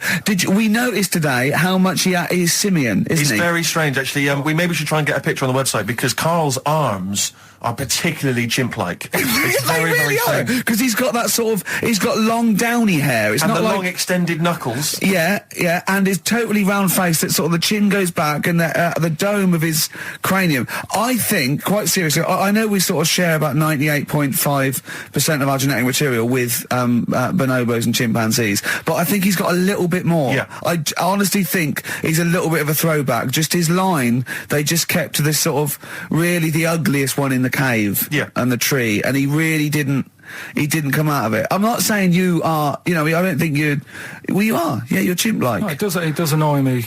My hair annoys me on my body and that. Because I've got like hair on my little toes and that. Have you? And on the legs. Would you see your little toes? Can you pick things up with them? Never tried. Okay. Well, that's the finale of this week's show. We're going to see if he can play a record and put the fader up from a tyre while swinging on a tyre, just using his hairy toes. Yeah, I've sort of got hair all the way, but then it just runs out where it should be on the top of your head. Is this part of the reason why you're always uncomfortable about being nude or around naked people? Is that partly the reason, do you think, because you look so grotesque? Well, when I'm on holiday, I don't really like wandering about without a top on unless like it's a quiet beach or whatever. Sure. So what would you normally wear? I just have like a nice sort of light, summery, sort of linen shirt, maybe, just a few top buttons open. Yeah. But I don't like... The naked body isn't that nice anyway, is it? You know what I mean? Whatever it is, if you're a cat and you're shaved, you don't look that nice. Do you know what I mean? But with I think you'll find a cat is naked even with its fur on. Cats don't wear clothes. No, but what I mean is, a bald cat isn't that good. You know, it does me head in that I'm bald. I'm not, I wish if I could have hair, it would be nice, but that's life. Would you prefer animals to wear clothes like Mickey Mouse does? Or Goofy? You know that I don't like nudist and all that. We've done it. But don't you think sometimes you could sort of like maybe fancify a little bit, like if there was such a thing as an ape salon, and there isn't, Carl. There isn't, right? Would you give a orangutan a trim, maybe sort of his hair? Because some of those look like they're going bald, but they've got a comb over, don't they? They should just have a shave. When it's like that. That's what I did. Just take it back. And the underarms as well. Yeah, they've really got a lot of underarm hair. Even the women ones. Really? Yeah. That's disgusting. I know. I don't know. I don't even know why they breed.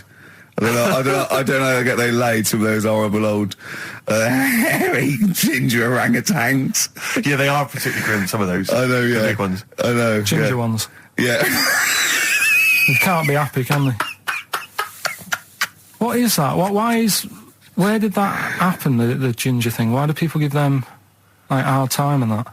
Well, you just gave them a hard time then, so why did you do it? You were just buying in, were you, to people do sort of give...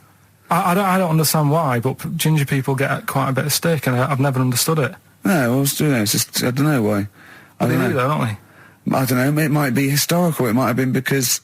I'm sure they don't everywhere in the world. I'm sure it's probably... Oh, they are. They're always... I've said to you about even, like, ginger cats, they're always fat, because they're sort of sick of it, probably. Wait. Ginger cats, what do you mean? When you see a ginger cat... They've been eating, like, because they're upset, fed up they've been bullied. You never see, like, a thin, happy ginger cat running about. It's always overweight and looking a bit fed up. It's just a good point, isn't it? I wouldn't say it's a good point, Carl. It's a point. So last week, the Chinese don't age well. Now, anything ginger, including cats, are sick of it. No, but I'm just saying... Are you ginger? Would you like to take issue with any of Carl's points? 83 XFM is the text. You can text us. Maybe you've seen a thin ginger cat. I'm not having a go, though. That's what I'm saying. I'm just saying it's weird how people give them a hard time. And it's if I could have hair, I'd go for ginger hair rather than being bald. Really? No.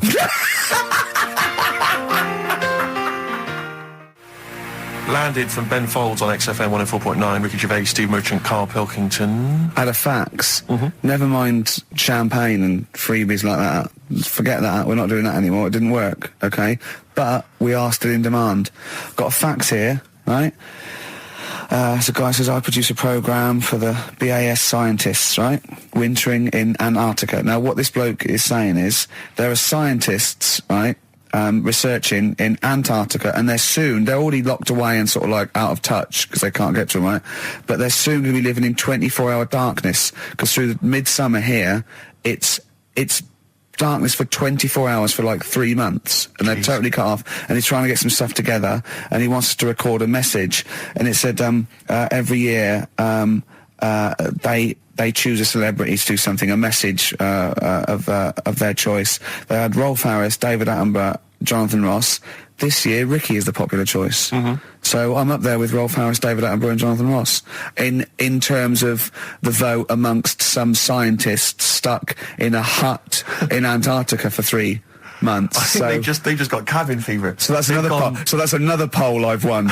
A British Antarctic scientist in a hut poll. If I was trapped in a little room with several other men for 3 months of pitch darkness, sexist. Or indeed women. Yeah. I can't imagine why I'd ever want a message from Rolf Harris. Why would Rolf? I mean, David Attenborough, fascinating. Well, I assume it is it's the animal. I assume they're researching penguins or something, aren't they? If they're stuck there, or maybe seismic activity, or maybe polar shift. I don't know. Possibly if he were researching kangaroos. Yeah. He knows about all animals, doesn't he? You can take him a budgie with a broken wing and he'll sort it out. Or he knows a man who does. Sure. He can, he'll sort that out for you. And he'll do a picture of it. Yeah. While you wait. Yeah. So, but anyway, I thought they want a 5-minute message. We can do better than that. Let's dedicate the whole show to them, Steve. Okay, what? Dedicate the whole show to them. What was it? Trouble with my diction? A little bit. I'm just thinking again, we've got to slow down because these guys are there, they're working, they're busy. They're used to speaking eloquent English. Exactly. They weren't used to talking to intelligent, educated people. Yeah. So Karl should be something of a surprise to them. I imagine they'll just flood back early and come back to study him. So this is this show is dedicated to all you I know nothing about them. I don't know how many there are. I know they're just, as I say, in a hut somewhere, presumably with a laptop, drinking hot chocolate out of steel mugs with just looking up porn. Well, they're not on the internet, are they? Oh, are they not? Well, no, there's no phone line. Well, how do they charge up the laptop when it runs out? Well, they've probably got generators. They must have other stuff. They got a telly and that, haven't they? Of course they haven't. No, for DVDs and things. Well, they could probably have a DVD player that would run off a generator and stuff, so they can play. I don't know what we're giving this on CD or something. But and what are they? How can that enhance your life though? That like 2 months has gone, you've sat there, you're chewing Kendall mint cake and and just looking around at white walls, right, thinking that the Thing's going to come in any minute and put you out of your misery, right? And you go, all right, lads, it's here. What? A 5-minute message from Ricky Gervais. Yeah. Who? The fella from The Office? Oh, yeah. Go on. I mean, so I don't know how I can enhance. I mean, one of them's going, I voted for Ricky Martin. What? Yeah. But I don't understand what they're researching. You say penguins, but that's just a hypothesis. Well, I'm assuming that because it's Antarctica, where the penguins live. Is there anything else there? What else is going on? There's presumably climate differences and... Well, yeah, because it's a landmass, isn't it? Arctic's just on ice, and Antarctica is actually a continent. It's a landmass, so there's stuff there. But presumably not in the winter. I imagine it's like 10 foot of snow, and really not a lot happening. Sure. I don't know what they're researching. It could be astronomy, as I say. It could be some sort of seismic thing. It could be just testing polar melting. It could be penguins. I've no idea. I haven't got the information. I don't think they want us to go into what they're doing. I suppose they already know, yeah. They probably want to know what's happening in the world well, we've got the man here. That's an interminable 5 minutes for them. We've already wasted that 5 minutes. They're going to put it on excited to hear from you, and they've just got 5 minutes of us discussing what they might be doing. What I'm worried about is this bit, well, for these 10 people there, we've just annoyed the 200 listeners we've got. Because they're thinking, what's in this for me?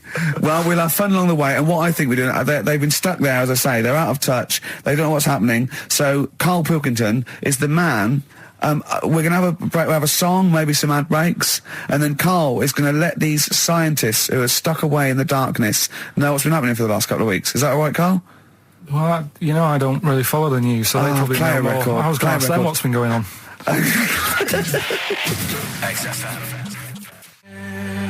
Embrace a glorious day. Well, it is a glorious day, Steve. Brilliant. Every day's a glorious day, isn't it? Well, it is when I'm with you. Yeah, love the world. Yeah. So these scientists, they're stuck away in the darkness. Let's tell them what they've been missing. What's the highlights, Karl, of the last Ricky Gervais and Steve Merchant and Karl Pilkington, by the way, XFM 104.9, etc. What have they missed for the last... just do the last few weeks. What have they missed? Remember, they haven't got newspapers, they haven't got telly. What's the... Look at him, he's looking at me like I just said that in Arabic. What don't you understand?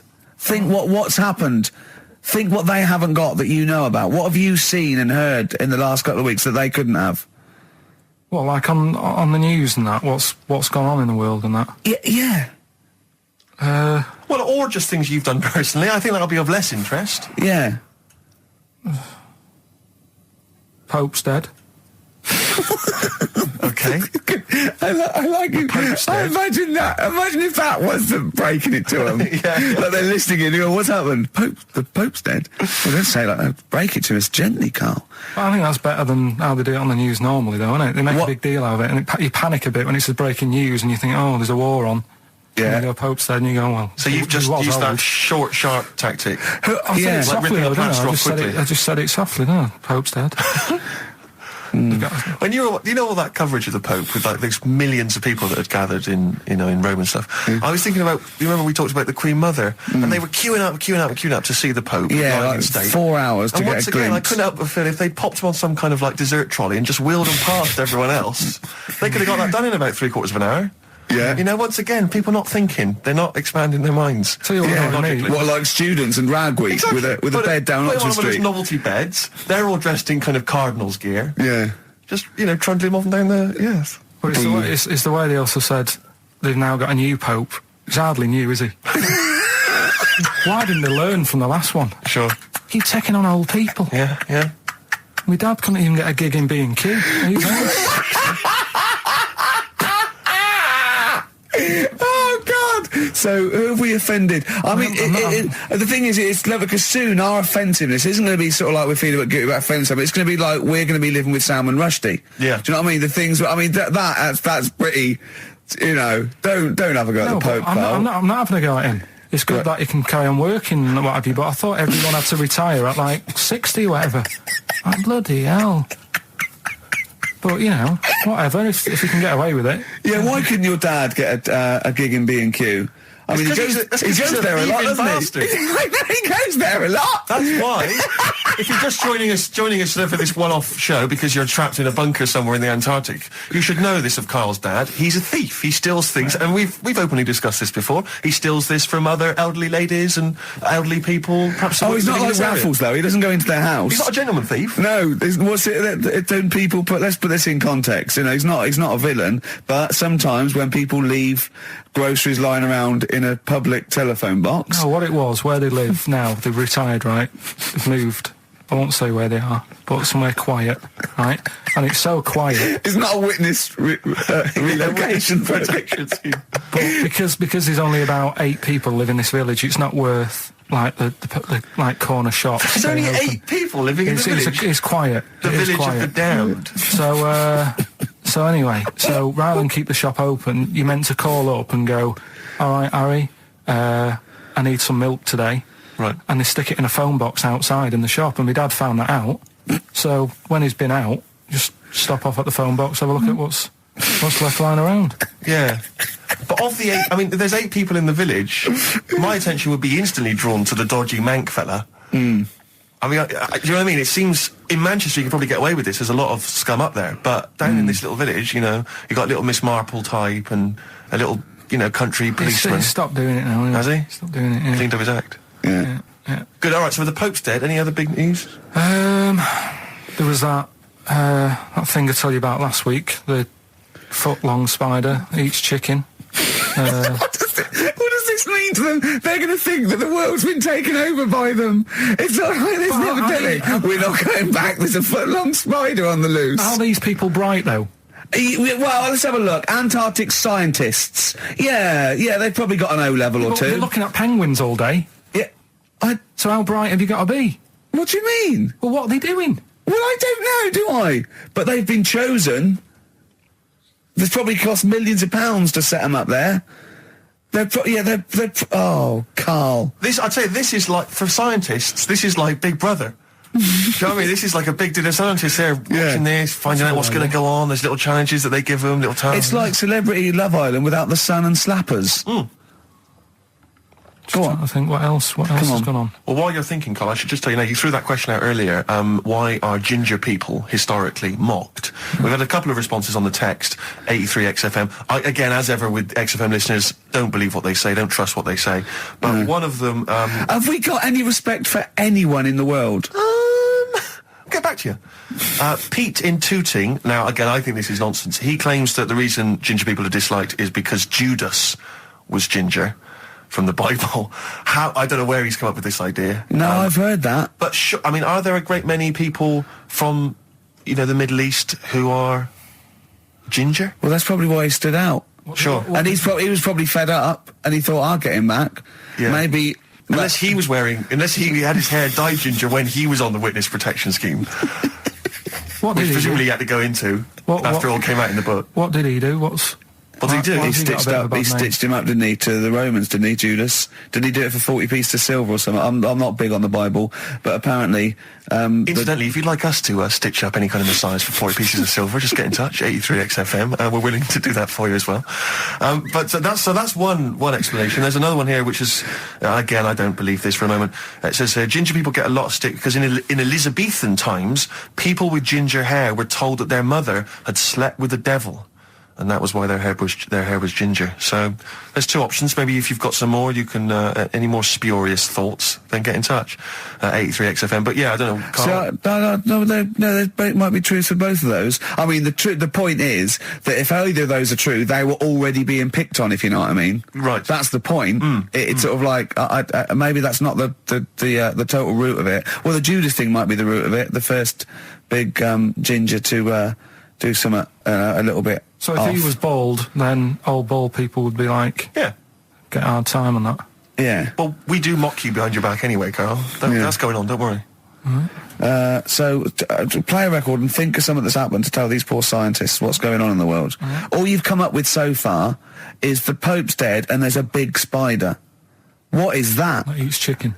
The Pogues, Rainy Night in Soho. I hope there isn't a rainy night in Soho tonight, Rick. I'm sure you're one of those who agrees with me. So we just had an email here from a guy called James Lee. He says, hi, just writing a bit of info on the scientists in Antarctica. I'm a scientist who's just come back from one of the Antarctic bases called Halley, or Haley. There are 15 people staying there over the Antarctic winter. The scientists are looking mainly at the atmosphere, things like the ozone hole and meteorology. I think there are 6 scientists staying over the winter, as well as a doctor, electrician, mechanic and a carpenter and so on. And so he's saying they do listen, they have the internet, so they maybe could listen to the show on the internet. And if you get the chance, say hi to Francis, and the rest of the winter is for me. Sure, no problem. Yeah, thanks, James. But yeah, there they are. That's what they're doing. That's what they're up to. But why are they asking you for a message though? When I mean, have these people got families and that, or are they convicts, or? No, what do you mean? Of course they probably do get messages from their family. Well, why are you doing one for one? Is that? I mean, do you know, like you see it in like Porridge and stuff like that, where if someone's in prison and no one visits them, and they sort of look a bit fed up and that. Is this message that you're doing for like people who don't get a letter in the post from? Brilliant. So they put this on the shelf until someone doesn't get one. All right, Hargreaves? Yes, sir, I didn't get a message today, sir. Yeah, I've got a message, Hargreaves. I've what, sir? Hargreaves, you have got a message. Really, sir? From Ricky Gervais. Really, sir? And then they give it... Don't talk, please. There are scientists listening. Try to keep the talking shit down to a minimum today. No, what's annoying me is, right, they're saying this stuck over there for months, but it seems to me like they're wasting a lot of time. Right? Why? Well, you're saying they probably watch DVDs. They're saying they've got internet access. Yeah. Yeah? They're wrong. Listening to messages, get the job done and go home. Well, that's well, then we don't have to tell them anything then, because they listen to the internet. If they've got the internet, then, yeah, it's a waste of time. Good point. Play a record. Well, hang on, before that, here's a good point. You've had a long time to research what's been going on in the world. We just had an email here from Nicholas who says, why haven't you told them about the recent Pig Olympics that just went on in China? You've missed that one, Carl, once again. Who won? XFM. First of the gang to die, Morrissey, XFM 104.9. I'm Ricky Gervais, with me Steve Merchant and Karl Pilkington. Well, Karl, you failed miserably. The scientists stuck away. Right, one more chance. What's happened in the last couple of weeks? Just one more chance to... What have you seen in the last couple of weeks?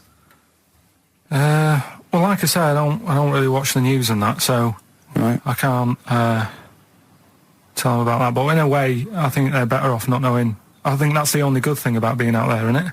Not knowing about the bad stuff going on. Yeah. So... I can't help them there. They don't need to look at the weather, do they? No, don't enough. No. But tell you about the Pope and that.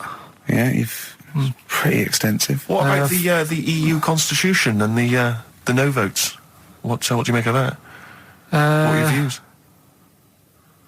What's the problem there? Oh, this isn't broadcasting, though, is it? This is nothing. Come up with something. Well, the fat baby that they found that was on the telly. Right. Well, what was that? It's just a little fat baby. That, I don't know what. It's just a little fat kid and that. What? Tell what? It was on the telly. And but what was on the telly? You just said fat baby, fat baby, fat baby, fat baby on telly, fat baby on telly. You're meant to be telling them what's happened in the world. Tell me about the fat baby on telly. It's just they've found some. There's this illness called Momo, right? And they've just got this woman had a kid. It's really sad. It was on Channel 4 and that, right? And kid's born. You sure it wasn't Jimmy Carr? Kid's born and that, right? Momo? It's called Momo. Isn't that Black Music Award? No, right, little fat baby and that. And there's only 3 of them in the world. These little fat babies. Right. And so one of them... They're in danger. How fat? Are you not telling... What do you mean? How fat are they? 6 stone it was only 2. And there's 3 of them in the world, and there was this one, and there was one in Brazil. Are they, like, endangered? Is that the problem? Because there's only 3 of them in the world. I'll be worried. Is it like a conservation campaign? They're hunted for their flesh. No, it's sad. If you, I know, it's easy to joke that, but if you've seen it, you'd go, it's a bit sad and that. Well, I haven't seen it, and I know nothing about it. Well, I've told you, there's 3 of them in the world. Okay, what else was on telly? Something I watched the other night, that was just good.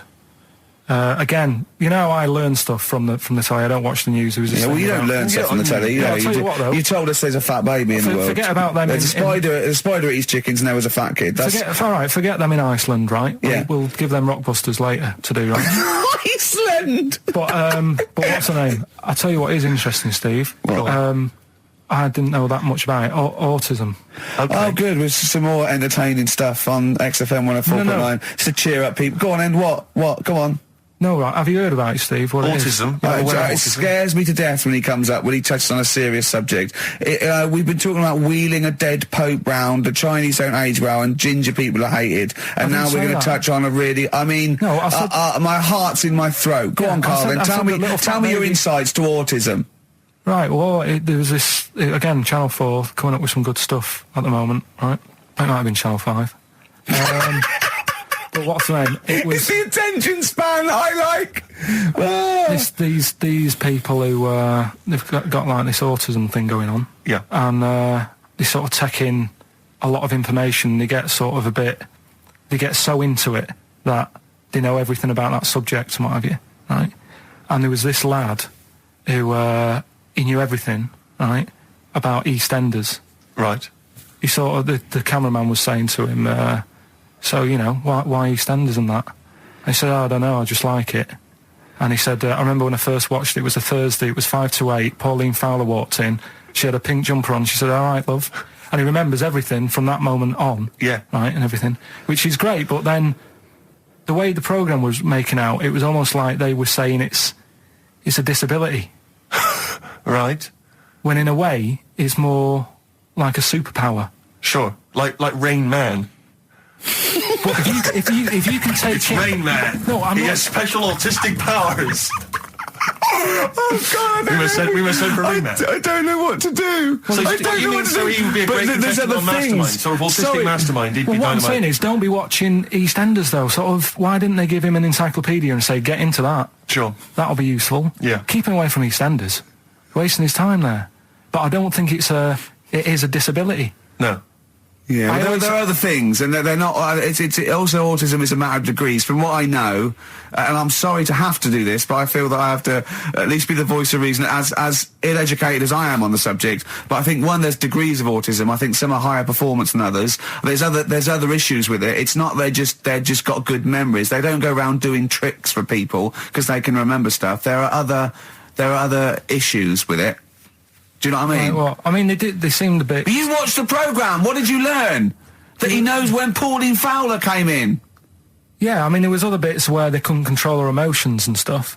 Oh, that other little bit, yeah. But the main bit of it was he can soak up information and stuff, and I'm just saying, it didn't seem really bad. Do you know what I mean? There's disabilities where people say that's a bad disability. It's like how people say about...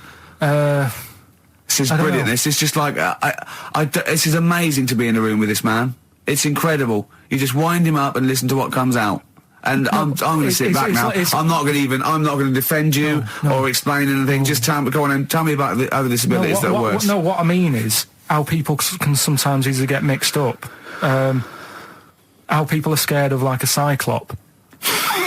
When at the end of the day, he's got a disability.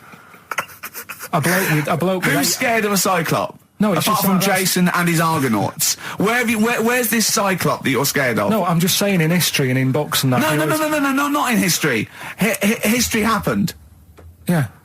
What are you thinking of? You're mixing history with Greek mythology and Roman mythology and every other type of mythology. What do you mean there wasn't really a giant cyclop that went round picking up ships and throwing them around? That's not history, Carl.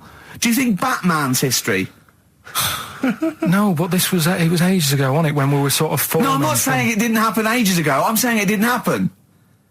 Well, it might have done. I mean, what's so ridiculous about a fellow with one eye? In the middle of his head, and he's big and scary and lives in a cave. Why is he scary? Because if he had 8 eyes, I'd be scared of him. At the end of the day, he's got a disability... we'll talk about it in a bit. Bobby Womack, across 110th Street on XFM 104.9. I'm Ricky Gervais, with me Stephen Merchant, and over there, Karl Pilkington. Can I just remind people that... A man so stupid, it isn't actually offensive. I just want to put that out there. Yeah. Okay, good. Now, just wanted to remind people that they can get in touch on the text, 83XFM. You'll need that text number shortly because we're going to be playing Rockbusters very soon. Gav has texted in, and he says quite simply, "What's happened to the webcam? All I can see is a bald monkey." Well, you're absolutely right. We'll try and get that sorted out for you. But we're rockbustering now. Should we do it now? Should we do it now? Set it up now. Okay, great. Yeah.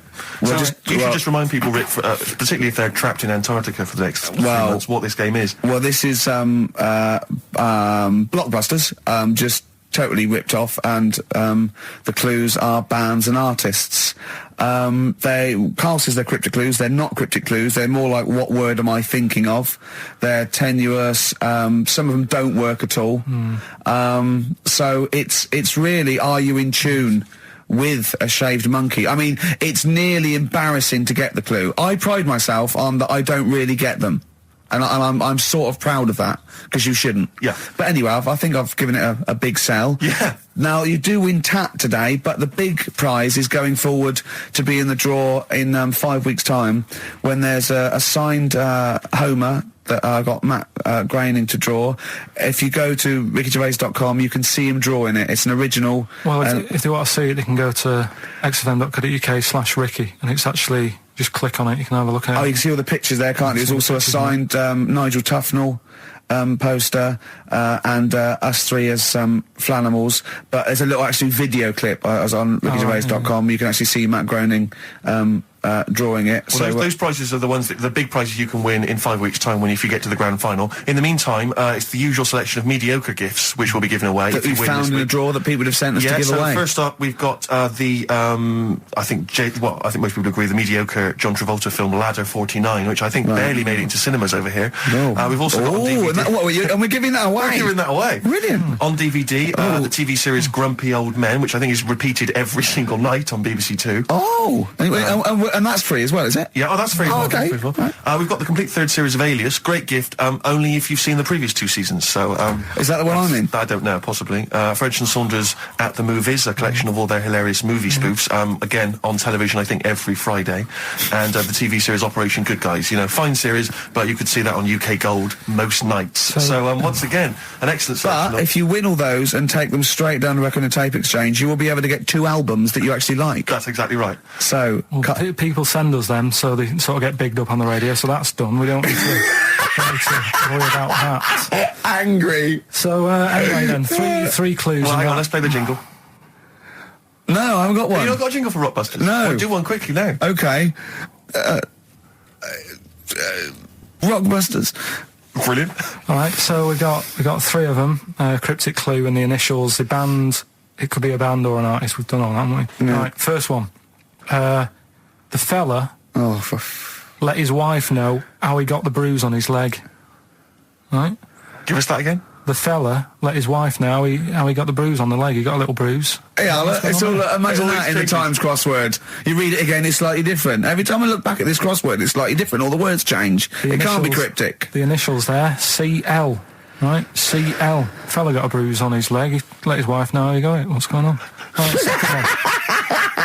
All the muttering. And what's the next cryptic clue? Second one. That Potter lad had a lot of bottle doing all that stuff with the wizards and that, right? He had a lot of bottle playing with the wizards and that. What's all that about? Right? I love it! He always says, what's all that about? TB there, band or artist, the initials TB, that Potter lad, he's got a lot of bottle doing all that stuff with the wizards. Right? And the third one, the Buddhists won't be able to get in their temple without these. What do they need, right? The Buddhists won't be able to get in their temple without these. The initials TM. Right? 83936 is the text number. We don't want to receive emails from this because we can't be bothered, so just a quick text. Make sure you include all 3 answers. We're not interested unless you've only got, you need to get all 3. Yeah. But the winner may only get 2, but it's the first one with the most right answers. Yeah. And if that wins all those DVDs. Alias is a box set, to be fair. That's a pretty good prize, that one. Oh, you could get two CDs when you take that down to Record Tape Exchange. And you don't need to see the first 2 seasons because you won't know what's happening anyway. Oh, okay, fine. I'm excited to think that there's some people now in Antarctica just scrabbling around to get a pen, just trying to figure them out. You know, they'll probably stew on that for the next, I don't know, 2 months. XFM. Forward Inc. Gorillas on XFM 104.9 on Ricky Gervais with me, Steve Merchant and Karl Pilkington. Karl, okay, we've got to sort this out. We didn't meet again this week, and this is a shoddy show. I thought we had a sort of framework for it, but do you know what I mean? No, I thought it'd be, you know, Karl could sort of tell him what was going on. He doesn't know anything except watching telly, late night telly on strange channels. Like, he gets all his information about the news on Anna Nova, and I mean, I even tried to help him because Monkey News last week was awful. It wasn't Monkey News. It wasn't Monkey News. It was I can't remember. I've been away on holiday. Brilliant. Yeah, and the Monkey News stops. I phoned him up. There was a front cover of the, I think it was the Telegraph one day this week, and it was an ironic story. It was a fluff piece, but it was a funny story. And it was about a monkey in a zoo that had a ruck with its father because it's adolescent. It was like the equivalent of like 16 to 18, and it had a fight with its father, and it escaped. It ran away, and it was like, you know, an interesting story. Yeah. I phoned Karl up and said, "This is Monkey News. A monkey has escaped from its cage after an argument with its father." And he said, "What was the argument about?" I mean, he thinks like Homer Simpson. Yeah. Amazing. What was the argument about? Like, the zookeepers are going, "Oh, look, oh no, he's brought up his untidy room again." The father, "Oh, look, he's caught him smoking again." I mean, what do you mean, what was the argument about? They have fights. They have fights, and then it ran away. His dad wanted him to go to college, but he just wants to quit and get a job. Yeah, and he fancied a monkey in the other cage, and the father was saying, "She's not good enough for you." No. Oh. So what we've got was some it Monkey about? News today? Yeah, I got a little bit of Monkey News. You got a little bit of Monkey News, right? You've redeemed yourself then this week. We've got some stuff there and that. What else has been going on? What are we going to talk about now? Sort of head's gone now. Your head's gone. gone. Monkey News. Yeah.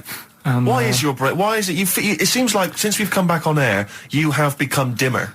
I mean, it is extraordinary. It's like BSC has kicked in. Or did we just forget? We just forgot. Maybe it's been a long time. We've forgotten just how stupid he is. Yeah. It's proper. Do you mean it's the silences? You know, he forgets we're on the radio. There's just I know, dead air. it's unbelievable, and it's our name on this. They put up but as I said before, you know, he is no offence, he's not a bright lad or educated or anything like that. Yeah, but some things he says does border on the retarded.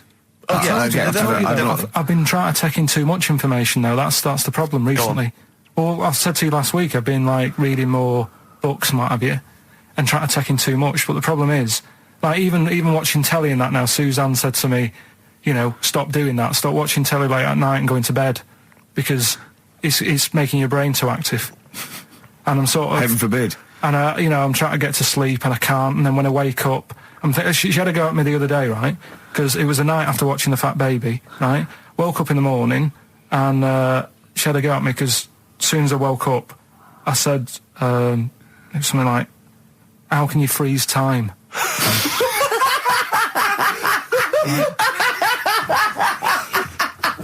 And she said, "Are you going to say good morning or whatever?" I'm gonna burst! Just imagine it, right? It's like the sun comes up through the window. Oh, she's right. Carl's like that, his little head. His eyes open, he goes, one of those floppy night hats. "How can you freeze time?"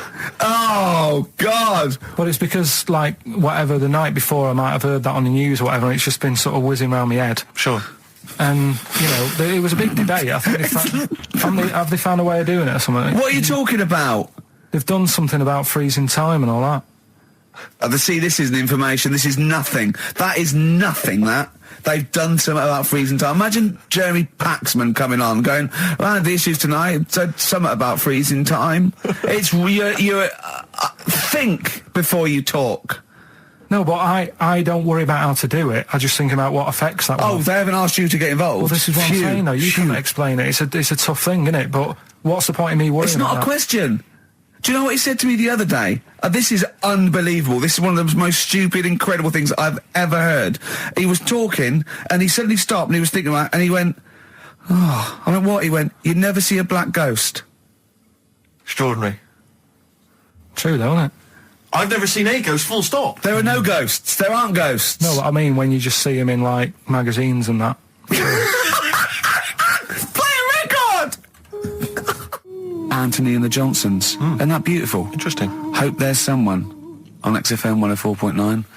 I'm Ricky Gervais with me, Steve Merchant, and Karl Pilkington. Well, Karl, more revelation. We were talking about it last week, but Karl brought it up again just now. Didn't want to go to the doctors, didn't want to have a full sort of body checkup that may save his life, because he saw on the website they do a test where they have to insert a finger in his arse. Oh, don't tell me about it. Why? Don't put it on the website. Just put, we look at your heart. Yeah. We'll check your blood pressure out. Yeah. And then they could just do it quickly. Could just sort of say, right. How do they do it quickly? No, but what I'm saying is, it's worse, isn't it? Going in there, knowing that, I mean, they've got it on the website. So you're on the journey on the bus thinking, in about 20 minutes, I'm going to have a finger up my arm. But they're doctors. Yeah, but just they're not doing it for a laugh. They're not filming it with a two-way screen. They're not putting on boxing gloves so it hurts more. They're up. Oh, it's prostate's all right. Out again. Out again. I'm just saying, in the day, the sort of. Do you think they're in the pub going, here he comes? It's Pilkington. I had my finger up his arse today. Do they allow ladies to do that? Do they allow female doctors to do it? Of course they do. They're doctors. No, that's worse. You're sounding like him. No, I'm just interested because, you know, do they allow female doctors to do the finger up the arse thing? Well, of course they do. They're doctors. Forget the female and male. They are doctors. Right, do you know any female doctors to do that? But what I mean is, isn't it a bit like if you're being searched at an airport, you know, and you're a woman, they send in a woman person to search you. They don't send in a bloke to do it. Is that the same thing? Yeah, they probably trust someone who's gone through 6 years medical college not to be taking the piss as opposed to a fat security guard who couldn't get anything else. Do you know what I mean? You're talking about there's doctors all the time coming out in the papers, or they gave them this so they could look at their boobs or whatever, or, you know, it's all you're always hearing stuff about dodgy doctors. But what I'm saying is, the reason why they do that at security, because there's lots of security people, and they can, you know, for your own, you know, for the, you know, your own modesty, there's a female one to search females and a male one to search males, and that's fine. But there's not like 4 or 5 GPs to choose from, and you go in there and you go, is it your arse and testicles? Do you want a bloke or you know? You accept what if they've got it. long fingernails? They don't have long fingers. What do you think this female GP looks like? She's sitting behind the desk like Cruella de Vil with cleavage and long red false nails, going, "Hello, love, bend over. This may hurt a little bit." There's gloves and Vaseline. I mean, I don't believe there's 2 of you now in the room, Karl. They're doctors. They have to. What would you rather do than put the hand down your throat and round your alimentary canal to feel your arse? It's a quicker way in. You seem to know a lot about these doctors who stick fingers up people's asses. You're a very well-informed gentleman about this sort of thing. Well, say if they did find something, yeah, would you then have to get like a second opinion, so someone else's finger? Well, no. They test it to see if there's anything suspicious. That it's usually a swollen prostate, which can be anything. So you know, they catch it early, and that's it. They feel up there. But if you want a second opinion, then the same doctor will just stick a thumb up and have a feel around then. Yeah. So it always works in the same way. Yeah. Well, if there's a doctor who can, I don't know, put me at ease. I mean, surely there's another way around it. I don't believe that. I mean, what is this? 60 million people or something in the world, isn't they? 60 billion or something? Wow. 6 billion, something? Yes, you got it. Right. You hit it. Well done. That's good work. Right, so yeah, there's 6 billion, did I say? Yeah, what's 6 billion then? Loads, isn't it? Yeah, but... So if you want a doctor to phone up to assure you that the finger at the bum thing's not painful and that it's necessary, and just that it's not necessary, just someone trying to get just that it's not an easy way round. All right, what's the phone number here? It's, changed, haven't they? Oh, You're the producer! Hang on, here it is. 0871 222 1049, and I think you select option 1. It tells you anyway what to do. Please, if you're a GP, or you know, even if you've completed medical, I mean, we want a qualified doctor, really. Anything else is not good enough for Karl Pilkington. We'd love to. You can ask him all the other questions, because you know, Karl, as I said last week, he doesn't feel his own testicles because he doesn't like the feel. Yeah. So, you know, I'd like a doctor to explain to him how necessary that is. And this is truthful as well. I've got very slight pain around the genital area at the moment, and I think it might be some kind of groin strain, but I'm a little bit anxious, not entirely sure Yeah, what it is. you've been with me twice when I've gone along to get them checked. Yeah. And I go, oh, what's that? Yeah. It's terrible. I mean, but, you know, it's usually... I think you're in a pretty low risk, aren't you? I'd hope so. You're coming out of the 20s. I think testicular sort of... I shouldn't be doing this, I'm not qualified. No. All they said was to me sort of like it's 20s and 50s. We're in... Mine sort of felt like they dropped a bit the other week when I was on holiday. I don't know if that's like when you're relaxing or I was wearing shorts a lot. How far? If it's 2 foot, it's too far. I was having problems walking. What do you mean? Why? No, it was just a bit I had shorts on all day. I'm happy. I'm walking about on the beach, what have you. And then at the night, when I put some long trousers on, I was sort of walking like a ricket. They probably like stretch a little bit. Sometimes, I told you when I was about 18, I was scared. I went to the doctor. I felt a pain, right? And because I was doing biology, I thought I'd show off this doctor. I said, I've got a pain. I think it feels like it starts in the epididymis and goes up through the urethra either. And he went, finger up the arse. He said, your jeans are too tight. They're squashing your balls. So we want a doctor like that. So what's the phone number again? It's 0871 222 1049. A qualified What do you mean your balls dropped, though? We've got to come back to this. I don't know. They just felt like... it's not too bad at the moment. I was all right on the way in, but... I feel twinges all the time, but you never know whether it's just because they're... No, but they felt like they weren't my own. Do you know what I mean? They sort of felt a bit like these are... There wasn't a bloke standing really close to you, was there? No, you didn't get them mixed up, did you, on the way back? On the flight back? Someone else has got... Well, take a leaf out of nudist books. They just walk around, they've got nothing on it. About nudists. Why? Well, let's play this ad break and that. And have you had another encounter? If we've got time, I'll tell you about it. Have you really? XFM. Right, we've got who's that on the line? It's Rob. Rob, and are you a doctor? I'm a final year medical student. I'll be a doctor in 2 months, touch wood. That's close enough, isn't it? Yeah. Excellent. So, where do you study? Do you want to give more details, or do you want to remain anonymous as you're calling in to I study at Barts Hospital. All right, great. So, why do GPs sometimes put their finger up a man's anus? To see what's there.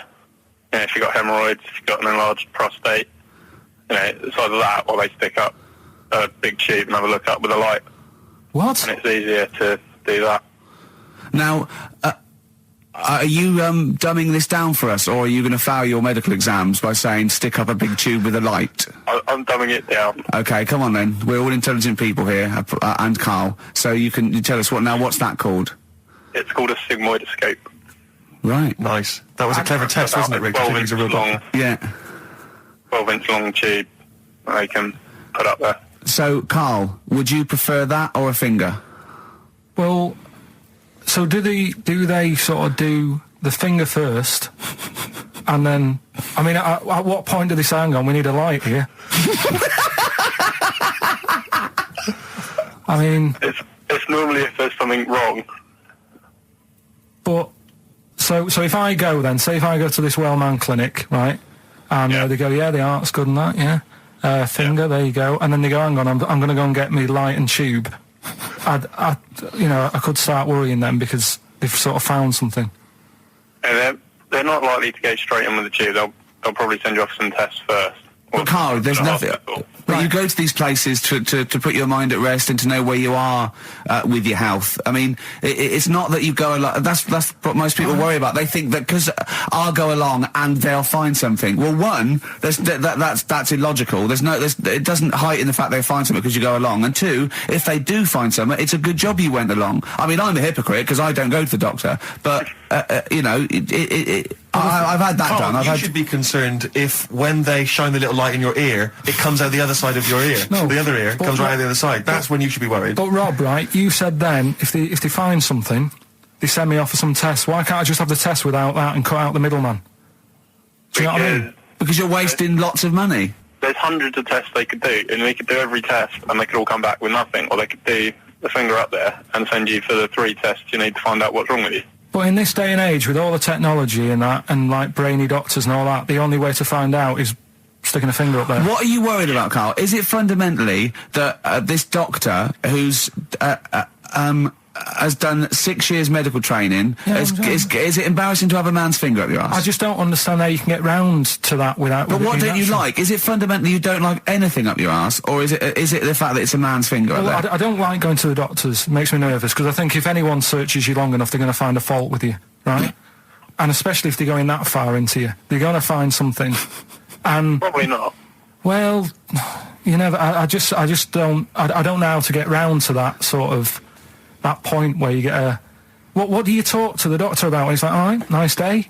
Strap your trousers. He goes, he says, I'm gonna just, Most people just shut up and let you do it, and then breathe a sigh of relief when you say there's nothing there. Yeah. But is that at the end of the test, or is that the first thing he does? It's the last thing. So that trousers up out the door. Because he knows it ends conversation. He knows it's a bit of a faux pas. The doctor says, "Oh, I better not kick off with the finger up the arse." What I do is I'll start on with the the head, and then we're down and go. Oh, one final thing, Mr. Pilkington. So Rob, he drops his keys and he goes, "Pick them up." And as you bend over, will you be doing this, Rob? Is this what you're like open to do? You do all these. I'll have to do it at some point.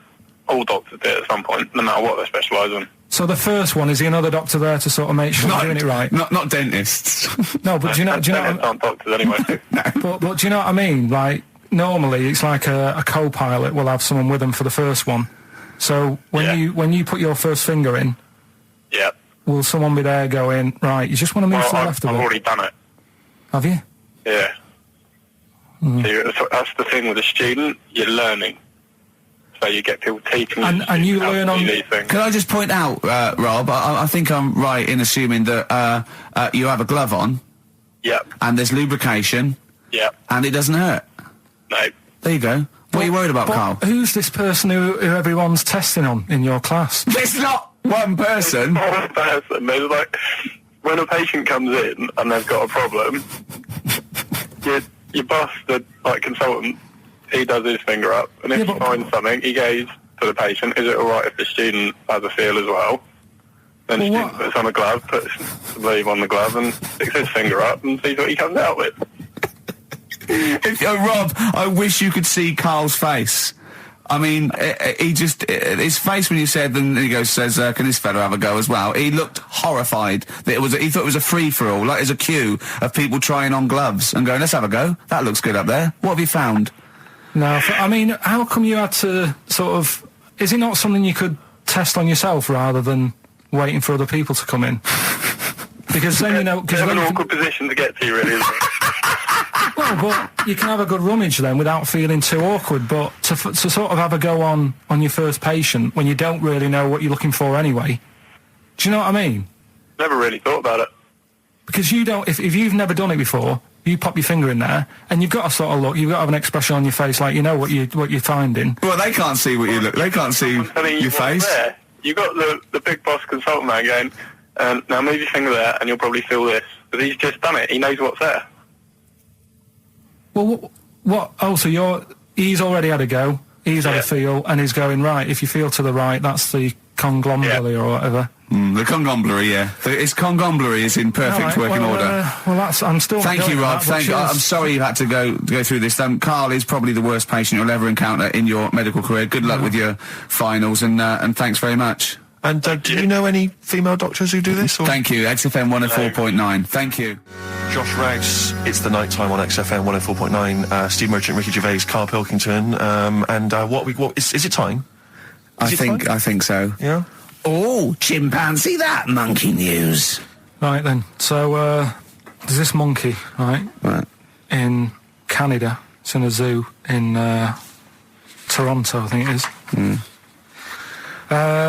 His name's Pascal, right? And what happened was all the people in the zoo sort of said, you know, what can we do? Sort of spice the day up a bit, right? Yeah. So they left... Embellishing. No way this is a news story. Let him read the news. Okay. So they left... Any dates? Just let him read the news, all right? You wouldn't interrupt Moira Stewart. There's about to. No, because she always says today, so you know it's news. She doesn't say, right, there was a monkey, right?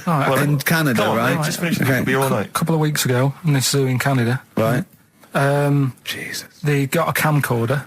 Right. And they said, let's leave it for the monkey to have a play with, right?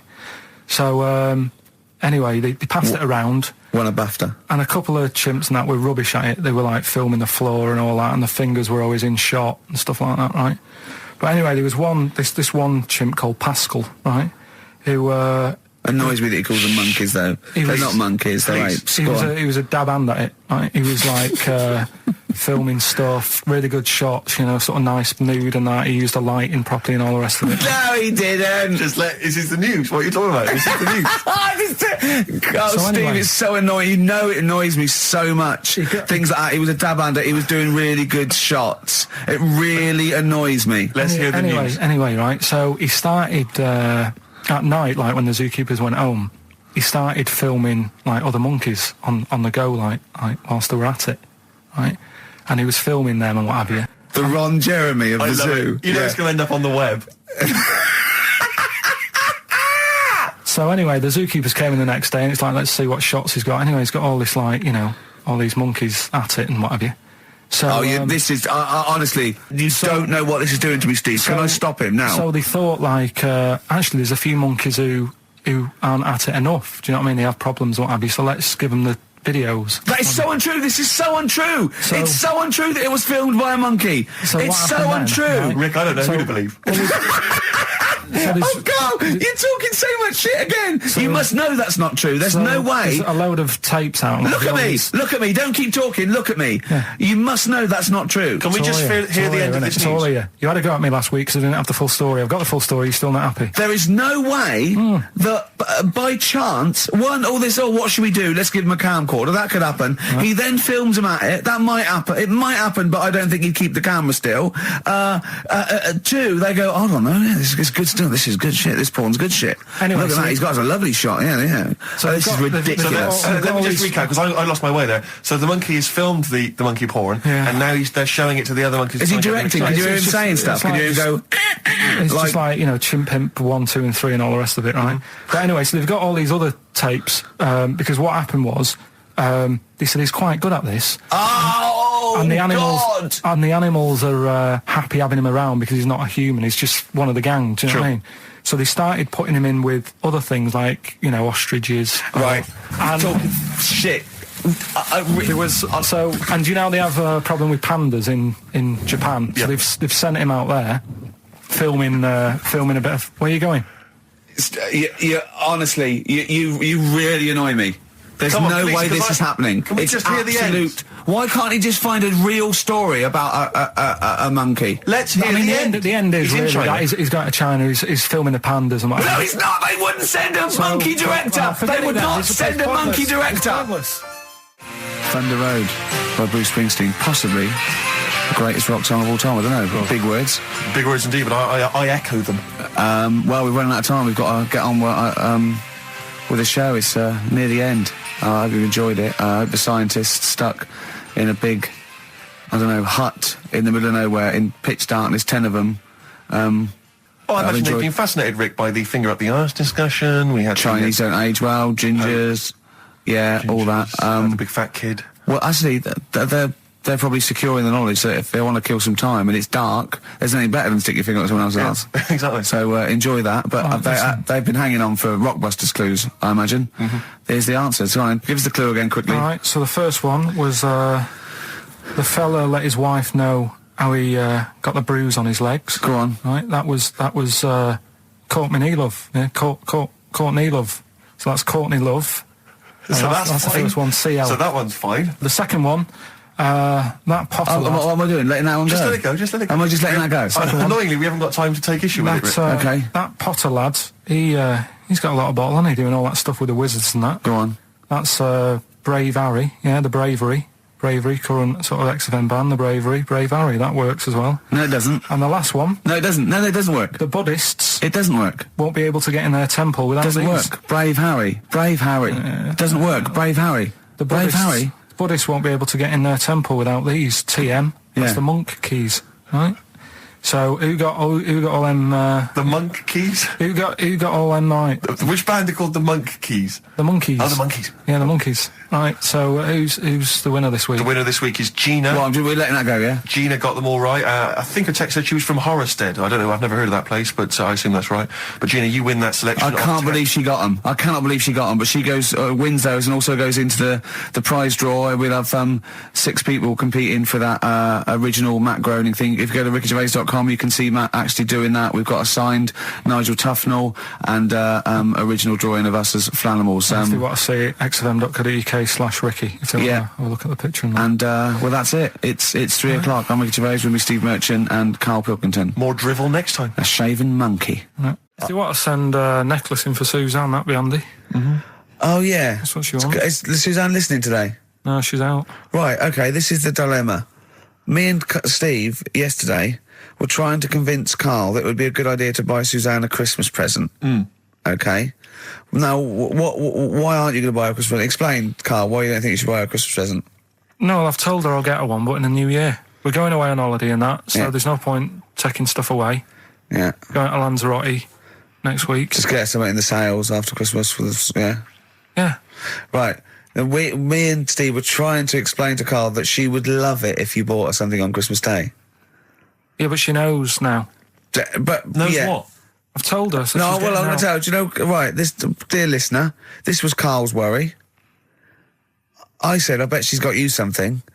And Karl was worried in case he got her something and she hadn't got him something. Yeah, he'd be livid. He didn't want to be down. He didn't want to be a present down. Yeah. Look at his face. So buy her a nice necklace. Don't spend, just spend £100, you know, just a little token. We're going away. We're taking her away on holiday. No, you're not taking her away on holiday. What, you're paying for it, are you? Yeah. Are you really? Well, half and half and that. Right. So you're paying for you to go on holiday? That's good of you. So the gift is your company, really? She's done all right. She's done all right. Why do you talk like you're 60 years old? And you've been working down the mine. I don't know, she's done all right. Do you go over to her and say, Suzanne, you're bloody lucky? I mean, you've fallen on your feet. Look who you've got. What? I'm not sure she has done all right. I don't want to be critical, but... Oh, dear. So what are you going to get in the sales? What are you going to get her? Yeah, it depends. I'm thinking... I mean, I'll give her the choice. You can have Kingsley and old Bob Marley. Right, I'll let her decide there. Oh, dear. I can't wait to see you. Where are you going, Lanzarote? Yeah. Where's that? Don't know. Suzanne sorted it out. I said, Lanzarote. I said, is that Africa or is it Spain or Portugal? Just thought you don't know. I went, what do you mean don't know? I goes, well, what's the currency? I went, don't know. I said, Suzanne booked this one, did she? Yeah. I thought, where is it? Is Lanzarote African or foreign? Somewhere foreign. I was looking last night, and doesn't look that good. There was like one of the highlights of the things it says you've got to do is go and have. Apparently, they've got restaurants in caves, and that's like one of the things they say you must do. So, if that's a highlight, do you know what I mean? Right. So I'll do that. Go and see what that's like. Yeah. When you're on the beach, Karl, do you wear the very, very tight Speedos? No. Do you walk around with them? Sort of longish shorts, t-shirt on, probably with a sort of a light shirt on top of that. Right, sure. So quite wrapped up then. Covered up. Do you wear a hat? Because obviously the bald head, there's risk of sunburn. No, I just put a bit of lotion on it. Lotion on there. Yeah. Just have a bit of a wander down the beach, have a look. Yeah. See if there's any old blokes with their tackle out and a backpack. A lot to look forward to, so yeah. Well, there you go. Yeah. Well, we're looking forward to finding out how you get on. Yeah. And interested to know what she gives you on Christmas Day. More scintillating chat after this next song. All right, bit of Placebo. Yeah, love it. Special needs. Placebo, Special Needs on XFM 104.9. Email in where Lanzarote is. I don't know if it's Italy or Spain or Europe or maybe Africa. You know, these are the sort of things, these are the reasons I come into it, to at least learn something, innit, Karl? We've stopped educating Ricky, so I've stopped learning, you know. Apparently Lanzarote is one of the Canary Islands. Oh, is it? Although we've also been told it's part of Spain. Right, I don't know who to believe. I don't know who to believe either. That puts me back, because I knew it was either one of them. Yeah. I knew it. What about it? Pilot knows, doesn't he? Pilot knows where he's going. Oh, I thought so, yeah. Doesn't matter then. Right, we're playing Jayhawks. Let's play it. Yeah. Love it. Got bored with that conversation, did you? Long and Winding Road.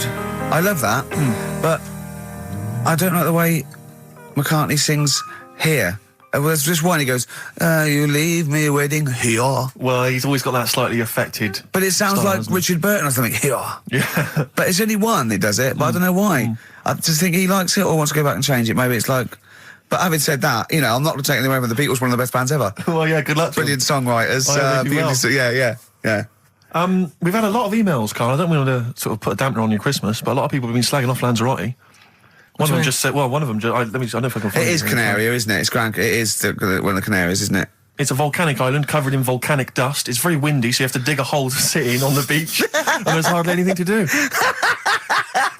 That's from Mike Godham, and he says, unless you like quad biking, well, you know, you've seen what happened to... no, don't go quad biking. Not with your little head. There's no protection at all, is there?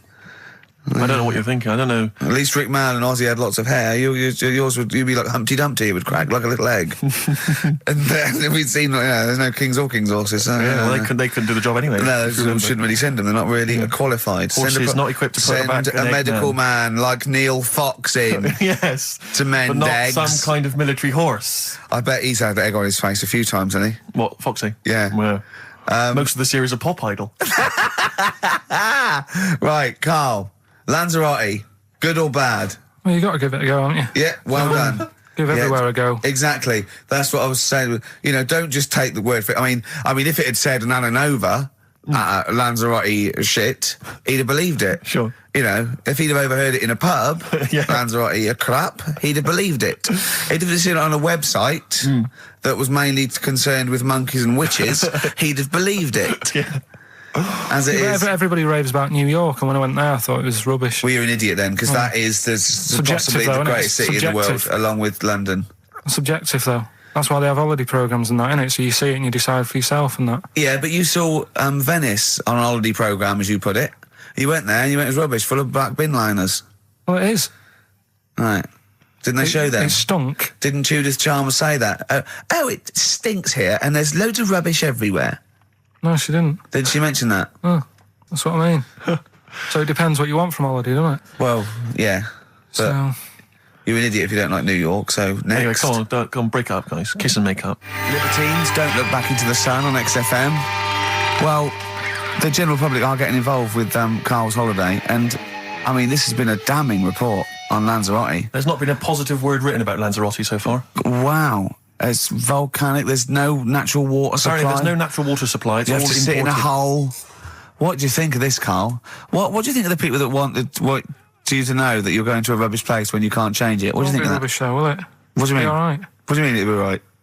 Because I'm going to go there thinking, oh, there's no water and that, and there will be water. No, they didn't say there's no water.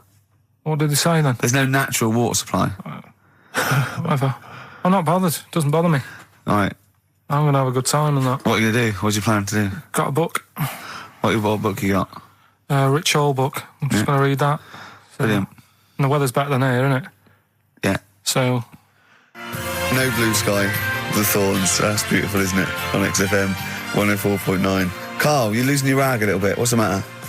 Nothing, go on. See? What's the matter? No, what's the matter with Carl? I've got something to cheer him up. Someone's emailed in, Emma's emailed in, she said that for those that know, those in the know, they referred to Lanzarote as Lanzagrotte. Brilliant. He's a bit fed up. He's got 2 CDs for Christmas from a company that's he's been with for 6 years. He's a little bit grumpy about having to answer the phones. He wouldn't go and make Steve another cup of tea immediately. Selfish. Yeah. Carl, what are you thinking? Nothing. Go on, what were you doing? Come on, Carl, you're getting paid for this. Project. Out. We'll take one of those CDs away. All right. What were we talking about? Letter to Hermione. David Bowie. Well, we've had the most convincing answer that it's about 290,000 actual words, but possibly 3 million in our vocabulary, using all jargon and scientific stuff and all that. Sure. 290,000. Still a lot, isn't it? It is a lot. We know so little, don't we? Apparently the average person has about 20,000 words in their vocabulary and uses maybe 2,000 a week. Really? Yeah. Carl, obviously, slightly bringing that average down. Carl, what do you think of that?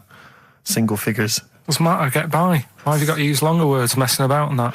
I told you that word about old, Dipper Ian or something. Just say old. That's a bit old, isn't it? That's a bit anti-Ian and that. What's the point? Yeah. Get to the point. Sure. Busy.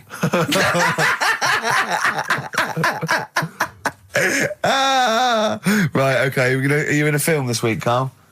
We're doing that now? Yeah, go on. Get it over with. Hang on a minute then. Get it over with. Let's get this show over with. We can go home. You can go off to Lanzarote and sit on some ash. Some charcoal. He's not happy about that. That's annoyed him. The listeners have all ganged up on him. Yeah. XFM giving him 2 CDs. We've had more calls for his resignation this week than ever before. What do you think of that, Carl? What do you mean? There's another reason. Do you know what I mean, though? Because he's grumpy. He's not just giving it. He goes, well, I can't help it, can I? I don't want it. You're being paid well to do a job. People have tuned in to be entertained, to have good songs. Me and Steve are working here. I'm pressing the buttons. I'm paid to press the buttons. That's what I'm doing. Has every CD started on time? Then why would they give you Monday off if you just paid to press the buttons? Don't get every other Monday off, do I? So have you stopped doing that now, have you? Well, yeah. Why? Because there's work to do in that. I'm not moaning about it. Let's get on with it. Comfort and Sound by Feeder on XFM 104.9. I'm Ricky Gervais. With me, Stephen Merchant. Hello there. But no Karl Pilkington. No Karl. He's in Lanzarote. Lanzarote, But as we we have speak. got a very, very special stand-in. It's Camfield. Carry on from British Sea Power on XFM 104.9. Not bad at all. Now, listen, we should just point out to people that Carl's away. And we always slag him off because he provides very little. But, and he's an idiot. Well, exactly, to be fair. But he's obviously off in Lanzarote, and he's forgotten to tell us what the password is for our email, Rick. Idiot. So we can't get into the email. So we're going to have to use Ian's email instead. ian.camfield@xfm.co.uk if you want to get in touch. You're never going to have so many emails, Ian. Really? Yeah, Is that right? you're going to be looking at them all week. It's going to be brilliant for you. You're going to feel really popular. You know what? He described Carl as a bald little mank twat. Nice. Carl was going, brilliant. Is that allowed? Is that all right? Yeah. Bless him. Bald little mank twat is back on the 3rd, isn't he? Well, if there's one thing that magazine's Well, good was at, he it's suggesting you accuracy. can't be regionalist? What? Was he suggesting you can't be regionalist? Was that allowed? No, I just think it's a familiarity of, it's just because we call him a bald little mank twat, that a national magazine can say that. Oh, bless his little round head. Wonder what he's doing now. He's sitting in the ash, reading his, reading his Rich Hall book. Yeah, he spent a week when he went to, where was it, St. Lucia? He spent a week, right, throwing sand at crabs. Yeah. I don't think they've even got crabs, have they, over there? No, I don't know what he's going to do. What is he going to do? Suzanne, what is she going to do? He's going to be whinging. But it's sort of like, Carl must be like, you must like sit him in front of a video while you go and make the dinner or something. Yeah. It must be a nightmare taking a pet. Has she got a little harness for him? To be fair though, Rick, I mean, I can't imagine you're much better on holiday. I've always wondered what that must be like. Because you always need an audience. You've always got to have someone around that you can perform for, drop your trousers for. Annoy, just generally sing and dance about. And Jane's seen it all. She's bored of you. So what, do you just do this to other people on the beach? Holiday makers, it is me. You can't believe you're like Ricky Gervais. What, do you want me to do the dance? Do you want me to annoy you? Yeah, exactly. I can annoy you for 5 minutes. Yeah. Then I'll get bored myself. I'll tell you what, I want some ads, and after that, the fairy tale in New York. Oh. Well, have a lovely Christmas. Have a bloody great Christmas, mate. Have a bloody great Christmas. It's the best of next week. Yep. The best of the last few weeks with some tat, you know. Carl's put together. We're back in January. We're playing some of our favourite songs of the year. I'm looking forward to seeing Pilker's tan and pictures from his holiday. Covered in ash from the beach. Yeah. And we're back on the 3rd. I believe. But Ian, do you want to introduce one? This is Ian's choice for today. Yeah. We'll see you next week in spirit, and then we're back on the 3rd with Pilkers. Over to you, Kampf. Enough of Jonah Louis. This is Paul Di'Anno, ex of Iron Maiden, doing Santa Claus is Coming to Town. Kings of Leon, California Waiting. Steve, the public have been waiting for us to return. Well, that's true enough. All right? Yeah. They had the best of last week. Was a joy. They had Camfield and us without Carl the week before. But it's been a while since we've all been together. I'm Ricky Gervais, with me is Steve Merchant, and over there, with his little sunburnedy, baldy head, little Karl Pilkington. All right? Yeah. That wasn't Steve slapping me head then, by the way. No, that was just him clapping, like Steve Wright in the afternoon. It's a great show. Because it is a good show. Yeah. He's so pleased that we're a posse. Yeah. And we're all back together. 3 holidays Carl's had last year. Yeah. I'd love to have 3 holidays. You've got to start putting the work in there. 2 holidays then. No, you had 3 holidays. You went away with Suzanne and her parents. Yeah, well, that doesn't count. It does count. If you book 2 weeks off the firm, you go away and you go, how was your holiday? Go, well, it didn't really count. It wasn't a really good holiday. Can I have them days back, please? My New Year's resolution is to be nicer to you, but well talk done, sense. You've already broken that. No, but talk sense. Talk sense. You've had 3 holidays this year. And I'm just saying, you're in your 30s now, and 30s is when you should be really putting the work in. That's true enough. To reap the benefits in your 40s, 50s, 60s, 70s, 80s, 90s, and 100. Carl, what's your New Year resolution? What about think before you speak? It's worth. See, I'm allowed to laugh. I'm allowed to laugh at things other people say, Carl. That one, that is a good suggestion. How was your holiday, Carl? It was all right.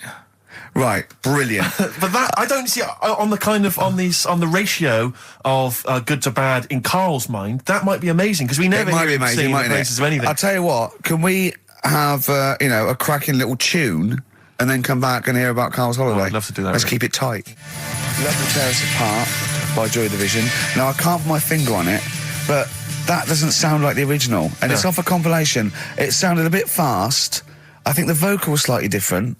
If anyone can, put me out of misery, I think it might be in a session of the time or something. Carl, is it a New Year resolution for you? Another one. Maybe when we ask you to get a song, get the original single version. I could be and wrong, not some but obscure session. Yeah, it does seem different, doesn't it? Very odd. Yeah. Maybe we just remember it wrongly. But anyway, that's XFM for you. 104.9. I'm Ricky Gervais with me, Steve Merchant. Karl Pilkington. Carl, you went to Lanzarote. Yeah. People said don't go to Lanzarote. They told you it was Lanzarote. They told you, were they right or wrong? They were right, yeah. Really? Yeah, it's a bit ropey, yeah. Is it? Why? Just, out there. If it wasn't for the volcano they had, it'd been knackered. That's their big draw, is it? That's it, basically. That's all they've got going for them. When you landed, was it really hot? Were you quite excited? You were thinking this is okay? It was warm. It's we can't complain about the weather. The weather was all right. Sure. You know what I mean? That's what I went for, but it'd be nice if there just was something else. Yeah. What did you do all day then? Did you read your ritual book? No, I didn't read that. I read that book. Do you know the book that I bought and all the chapters were messed up? Oh, yeah. I bought a better version of that. All right. And I read that. Excellent. And then... Did it make more sense in order? Yeah, a lot easier to follow. Yeah. And then we went and had a look at the volcanoes and that. They've got 36 of them to look at. How many did you look at before you realised that pretty much, you've seen one volcano, you've seen them all? Probably about 6 or 7. Really? Yeah. And then when you got to the 8th, you thought, now I know what this is going to be, Suzanne. This is going to be like a mountain with a hole in the top. Yeah. Really? But it happened years ago as well. It's like, just keep a couple, fill the rest in, tidy it up. Fill the rest in? Yeah, no, Well, getting some builders. No, seriously though. Okay, 4 million tons of concrete, please. They're an absolute death trap. Yeah, what do you mean fill them in? Do you know what a volcano is? It's just a hole, isn't it? That's happened. Well, it's more than the hole. It's more a portal to the magma in the centre of the earth. Back in 1730 it happened, and they still haven't sorted it out. Well, when you say it happened, volcanoes were made a lot longer ago than 1730. No, but the one that did Lanzarote in. Right. Sort it out. What would you suggest? How can they fill it in? It's joined. It's all joined. No, but what I'm saying is... the big plates of the earth are all joined. All the magma's joined. With the trade centre thing, that happened. They cleaned it up, sorted it out, they've moved on. That's what I'm saying. Whereas Lanzarote have just gone, leave it. It happened back in 1730. You misunderstand me. How, in the name of God, can you fill in a volcano? You ignorant twit. No, but it's not just the holes. They've actually left the lava everywhere. That's what I mean. It's not just the big holes. There's lava everywhere. But it's molten rock. They can't just pick it up like they're like a carpet. Put it in the holes. The holes are there ready. Just push it all in. That's what I'm saying. What exactly is there then? Is it just a kind of moon-like kind of surround with just kind of dust and rock. That's exactly what you see. I was there when the Mars thing went wrong. I would have just sent a camera crew there, filmed a bit of that, right, and say, here we are, this is it. Ignore the little coffee shop in the background. Right? This is Mars, because that's where it's like just loads of dust. Holes everywhere. Tidy it up. Little round-headed aliens complaining. Whinging. Just like Mars. Yeah. So is there what's the best bit about the holiday? Come on, pretend you're Judith Chalmers. I have been doing. I would have done all. I would have said that. Don't bother. Right. I mean, the hotel was good. Yeah. That was all right. What was that like? It's all right. Just, clean. That's all you want, isn't it? See, that's not quite what Judith Chalmers does. She doesn't go, what's the hotel like? All right, yeah, clean, innit? All right. What was it like? What was it? 3-star, 4-star? Did it have a swimming pool? What was the room like? Yeah, had a swimming pool and that. Yeah. Yeah, it's good. I think it was one of the better ones on the island. Okay. Nightlife? Wasn't really in it. There was a bar, there was some bands playing. Yeah. Not very good. Food got a bit boring. Yeah.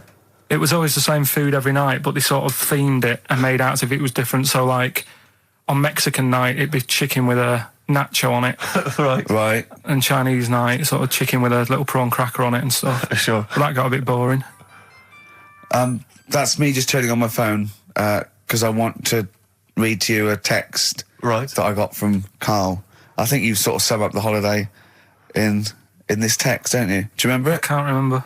Let's have a look. Let's have a little look. Instantly, what did Suzanne, your girlfriend, make of it? Similar view to you, that they should fill in the holes? Yeah, it's just that thing, you see, I went on a coach trip, right? And you go and see the volcanoes. Like I say, there's 36 of them. Yeah. Which, how many do you need? And when we're on the coach going round all these volcanoes, the fella on the front's going and look out your left window at the moment, and there's a volcano. And if you quickly look out at the right-hand side there's another one. Right. And on the left, he's just like, all right, we've seen it. Sure. Do you know what I mean? Yeah. And that trip, we'll talk about that trip in a bit. Right, this is the text I got from Karl, right? All right. Been up to a volcano. Been in some dead artist's house who built his house in the lava. They said they would show me science with volcanoes, but all they did was chuck some water in a hole and it shot up in the air. No dwarves in the canteen, no scousers here, but there is a Swede woman with a big head. She looks effing gormless with a cap on. All right? So a little reference there to... A Swede woman? What's that mean? Do you mean Swedish? Yeah. Or she looked like a vegetable? No, a Swedish woman. But they've all got sort of quite big bill, aren't they? And I sent him a text. Oh, well, it's just good to be on holiday because, I'm working. He sent back, so am I. Just been watching Sky News. There is a school for monkeys who want to get a band together. Is that monkey news for later?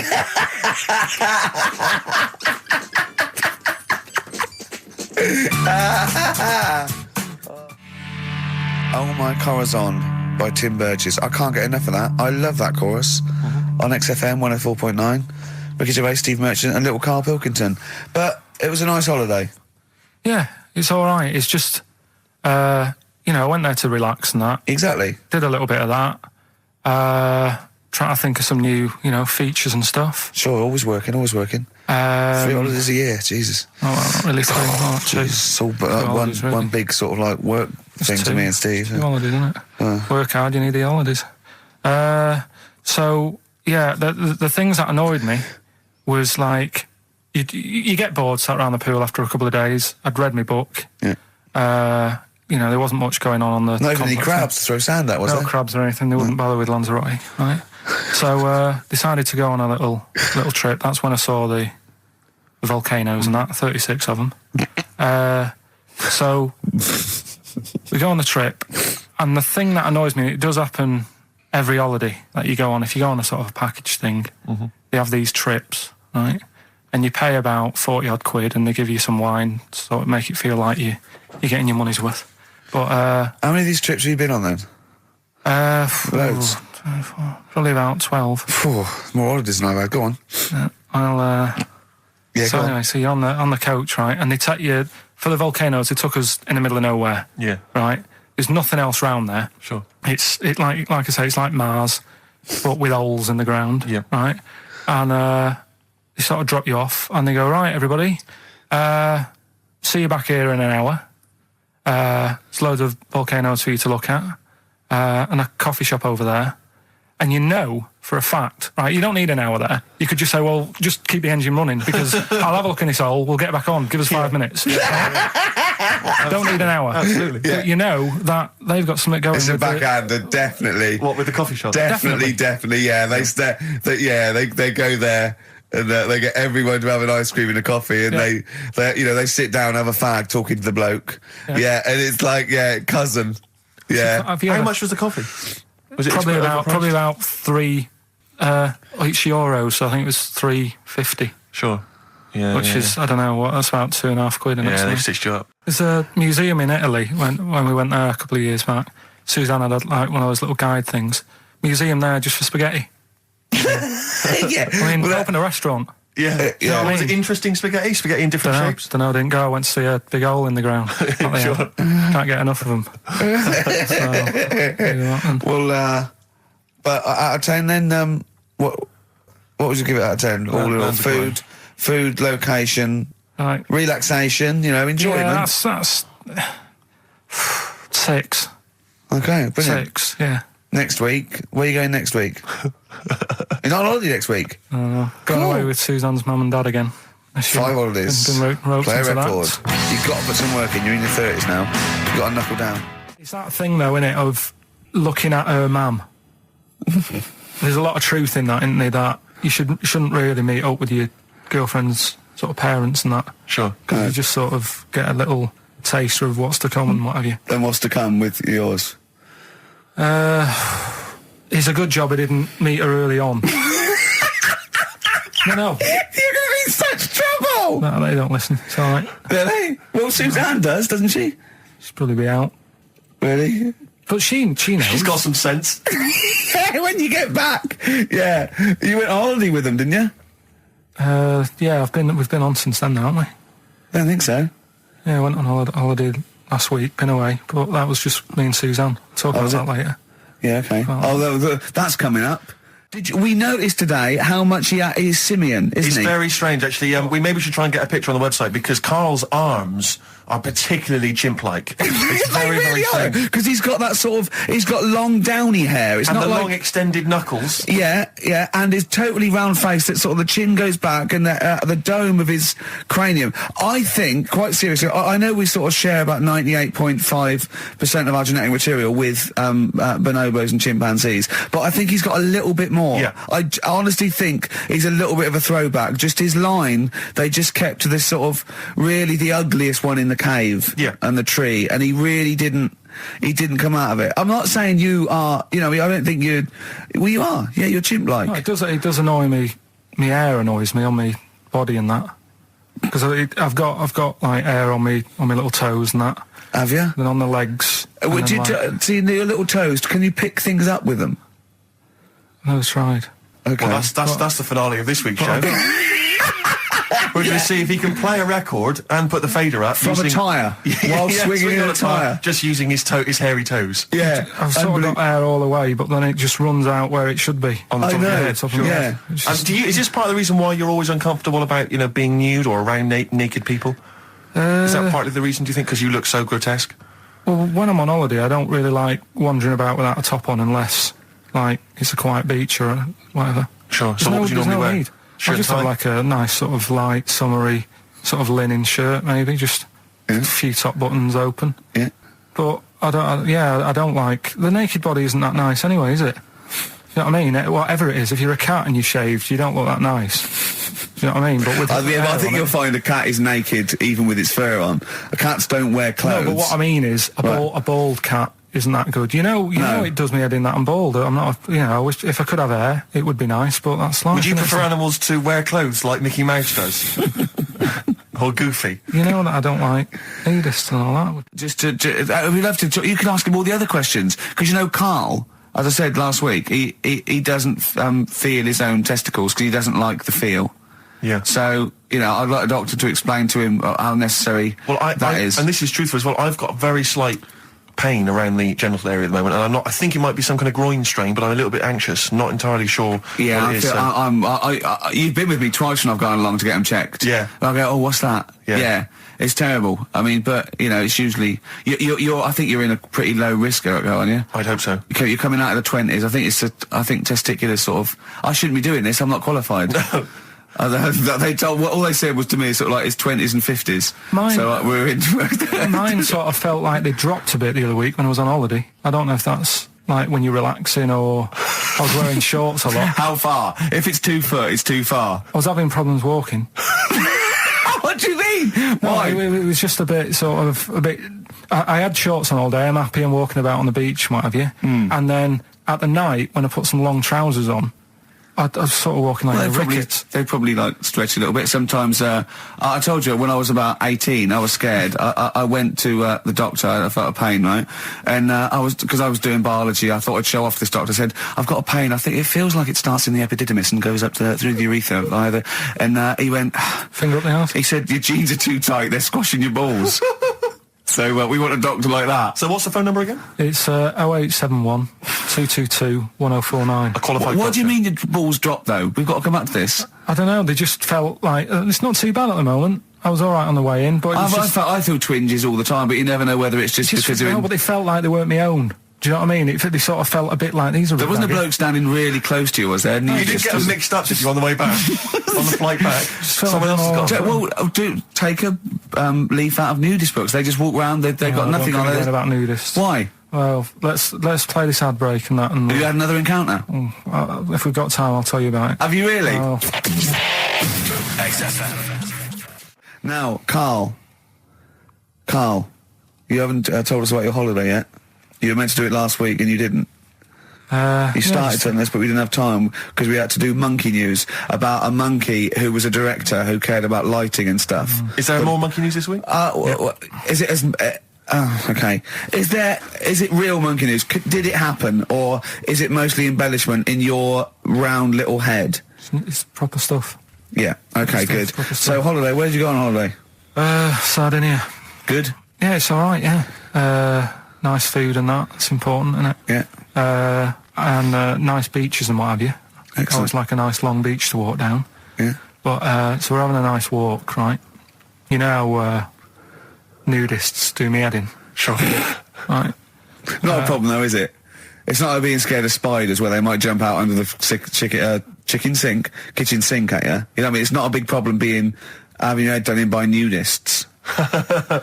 Yeah, but it just annoys me. It sort of ruins the day a little bit because it makes me feel uncomfortable. Right. Take your clothes off if you feel uncomfortable. It's much more relaxing. Yeah, but well, anyway, right. So I'm walking along the beach, right? Lovely long beach, might be you know, watching the sea, picking up shells and that. And what are you wearing? What's your natural beach club? When he says picking up shells, I imagine he's on all fours going, like that. You know what I mean? Looking at things, just like washing his nuts in the sea to get them tasty. Yeah, going into the sea and then kind of shaking himself, and all the water flows off. Yeah. I've just got flip flops on, pair of shorts, and like a little light shirt. Sure. Mm. So anyway, walking along, and Suzanne goes, "Oh look," right? And there's this woman, German, I think, coming out of the... How can you tell she was German? Underarm hair? I'll get to it. Forget the underarm hair. She came out, it looked like she was smuggling seaweed. I'm gonna burst! I'm going to burst! Oh, God! And the funny thing is, right, she... Smuggling seaweed! Oh, God! She was a bit hairy down there, was she? Mental. I felt bad because I hadn't had a shave for 2 days, right? Looked at her, it was ridiculous. She might as well have kept her trunks on. It was just like she was wearing furry trunks, right? So anyway, so I'm walking along. So... yeah, go on then. So Suzanne's like, "Oh, look," and I'm like, "Oh, not again," you know, because every time we go away, there always seems to be one of these. Is she by herself, this woman? Well, the weird thing was, she was with her husband, right? Yeah. But he had shorts on. He was happy, right? But every time, like, because I walked past her and he sort of ran off because he's embarrassed. Do you know what I mean? There's nothing normal about it. What can he do? He can't go, all right, mate? Because he knows it's odd, right? How old was he? Sorry, how old was she? It's hard to tell when someone hasn't got clothes on. Do you know what I mean? They always look older, don't they, when they haven't got clothes on anyway. But I'd say she was about 40, 41. Okay, right. So I walked past, and the annoying thing is, she got there on a bike, right? No clothes on, little pair of boots next to the bike. So if you can wear boots, just pop some shorts on. You know what I mean? That takes more effort for me, putting boots on. But put the shorts on, right? So anyway, so the husband kept running off. I walked past, and I'm getting annoyed because I'm saying, well, we've got to walk past them again on the way back. I like the fact that they're scuttling away when Carl walks past. Like when you lift up a bit of sort of iron sheeting in the woods and loads of mice run away. Yeah. It's like whenever Carl goes, that nudists run away. Yeah. Oh, right, okay. So we sort of come walking back and what have you, and you know, I have another look and what have you, and he runs off again. Why are you another look if it offends you so much? Oh, you might as well just have a look. You know what I mean? If she's putting it on show and what have you. But the interesting thing was, I just wondered whether the husband... If the husband were new, you'd looked at his tackle. Because remember, when you went to see those two strippers and it was a woman and man and they whipped their shorts off, you said you looked at his tackle first. I think any bloke would. Wow. You would. You just check it out. It's natural, isn't it? You just go, oh, right. So it is normal or whatever. Because you don't know if... do you know what I mean? You don't know if what you've got's right until you see someone else's. God, do you know what I mean? Yeah. But anyway, so, but he got us talking, because I was, then, as soon as I saw her, sort of, day's been ruined a bit, so I'm walking up the beach. It's been ruined! Walking up the beach with Suzanne going, how does it happen? Do you know what I mean? Why do people do this? What fun are they getting out of it and what have you? And, I just was thinking, is there any chance that fella, right, didn't even know that she was a nudist until they went away? Do you know what I mean? Because I said to Suzanne, say if I met Suzanne, it's like we're getting on, yeah, everything's fine. Yeah. And then you go off on holiday and you go, you haven't got much luggage. And she's like, no, it's fine, this is plenty. And I'm thinking, that's weird. And then we go down the beach and she whips her knickers off. I'd be annoyed, but there's nothing I could do. Do you know what I mean? Sure. So I'm just wondering whether that's what happened to this fella. Every time someone came walking up, he was like, oh, God, this is embarrassing. And he kept nipping off. Yeah. Finding something else to do. Look at some shells. So I'm wondering, Rick, if at some point, maybe today or in future shows, we should get a nudist, one of those official nudist spokespeople, because all these nudist organisations, get them on the phone, justify themselves to Carl, because, in his mind, they are, what would you say, weirdos, freaks? I don't quite get it. I was reading something in one of the supplements last weekend, and some journalist went round to some, whatever you call it, some resort or whatever for nudes and that. And it's Were just... they playing volleyball? Well, the annoying thing was, bowls. Why is that annoying? Well, don't play a sport where you got to bend over.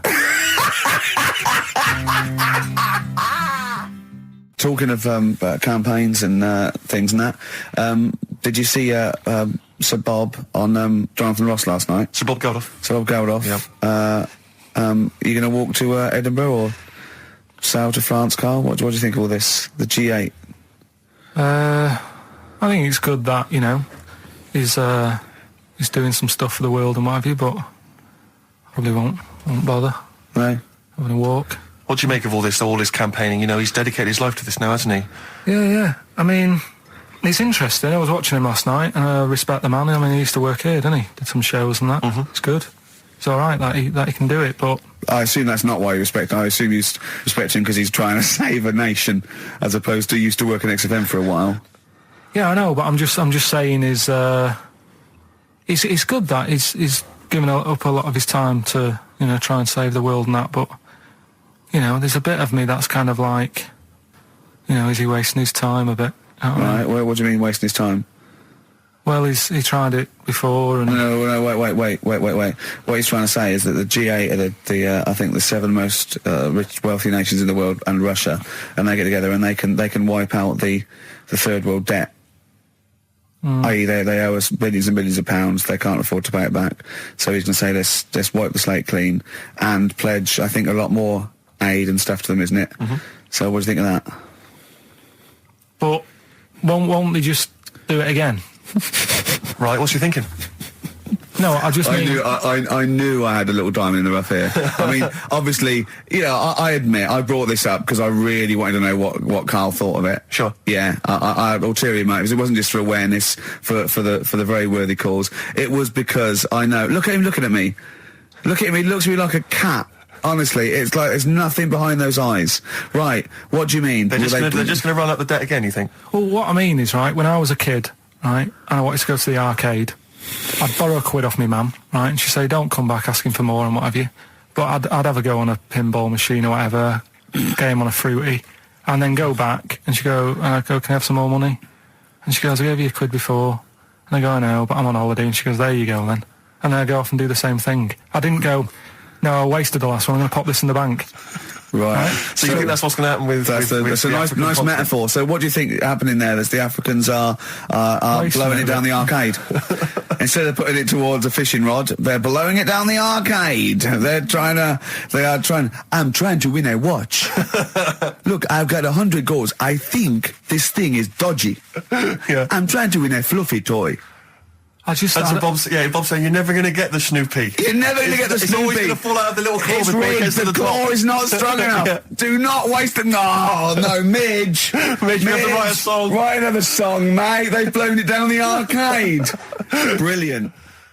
Pushing the Senses by Feeder on XFM. Ricky Gervais, Steve Merchant, Karl Pilkington. All right. How you doing, Karl? I'm all right, yeah. Another holiday? Well, it wasn't holiday. Well, it was. You had 5 days off work. Why isn't it holiday? You had 5 days not working for a living. You know how many days holiday gets a year now? 29. Oh, that's more than teachers, isn't it? It makes me sick. Well, I know the kind of hours you work, Rick. It's mad. I mean, if you're not in work by midday, you're furious. No, but I mean, I'm always... 29's normal for the normal working person. Yeah, but, And anyway, it wasn't a proper holiday. I went to see my mum and dad. It's nice to see them and everything, but it's not holiday, is it? Why? It's not going away. It's not getting on a plane, is it? Going away. Oh, is that definitely a holiday? What happened before 1950? I don't know. People used to go... Yeah, exactly. People used to go to Blackpool or Brighton. That was holiday. Yeah, but I didn't Where did you go? Went to Wales. There you go. Lovely holiday. Lovely holiday. Have a holiday in Wales. That's what they say, innit? Come to Wales and have a holiday.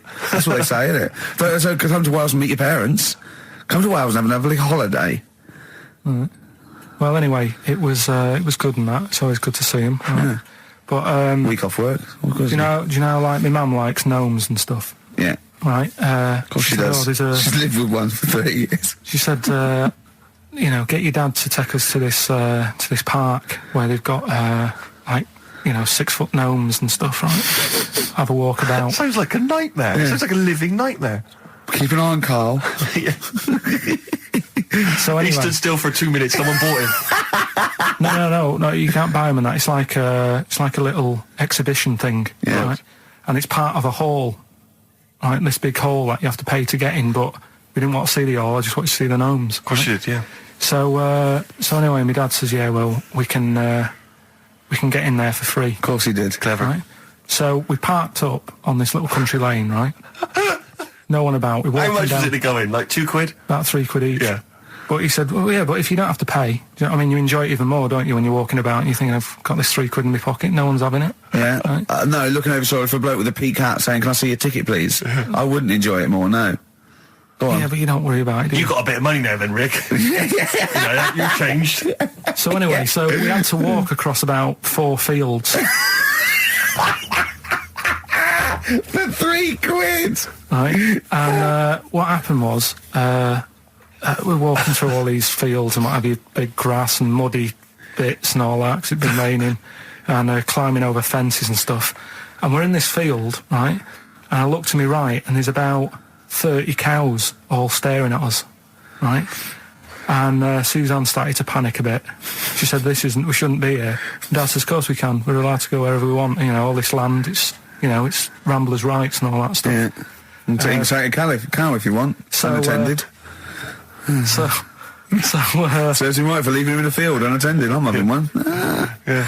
And keep us fed for a week. Anyway, these cows start surrounding us. surrounding us. Oh, brilliant. Oh, no. Face off. And Suzanne's panicking, going, this isn't right. We're not going to make it to the fence in time. They're moving faster than us, and he started sort of running a bit. Wow. And it's like some kind of bovine West Side Story. A gang of cows coming at you. Don't worry about it and stuff. But my dad had to sort of stand there and like wave a stick at him. Of course. And we got away, but Suzanne was like having a bit of a sweat on. Got away. Saying, we could have got killed. Sure. And my dad saying, no, it never happens. And I just wondered if it does, if there's a risk of... Yeah, it is rare, but there's been a couple of cases of being trampled by cows. They're not aggressive, they sort of run through you. Well, they're aggressive if they've got a calf. They have kids. What? You had kids with them. Kids, yeah. That's goats you're thinking of. Yeah. Maybe they were trying to sneak into the gnome thing, and they were worried that, like, if too many people did it, they thought some cows, we can just sneak in. They were trying to, no one's expecting cows. And the cows were going, walk upright like you're human. Don't walk upright. They thought you'd blow their cover. Yeah. Yeah, people have been killed by cows before. Yeah, that was like the highlight, and then... So when you arrived there, you were presumably covered in mud, looking like something that had just come from Glastonbury, staggering around this exhibition. It wasn't that bad, it was just like a woods, and it had like a funny sort of funeral, like a graveyard thing. Right. Yeah. With bodies sort of hanging out the ground and that, and we had these 6-foot gnomes. Right. And then we just set off again, walked back. But we're sure this wasn't a dream? No, it was good. But then I got back, right, Steve, and called up Ricky. I said, right, are you about? Have a chat and that. So he said, I'll just come round. It's a nice day. Have a drink and what have you. So I got round there about 6:30, right? Go up to his door, knock on his door, right? He stood there with his tackle out. Oh. Yeah, what did you make of that? What was wrong with that? What do you mean, what's wrong with that? Why were you looking at it? Why were you looking at it? I tried not to look at it. But again, you're always sort of attracted to it, aren't you? Kind of like... I've never been attracted to another man's tackle. I don't know what you mean. You can't help but have a little sly look. Especially when it's there. When you ring the bell, and I mean the one on the door, right? And that's hanging out. And does he dress to the left or the right? It was to the left, right? Yeah, it was left, yeah. Just popped it out of my shorts for him. Just popped him out of the shorts. Should have seen the state of him. Shorts on, no top, cigar. Looked like someone out of The Sopranos. It was a mess. Yeah. And then... we sat on the balcony drinking wine, didn't we? Did you pop it back in, or was it... Yeah, I popped it straight back in. I've got the laugh. Sure. I've got the laugh I wanted. Yeah. He walked in, he went, it's not that hot. Straight away, it's not that hot. Oh, brilliant. Then, was that knob news, or is there more? No, it's got more knob news. That's just a taster. Just a taster. Listen, let's play some average. Let's play some great music, and maybe we should have some early knob news. Early knob news coming up. XFM.